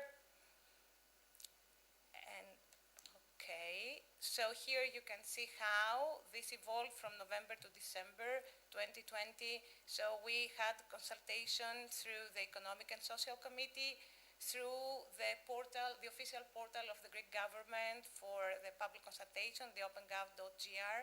And of course, we cooperated actively with the Pisaridis Committee. We redrafted our plan, and we took into account the results of this consultation. So we started discussions, of course, with the Commission. Everybody here actually stressed how important this was to work closely together on a technical level with the Commission so that we can streamline this new tool and our needs and our plans. And so our consultation outcomes were integrated into our plan. The projects were evaluated during December 2020 and January 2021. We prepared the final draft, and we submitted it to the European Commission in April 2021. And this was actually endorsed in June 2021. We had a very good also communication publicity event, which is important because we want to raise awareness, and that actually enhances ownership of the plan. And then we got approval through the ECOFIN. We signed the financing. It looks like I'm repeating, but we all went through the same procedure. We get disbursement of pre-financing of 4 billion, and operational arrangements followed, and then we fulfilled our first 15 milestones and targets required by the Council implementing decision. We submitted the payment request, and after the assessment and all the procedures through the various committees, we got the disbursement of the first payment, which was up to 3.6 billion. And actually this sounds like, a linear procedure, but I think my Italian colleague here can also say takes a lot of work, because since this is a result-oriented plan, actually, you have to be diligent with every single detail and actually back every single statement you make about the fulfillment of the milestones and targets. So, and this is kind of introducing to you our structures in governance. So, under the Prime Minister, like I said, we had the steering committee, and then actually the whole coordination is under the alternate Minister of Finance, and that's where we belong in the Ministry of Finance, the Greek Recovery and Resilience Facility Coordination Agency. Under our governor, we have actually 4 directorates and 1 legal division. And actually something that is common with what we heard from the French colleague earlier today is that we have also involved our General Secretariat for Government Coordination into monitoring the reforms, since they are the ones responsible for the reforms, the total reform program of the government. So this gives you an idea of the funds of our national reform plan, the Greece 2.0. So 17.77 billion in grants and 12.73 billion in loan support, a total of 30.50 billion. And those are the 4 pillars I was mentioning, the 4 pillars of our plan that actually correspond to the 6 pillars of the EU regulation: green transition, digitalization, employment, skills and social cohesion, and private investments and transformation of the economy. I have to tell you that actually on the 4th pillar, you will see once you visit also our website that it's the vast majority of the money, because that's where all our loan support is incorporated. That's where our loan facility is, an innovative tool actually to encourage investments. Because one of the main targets of our plan is to fill the investment gap in the country's economy due to various reasons, plus the economic crisis of the past.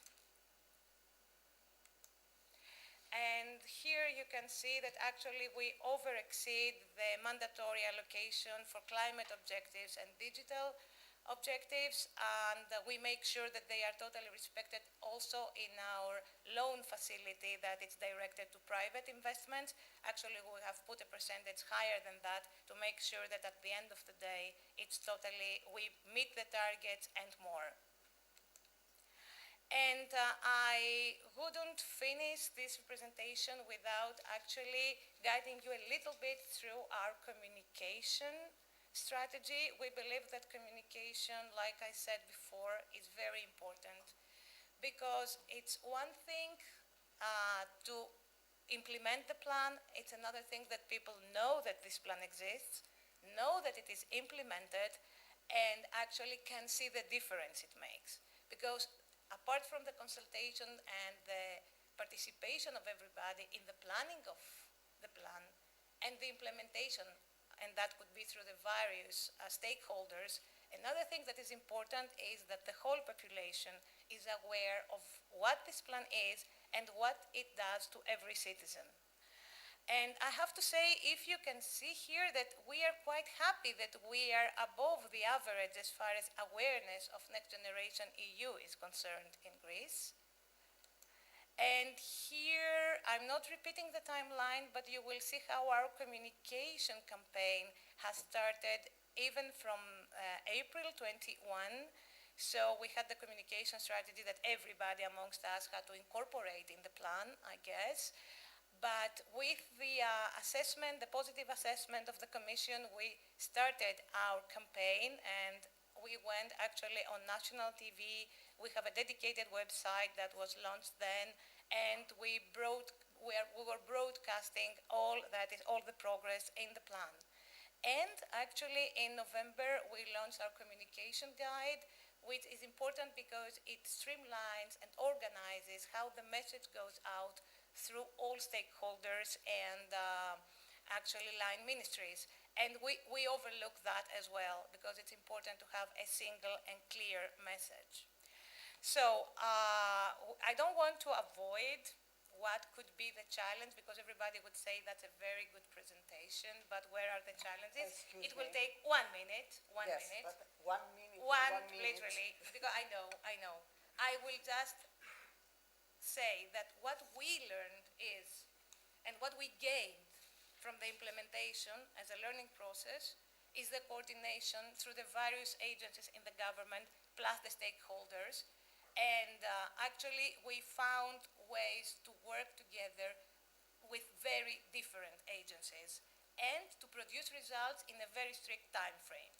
What we consider current and future challenges, apart from what my colleagues already said, with the new environment, is also to be able to perform fast, to perform in a transparent way, in an efficient way, without creating administrative overburden, because that's a real risk. Thank you very much for your attention.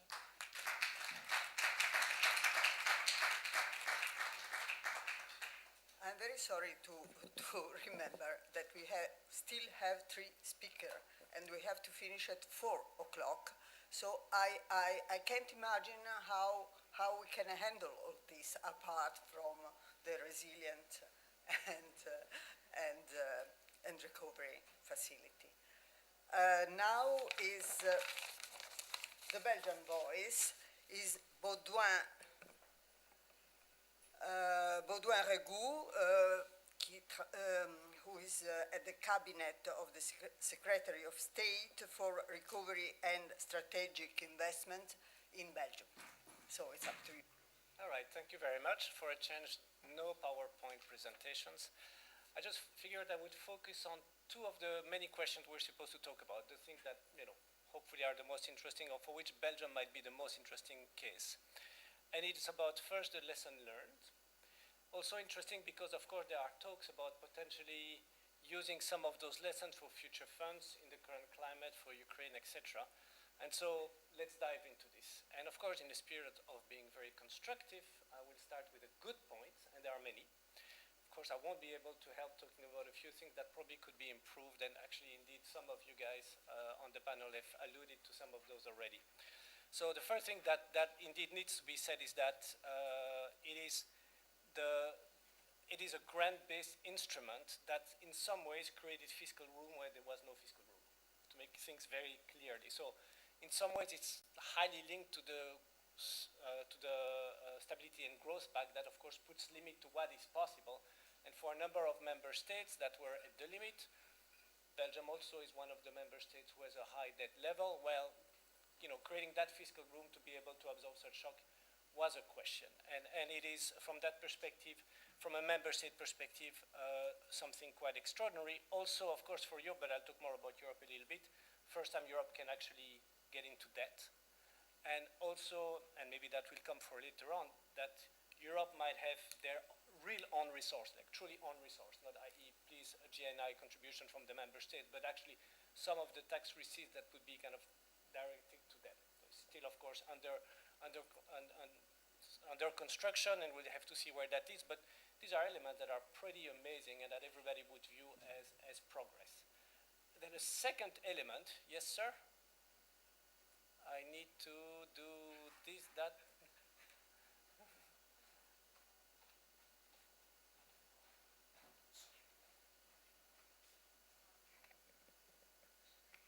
All right. Well, I could hear myself fine, but I guess that might not be good enough. You still cannot hear me. You can hear me. Excellent. The second thing that also was very innovative is that it actually allows transfers from member states. Let's dare to say fiscal transfers, because these are essentially grants that for some countries where there'll be net contributors, for other net receivers, and so they are organized transfer between member states. Of course, the cohesion funds were doing that a little bit, but here we're talking about macroeconomic relevant numbers. We're talking about percentage of GDP that is way higher than Belgium, which, by the way, is 2% and going down to 1.5%. But for you guys, I'm very happy that it's actually macroeconomically relevant. But that's very important. And the two taken together is actually really a leap forward. And that leads me to a thought. One thing that nobody talks about, and what's the unsung heroes of this crisis that we've done right this time, is that nobody's talking about financial stability. Do you remember that last time we had a major economic crisis, which arguably was not as big as this COVID crisis in terms of economic shock on the real economy, was in 2007, 8, 9, which was then followed by financial instability, which then create all kinds of things that some of my fellow panelists here have dealt with and know dearly. So there was financial instability, and that, of course, created an additional problem to the previous one. We could have gone through that before, this time as well.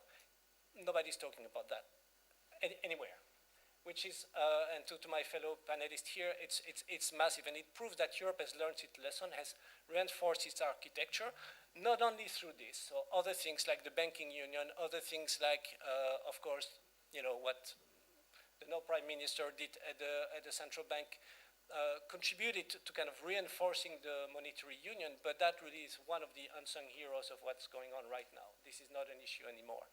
And so, of course, going forward, that is wonderful. Just one point on that thing that's interesting, that this idea of investments against reforms was first aired right after the crisis by then the first time President Barroso, followed by President Juncker. So this is and we were working on at the European Commission with the member state were working on a proposal on the reform support program, which essentially created the legal basis to very quickly put that into place once actually there was a reason to go forward. So this is massive in terms from a European perspective, and I think it had to be said. One additional positive point is really the collaboration and the interaction that has happened with the staff of the European Commissions. As much as sometimes we hate them, we also love them because we went together, through hell back and forth several times to try to get it all together. And I think the European Commission staff has shown huge dedication, huge professionalism, and in sometimes difficult circumstances, and that has been positive. I remember seeing Steve Jobs presenting, the Apple iPhones, and at some point he was so proud to say there was an application for everything. You have a problem here, there's an app for that, you have a problem there, there's an app for that. And I think at the Commission for the RF, it was, you don't know about this, well, there's a guidance for that. So there was a guidance for everything, including on how to upload your plans onto their Circa BC platform, if you know what that is. It was just amazing. But we can laugh about it, but you have to give it to them. It was very professionally done, and that's been very helpful. Now, coming on to the things that were a little bit more difficult, I would say in between. This is a four-letter word, which is called the NSH. It's one of those four-letter words that should strike fear in anybody who has worked onto that. It is a great concept. It is a great concept, but its application in practice, because life is never black and white, has become very difficult. And there's been a number of projects where, frankly, until the deadline, 30th of April, there was still no view from the European Commission whether it was okay or no.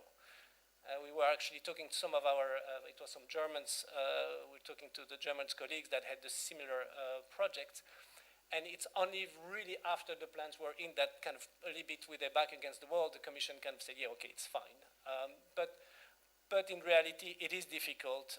It has created all kinds of issues. We can talk about, of course, nuclear energy. We can talk also about, well, what about nuclear for health principles, for health care? It should be good. Well, yeah, but still has the word nuclear in there. And very, very difficult. You have hybrid buses. Yeah, they're hybrid, so they kind of consume much less. Yes, but then they might lock in the technology because they still have an internal combustion engine, non-fossil fuel, so it might lock in the technology. So you see, you realize it might sound crazy, but actually these are good questions. And you have to go through them. So that DNSH is great. Hopefully now we went through the teething issues, and going in the future we might reap the benefit of having suffered through this time. There's no way we cannot talk about the administrative burden that has been and that is still being felt because of this whole process. So there's been, whether it's the NSH, it seems that there were lots of ideas that were put into there, and they were all good, but ultimately there were so many good ideas that we had probably too many, and it was becoming very difficult to get it all together. I think our plans, if you include the costing, was thousands of pages, which it just cannot be, the model for tomorrow. So if we go to do something new, let's rethink some of those things. Again, sometimes hell is paved with good intentions. Too much of a good thing. We have to be careful a little bit about that one. Then, of course, one thing that is not great is that the allocation of funds is not stable over time. That's, of course, from somebody in a country that will see its contribution potentially cut down by 23, 24%, depending on the estimates. But hey, that's life. A more important point, and in terms of lessons where I think we need to think forward, and we'll see how that works during implementation, but the fact that the plan cannot be adapted over time and adjusted over time, for me, is a question mark. Because I don't know any plan. Planning is a wonderful thing. Everybody should do planning all the time, but no good plan remains unchanged over time when you implement it. It's true in the private sector, in the public sector, in the military. You need to plan, but you need to adjust. So how are we going to do this? Because we're in a straitjacket called the CID, this will be an issue. And frankly, there are already cases where we could improve on some projects, but because they were described in such or such way in the CID, we cannot improve it. That's slightly That's slightly unfortunate, so let's see how we could do this. Now, how am I doing on time? Because I could stop here with the lessons, or I could talk a little bit about several levels of governments where Belgium is a bit of has an interesting institutional things, but I'm not sure whether I have the time, so I'll leave it up to you to say tell me if I say a word of this or not. Listen, it does not depend on me. There are two speakers, and then question and answer. So, I don't know. Who are the two speakers following? I think Luc Tolonia is following, and then... Yes, and then Carlo Cottarelli. Okay. And it's 10 to 4. Then let's leave it there. Let's leave it there. For those who want to know, they can always ask me on the way out how we did it. No, I'm very sorry, but... that's fine. That's why I leave it up to you. That's fine. So now it's up to the Commission voice. Luc.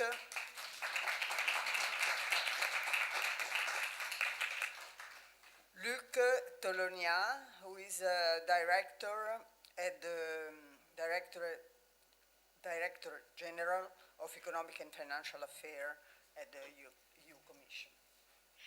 Thank you, Adriana. I will be on screen if you hear me well.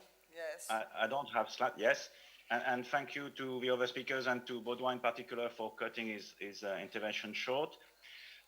We've heard a lot of fascinating things about the experience of ERF at national level. I will try to focus on the experience at EU level. And for the sake of time, we'll try to summarize my messages in forms of 3 takeaways. The first one is that the ERF has been and still is a new venture for all of us, but that fortunately we can and we could build it on well-established structures and practices. We discuss for 2 years now, but also during the day, the very specific features of the ERF, the financial amounts that are at stake with very different realities across the Union, which create new unprecedented responsibilities for actors. The fact that it supports both reform and investments. As you know well, we've had a long experience in dealing with investments. When it comes to reforms, for a long time we've been recommending, guiding. This has changed over time. Since 2015, we've been providing technical assistance for reforms, but with the ERF, it is a totally change of approach. In a way, the EU is putting its money where its mouth is, and the Union and the Commission are becoming an actor of reforms development at national level. A third characteristic is that it is a performance-based, or if you wish, a commitment-based instrument. And again, this logic did not really exist at European level before the ERF. And a fourth and perhaps last characteristic is that it is an instrument for the recovery against the COVID crisis, but it is also an instrument for the twin transition of our economies. And we had to develop a lot of new methodologies as to what is green, what is digital. We just heard a comment on the do not significant harm principle. All these had to be put in place. But all of this is new, but we could make it work and in a way make it work so fast, set it up, because we could build ourselves on existing structures and practices. I just want to recall two things. First, the fact that the ERF was created as a community instrument, built in the framework of EU law, was extremely important for its credibility, its efficiency, also for the sound financial management that will go with it. And it gives a role for every institution, and I believe it is part of the fast rollout that we were able to achieve so far. A second very important parameter is that we could build the ERF on the 10 years of experience of the European semester, which was the agreed analytical framework, and if you wish, the common platform for moving ahead in light of the crisis. So my takeaway number one is it is a new venture, but we could build it on well-established practices and institutions to make it work. Second message, the ERF does change and certainly deepens our interactions with the member states. We have in the panel many front runners, and I want to pay tribute to their work and also thank them for the kind words towards the Commission. But the experience has been quite diverse, obviously, across the Union. We saw it in the negotiation phase, different roles of different actors, Prime Minister's Office, Ministry of Finance, Ministry of EU funds, role of line ministries, role of stakeholders, role of regional and local actors. All this can be compared. We will certainly see this diversity also in the implementation phase. And I think Mercedes used the term of ownership and mutual confidence. It is very natural that the RF takes, in a way, different realities in different countries because we fully respect the national setup. But it is also true that there would be differences. Just think of the size of the envelope, or the fact that certain member states opted for one payment a year, while most countries will go for two requests a year. Think of a timetable of the milestones and targets, which will differ a lot. Here in the table, we have a country like Spain looking forward to its second payment request. Other countries are obviously less advanced. And this will change the timetable of activities at European level. We will have to become much more customized, country-specific, tailor-made, to manage the RF in the future. A third reason why things will differ in practice has to do with implementation, administrative capacity, absorption. We heard ideas for technical assistance. I just want to flag that in 2021, there were 140 projects funded by the European Union in the context of a technical support instrument to help with the implementation of the RRP. Now, with these differences, I think it will be true for all member states that the existence of the RF will change our interaction. Just think of a number of measures we're talking about 2,200 individual measures across the first 22 plans that we have seen. These translate into 5,155 milestones and targets to monitor. And we heard in the case of Italy, more than 500. It will be constant interaction, and it will be a new relationship. In a way, the Commission is becoming an actor, not just an observer of what will be happening in the countries. The second reason why we have to interact closely is, of course, the financial responsibility that goes with it. I hear remarks about administrative burden. Obviously, the amounts at stake are huge and requires a proper governance. And it is true that the Council implementing decisions are some form of a contract between the EU and the member states for the delivery of the fund. A third reason why things will change is that the RF is actually a very transparent instrument. The fact that we announce 5 years in advance a number of deliverables creates huge predictability and in transparency for a lot of stakeholders. So again, we expect new synergies and new opportunities for stakeholders to engage. So my takeaway number 2 was that the RF already changes and certainly deepens our interaction with the member states. Last takeaway, last message from me. I believe these are still early days, of course, but we can say that the RF is now well embedded in our institutional framework, but also in our economic governance framework, but that we will need to keep articulating our instruments well in light of new developments and challenges. From an institutional point of view, you have seen all EU institutions adjusting to the new realities of the RF. You have seen the European Parliament setting up a standing working group of the Econ Budget committees with 15 meetings last year to scrutinize progress and engage with the Commission. You have seen the Council filière adjusting the work of its committees, notably in the ECOFIN filière and with a role for the Economic and Financial Committee and Economic and Policy Committee. The European Commission obviously has been on the ball with every country, but also set up a new scoreboard at European level, which is online since December, to advertise and publicize progress with the RRPs on the ground. When it comes to the economic framework, the RF was part of the initial response to the COVID crisis among a number of other instruments back then. It was a centerpiece of that response, and it has started to deliver. Now, with the rebooting of the European semester, it has naturally found its place, and we are working as one policy guidance through the European semester, building on the plans to see what else can be done on top of the plans, but also being very respectful of the need to deliver on the plans and implement on the plans. And you can see this anchoring in the way we work in the European Commission. As you understand it, it's a joint operation by SecGen Recover.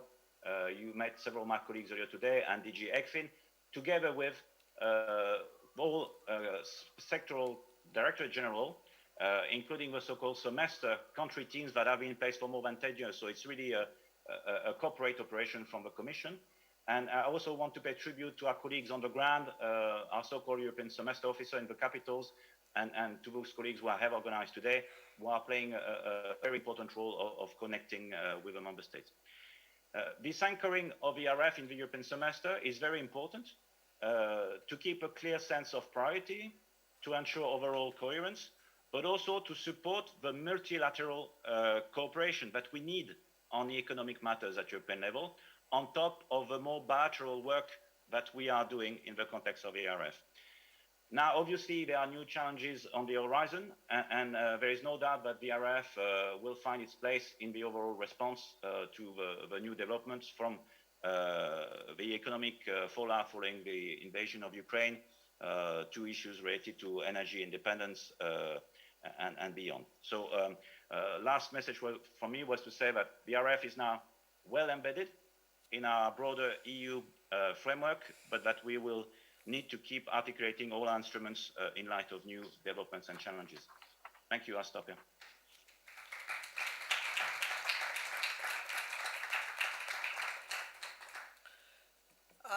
And now the last speaker, Mr. Carlo Cottarelli, economist and director of the Observatory of Italian Public Account.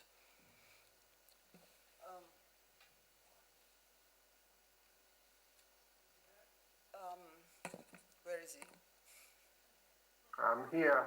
Ah, okay. It just took me a while to turn on the video. I hope you can hear me well. Yes, yes. Okay, thank you very much. Very happy to be here with you also, because this is an extremely important topic for Europe in general and for Italy specifically. Now I will make some comments from the point of view of the Italian recovery plan, although there are implications also for other countries, obviously. So if I look at the Italian Piano Nazionale di Ripresa e Resilienza, Recovery and Resilience National Plan, if I look at it from trying to answer one question, is it a good plan? My answer is, I may disagree with some aspects, but altogether is indeed a good plan. There is a clear goal, which is to increase growth, GDP in Italy. There is a clear assessment of why GDP growth has been slow over the last 20 years, the 20 years before COVID, lack of growth of productivity. And there is indeed the right cure for this. Increase the capital endowment of the average Italian working, whereby capital endowment I refer to all the components of investment, of capital. Public investment, for which you need money and you need reforms to spend the money, to be able to spend the money, to spend the money well. Private capital, the government cannot ask, cannot demand, cannot order private firms to invest, but the government can create the conditions for firms to invest in Italy more easily, which requires a series of reforms, the reform of the justice system, the reform of bureaucracy, the reform of competition, and it also requires some money, various subsidies to facilitate the transition and the transition towards a green economy. And there you have everything that relates to investment in human capital, public education, training, research, And all that stuff is there. So it's a combination of reforms and it's a good mix of reforms and spending.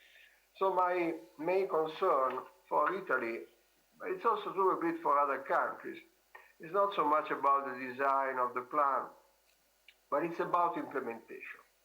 And there are various issues of implementation that are relevant.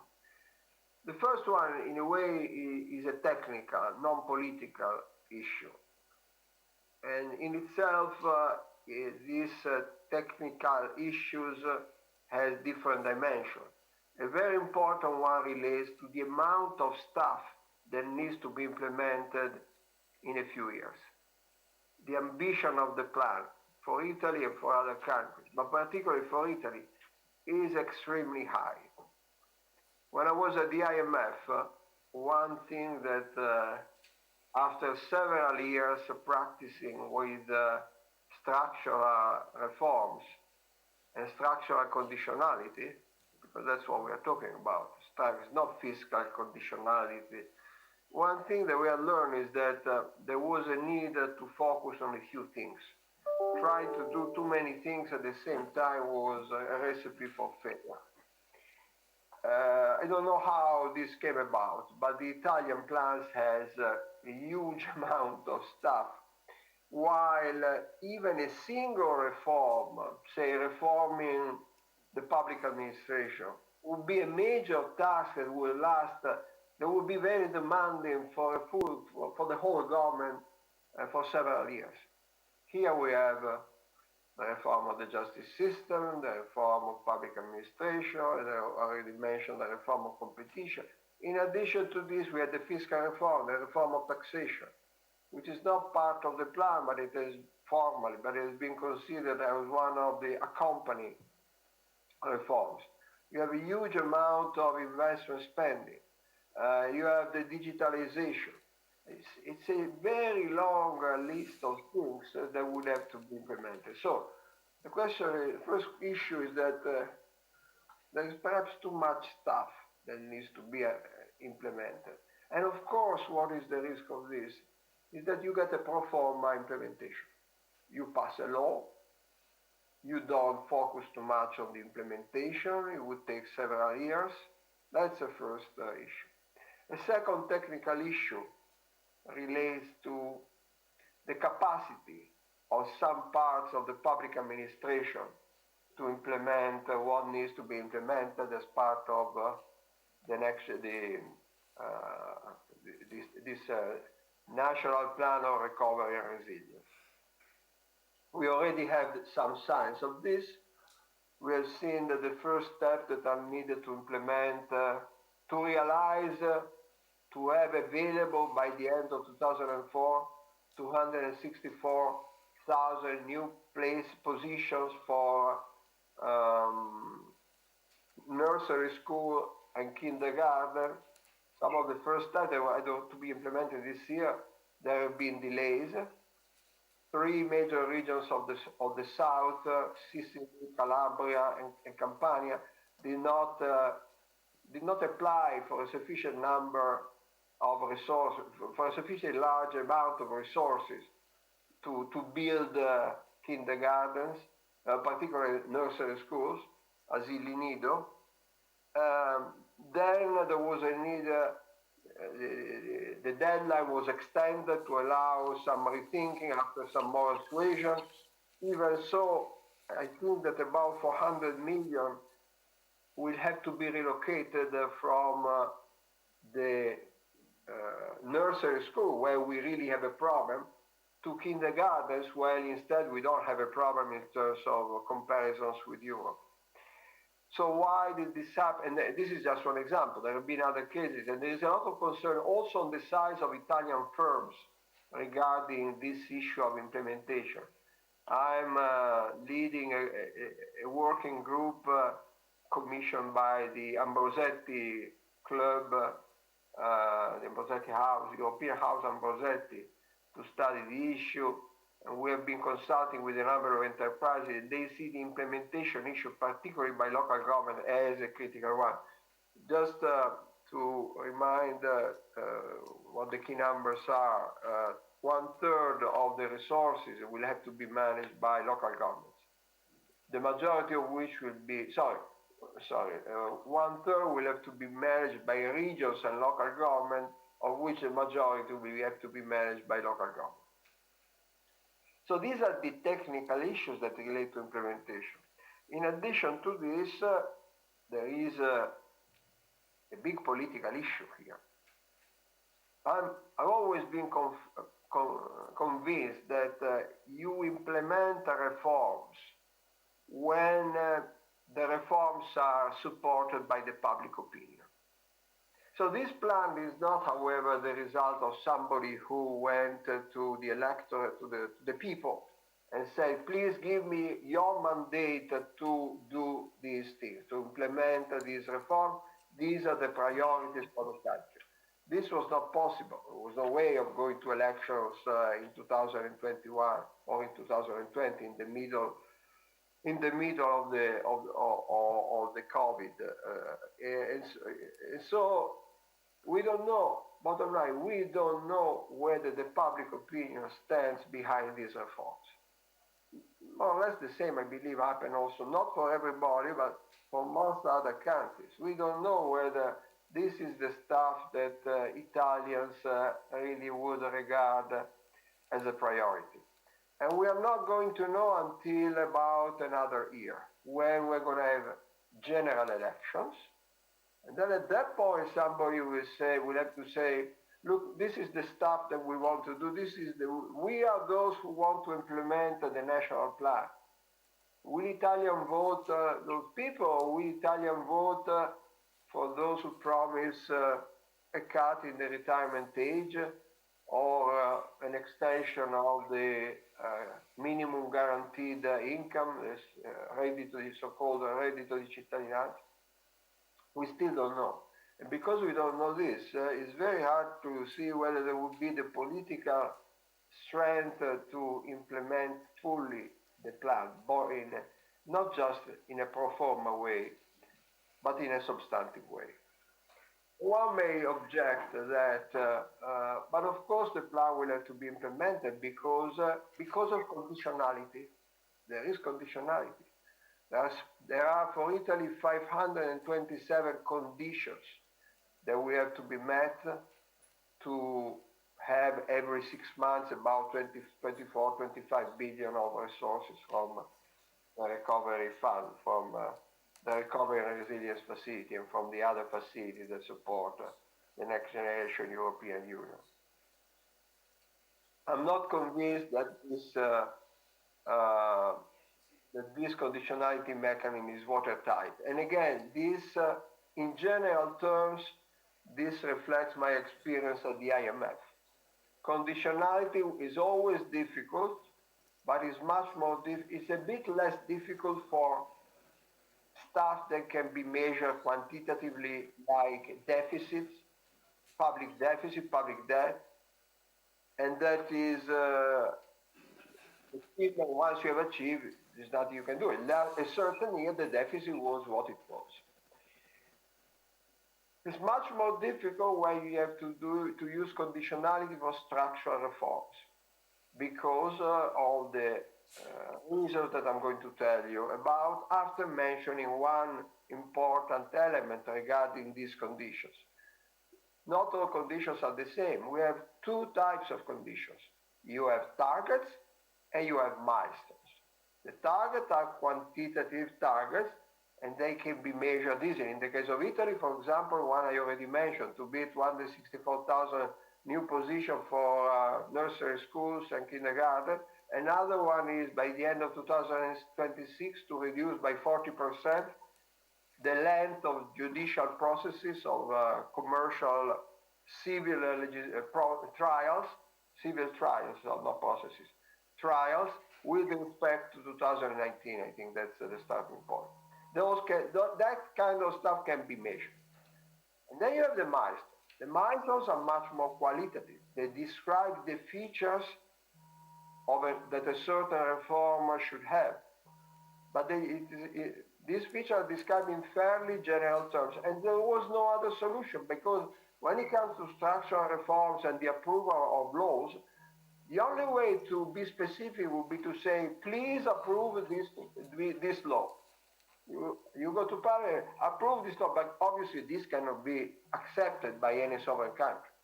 So the conditions relay approval of, say, the reform of the justice system, which has these characteristics. Please read these characteristics. They are defined in very general terms. So there is much less certainty regarding the approval of reforms supported by these benches with respect to the quantitative target. One last thing that involves causes, which is a cause of concern. The distribution over time, at least for Italy, but presumably also for other countries because of the nature of the reform process. The distribution over time of targets and milestones is not equal. There is a clear feature. Milestones, the qualitative, less specific milestones, come at an early stage. They dominate the conditionality in 2001, 2002, 2003 is a bit mixed, but where targets, the quantitative, more precisely measured targets come into play is mostly in 2024, 25, and 26, which means that the first years of the program will require a lot of interpretation by the European Commission and by the European Council in assessing whether certain conditions have been met. And I believe that if we maintain good relationship with Europe, maybe even if we don't implement reforms that are particularly good, because the conditions are defined in general terms, there is a lot of leeway there. When it comes to the last few years of the process, things will be instead more difficult. So all this relates to implementation. I hope I was clear enough, and thank you for your attention.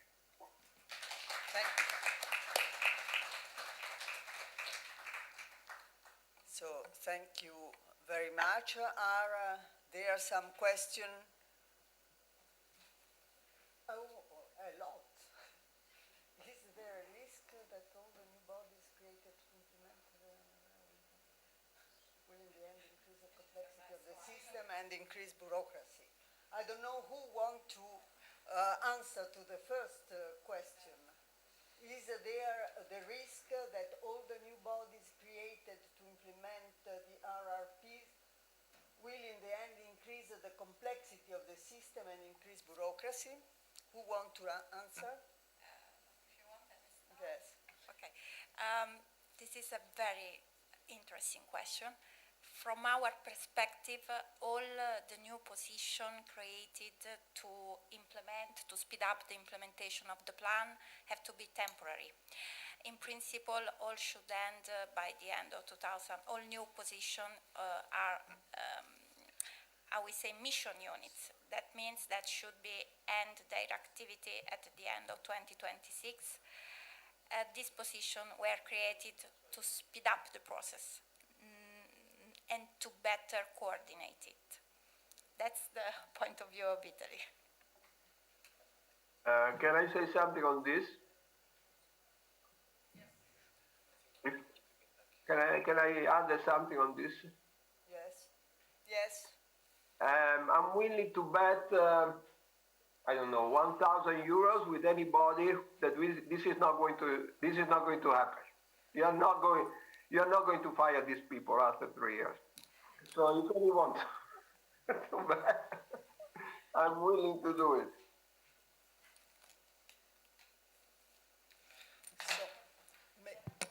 I'm almost tempted to take the bet, although I'm not sure because I don't know your plan, so I would take a bet on your plan. But you should know that one of the requirements of the regulation is that it's about investment, not recurring costs. If those people that you talk about are actually as part of the plan, financed by the plan, it's a legal obligation that there are temporary positions. Otherwise, you don't get paid by the European Commission. And by the way, when we talk about implementation by the Commission of the conditions, it is all embedded in the CID, which is a law. And by the way, the Commission is is the guardian of the treaty. They have to implement the law, so they will look at it in a very strict way. Milestone might be written in qualitative terms, but believe me, they will interpret it in the most strict way, i.e. so that they are sure that they approve milestone that indeed needs to be approved. There's no way for them to be contested that actually they were in a gray zone and they accepted. So that's currently our experience. So I just don't think, voilà, just 2 points I wanted to make on your interventions. I have another question to Baudouin Regout, just because so you can talk more on that. I'm very puzzled by your sentence. The plan cannot be adapted over time, and this is a negative. You said a gray point. And so can you know there are many risks in adapting over time all the European plans. So can you say more? Of course, there are many risks and there are good reasons, and it's understood why it is like that. So the simple fact of it is that the plans have been, indeed, as I just said, translated into a CID, which is a Council implementing decision, which essentially is a value of law for both the European institutions, the European Union in general, and the member states, creating rights and obligations. And they are like that. And you just have to apply them, as I said, in a very strict way, so that legally the Commission and the institutions can say, yes, it's all legal, it's all nice and fine. It's just the law. Now, for you to adapt the plans, you'd have to change the law.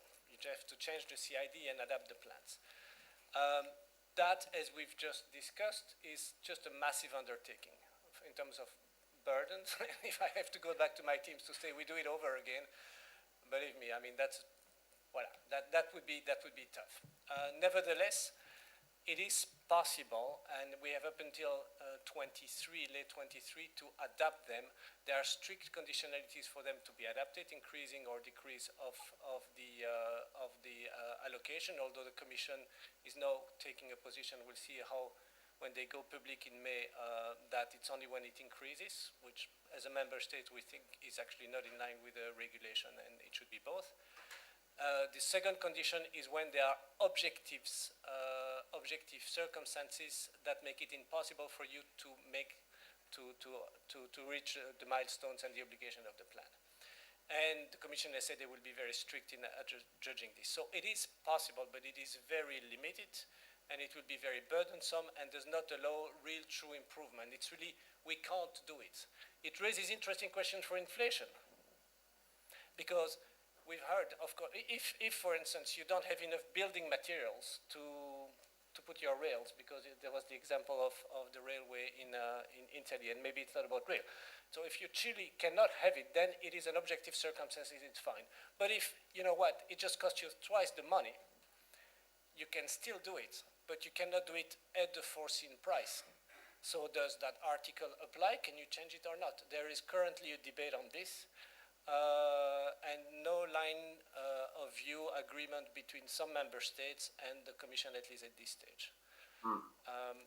Again, the only thing I wanted to say is that the reality is that good plans, you need to plan, it's a good thing, but over time, it almost rarely goes by the plan. Doesn't mean it was a bad thing, doesn't mean it was a bad plan, doesn't mean it was a bad thing to plan, but can we do something to live with those adjustments in a way that is sensible is really an open question. I'm very sorry, I have to leave, and I give the floor to Professor Franzini. Thank you very much indeed. Bye.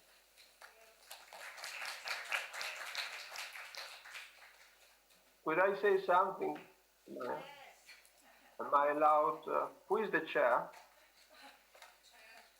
We've lost the chair, but we have a new one coming in. Okay. New chair, please, can I say something? Mr. Fandini.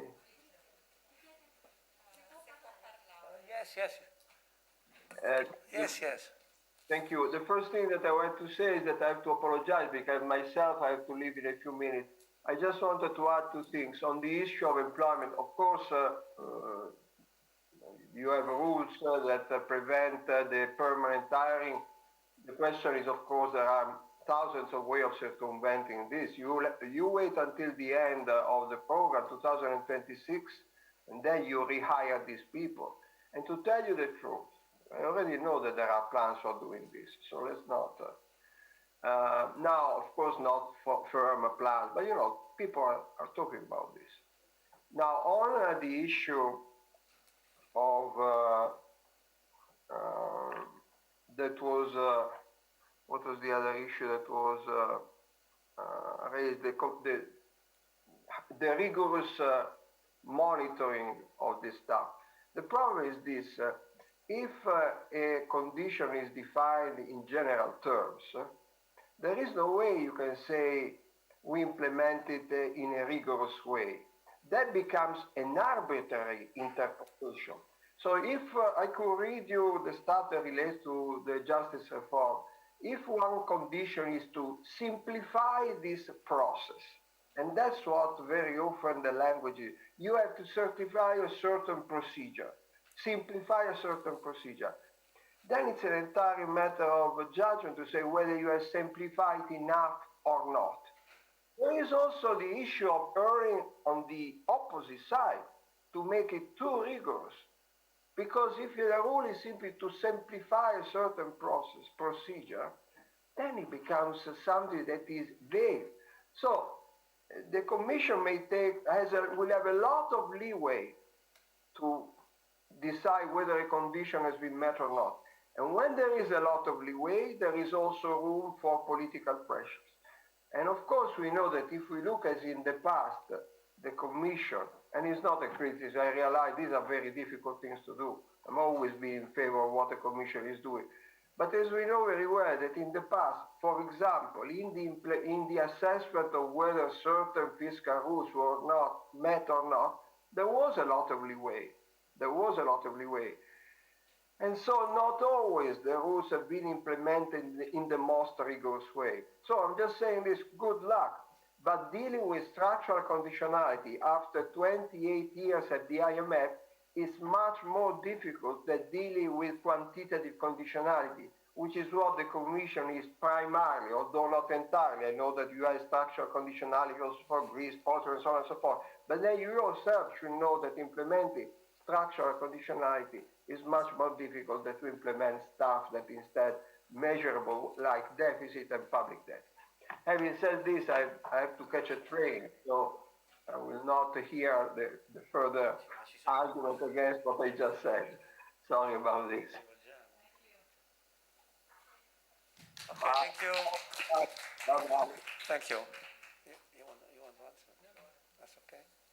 So I think there are some questions. Here are the questions. If you all can have a look at the list of the questions and choose the one you like to answer.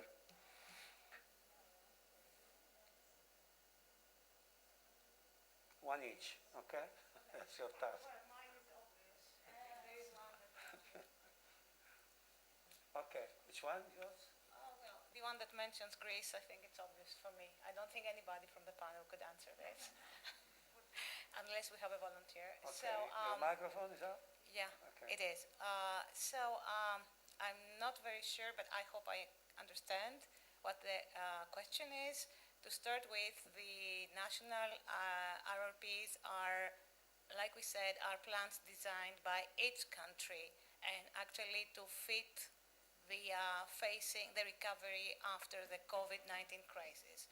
And as plans of the country, and in our case also plan of the, anyway, based, anchored on the plan that we have for the country, it makes it, I mean, not totally comparable to the experience, I guess, through the crisis and the adjustment plans. But what is actually places us in a privileged position is that our administration and our country actually has a huge experience with all the pros and cons into actually implementing reforms and investments, and from this perspective we were, let's say, more ready to adapt to what was required through the RRP, and that facilitated our lives when we wanted to coordinate all stakeholders and domestic agencies into this plan.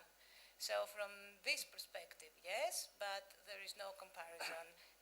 nature, in the implementation, and in the results. Thank you. Thank you very much. You want to answer which one? I want to make another point on the first one, which I already picked up. Just another couple of points. Also, position created in Italy and not funded from the RRF are by law temporary, unless a law says differently. However, we also have to recognize that if we train people, if we have people for 4 or 5 years with us, and if at the end they are very skilled, we also have to think if the public administration will be able to absorb these new skilled and well-trained people, which is something different from saying all the new position will be kept. In principle, not. And this is what the law says now. Another thing that also the Belgian colleague touched upon, the administrative burden. The truth is that the plan has new rules, and new rules in a way implies new procedures, and we need to learn these new procedures, and that in a way is administrative burdens because it means doing something that in the past was not in our procedures, in our guidelines, in our manuals. And so it would be not fair to say that there is no administrative burden in handling the plan. This is intellectual honesty. And that was my 2 points. Okay, thank you. May I add something here from Spain, if possible? I'm not sure to see all the questions as to this regard, and I apologize because I have to leave. I wanted just to support what my colleague from Italy has already said. Let me put it in a different way.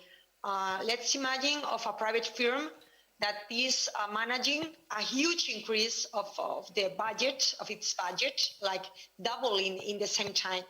Would it be possible for the firm to do it with the same resources? The answer is no, it's impossible. So sometimes we use the word bureaucracy as something necessarily bad.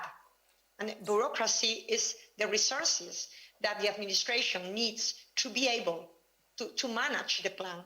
The same as a firm needs. Otherwise, if we are able or not to be efficient enough in the management of the budget, in the management of human resources. But honestly, let's think of a private firm. The situation would be exactly the same. The question is temporary people. Of course, the positions are temporary, but I agree with my Italian colleague.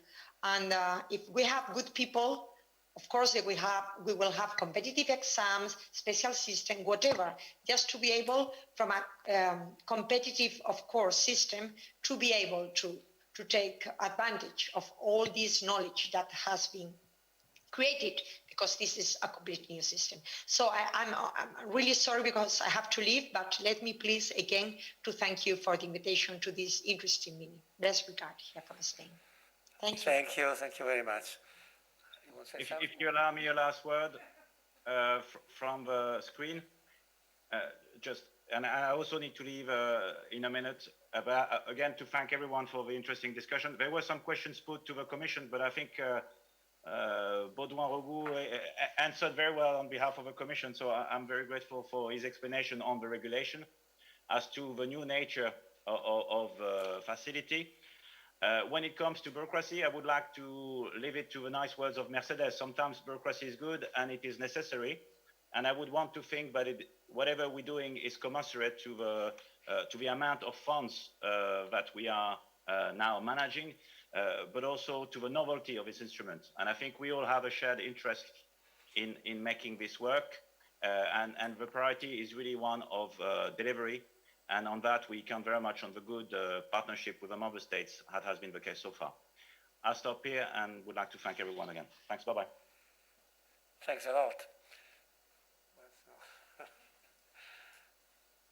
Don't have? No? Yes? only thing that I see is left on the table is the last one. So I'll try to go quick, because between now and the weekend, so I'm over in Rome. For some aspects, yes, it can be a great point, but it has limitations. So if we talk about public investments, of course, for public investments, this is well suited, and that would work. But let's not forget that managing the energy crisis is much more than public investment. There are also private investments, which can be managed through reforms, being regulation, requirements for thermal insulation of private buildings, for instance. Taxation is a huge lever, and so on, and also recurring costs. So some of it could be, for the public investment, it could be, and it's a good thing, and that's, as we know, the Repower EU, the Commission is actually testing with member states whether that's something that could make sense. However, let's now go back to the basics of it. Some of the basics of this fund is that it allows to push the fiscal limit in some ways that some member states were there, and it allows to kind of make some transfer from countries to countries. If you say, well, wait a minute, we cannot keep pushing the fiscal limit at European level all the time, and we cannot keep transferring, why is there a reason to transfer between member state to member states? Then by definition, the political debate between member states will be saying, why should we do something like that again, rather than letting all the member states just apply their own plan. Again, as I said earlier, one of the unsung heroes and one of the reasons why there was big urge to create such fiscal transfers within Europe was to make sure we didn't have a sovereign debt crisis, financial and sovereign debt crisis on top of an already difficult economic crisis. Now it's under control, we're talking about something different, so I think the dynamics of the discussions and the negotiations between member states that was tough enough the previous time will become even tougher. So I'm personally not holding my breath. Okay, thank you. More questions? No, so we can conclude? Yeah, you have a question. Just one little point on what the Italian representative was saying. The if of your Spanish colleague, if they are good, the people that are, is crucial. That means that for an exception to the rules of the Italian bureaucracy, you will give annual performance reports to these people? Because if not, what Cattorelli was saying is evident. This is part of the reform of public administration, of which Marcella Panucci talked this morning, in the sense that, in our view, yes, performance should be at the basis of our evaluation, keeping the best. It is time that we start thinking like that. Of course, it's not only my decision. Okay, we can conclude now. I would just say thank you, everybody, all the national officials, commission officials, the opinion makers, the colleagues who have contributed to this very intense, can I say intense? Very intense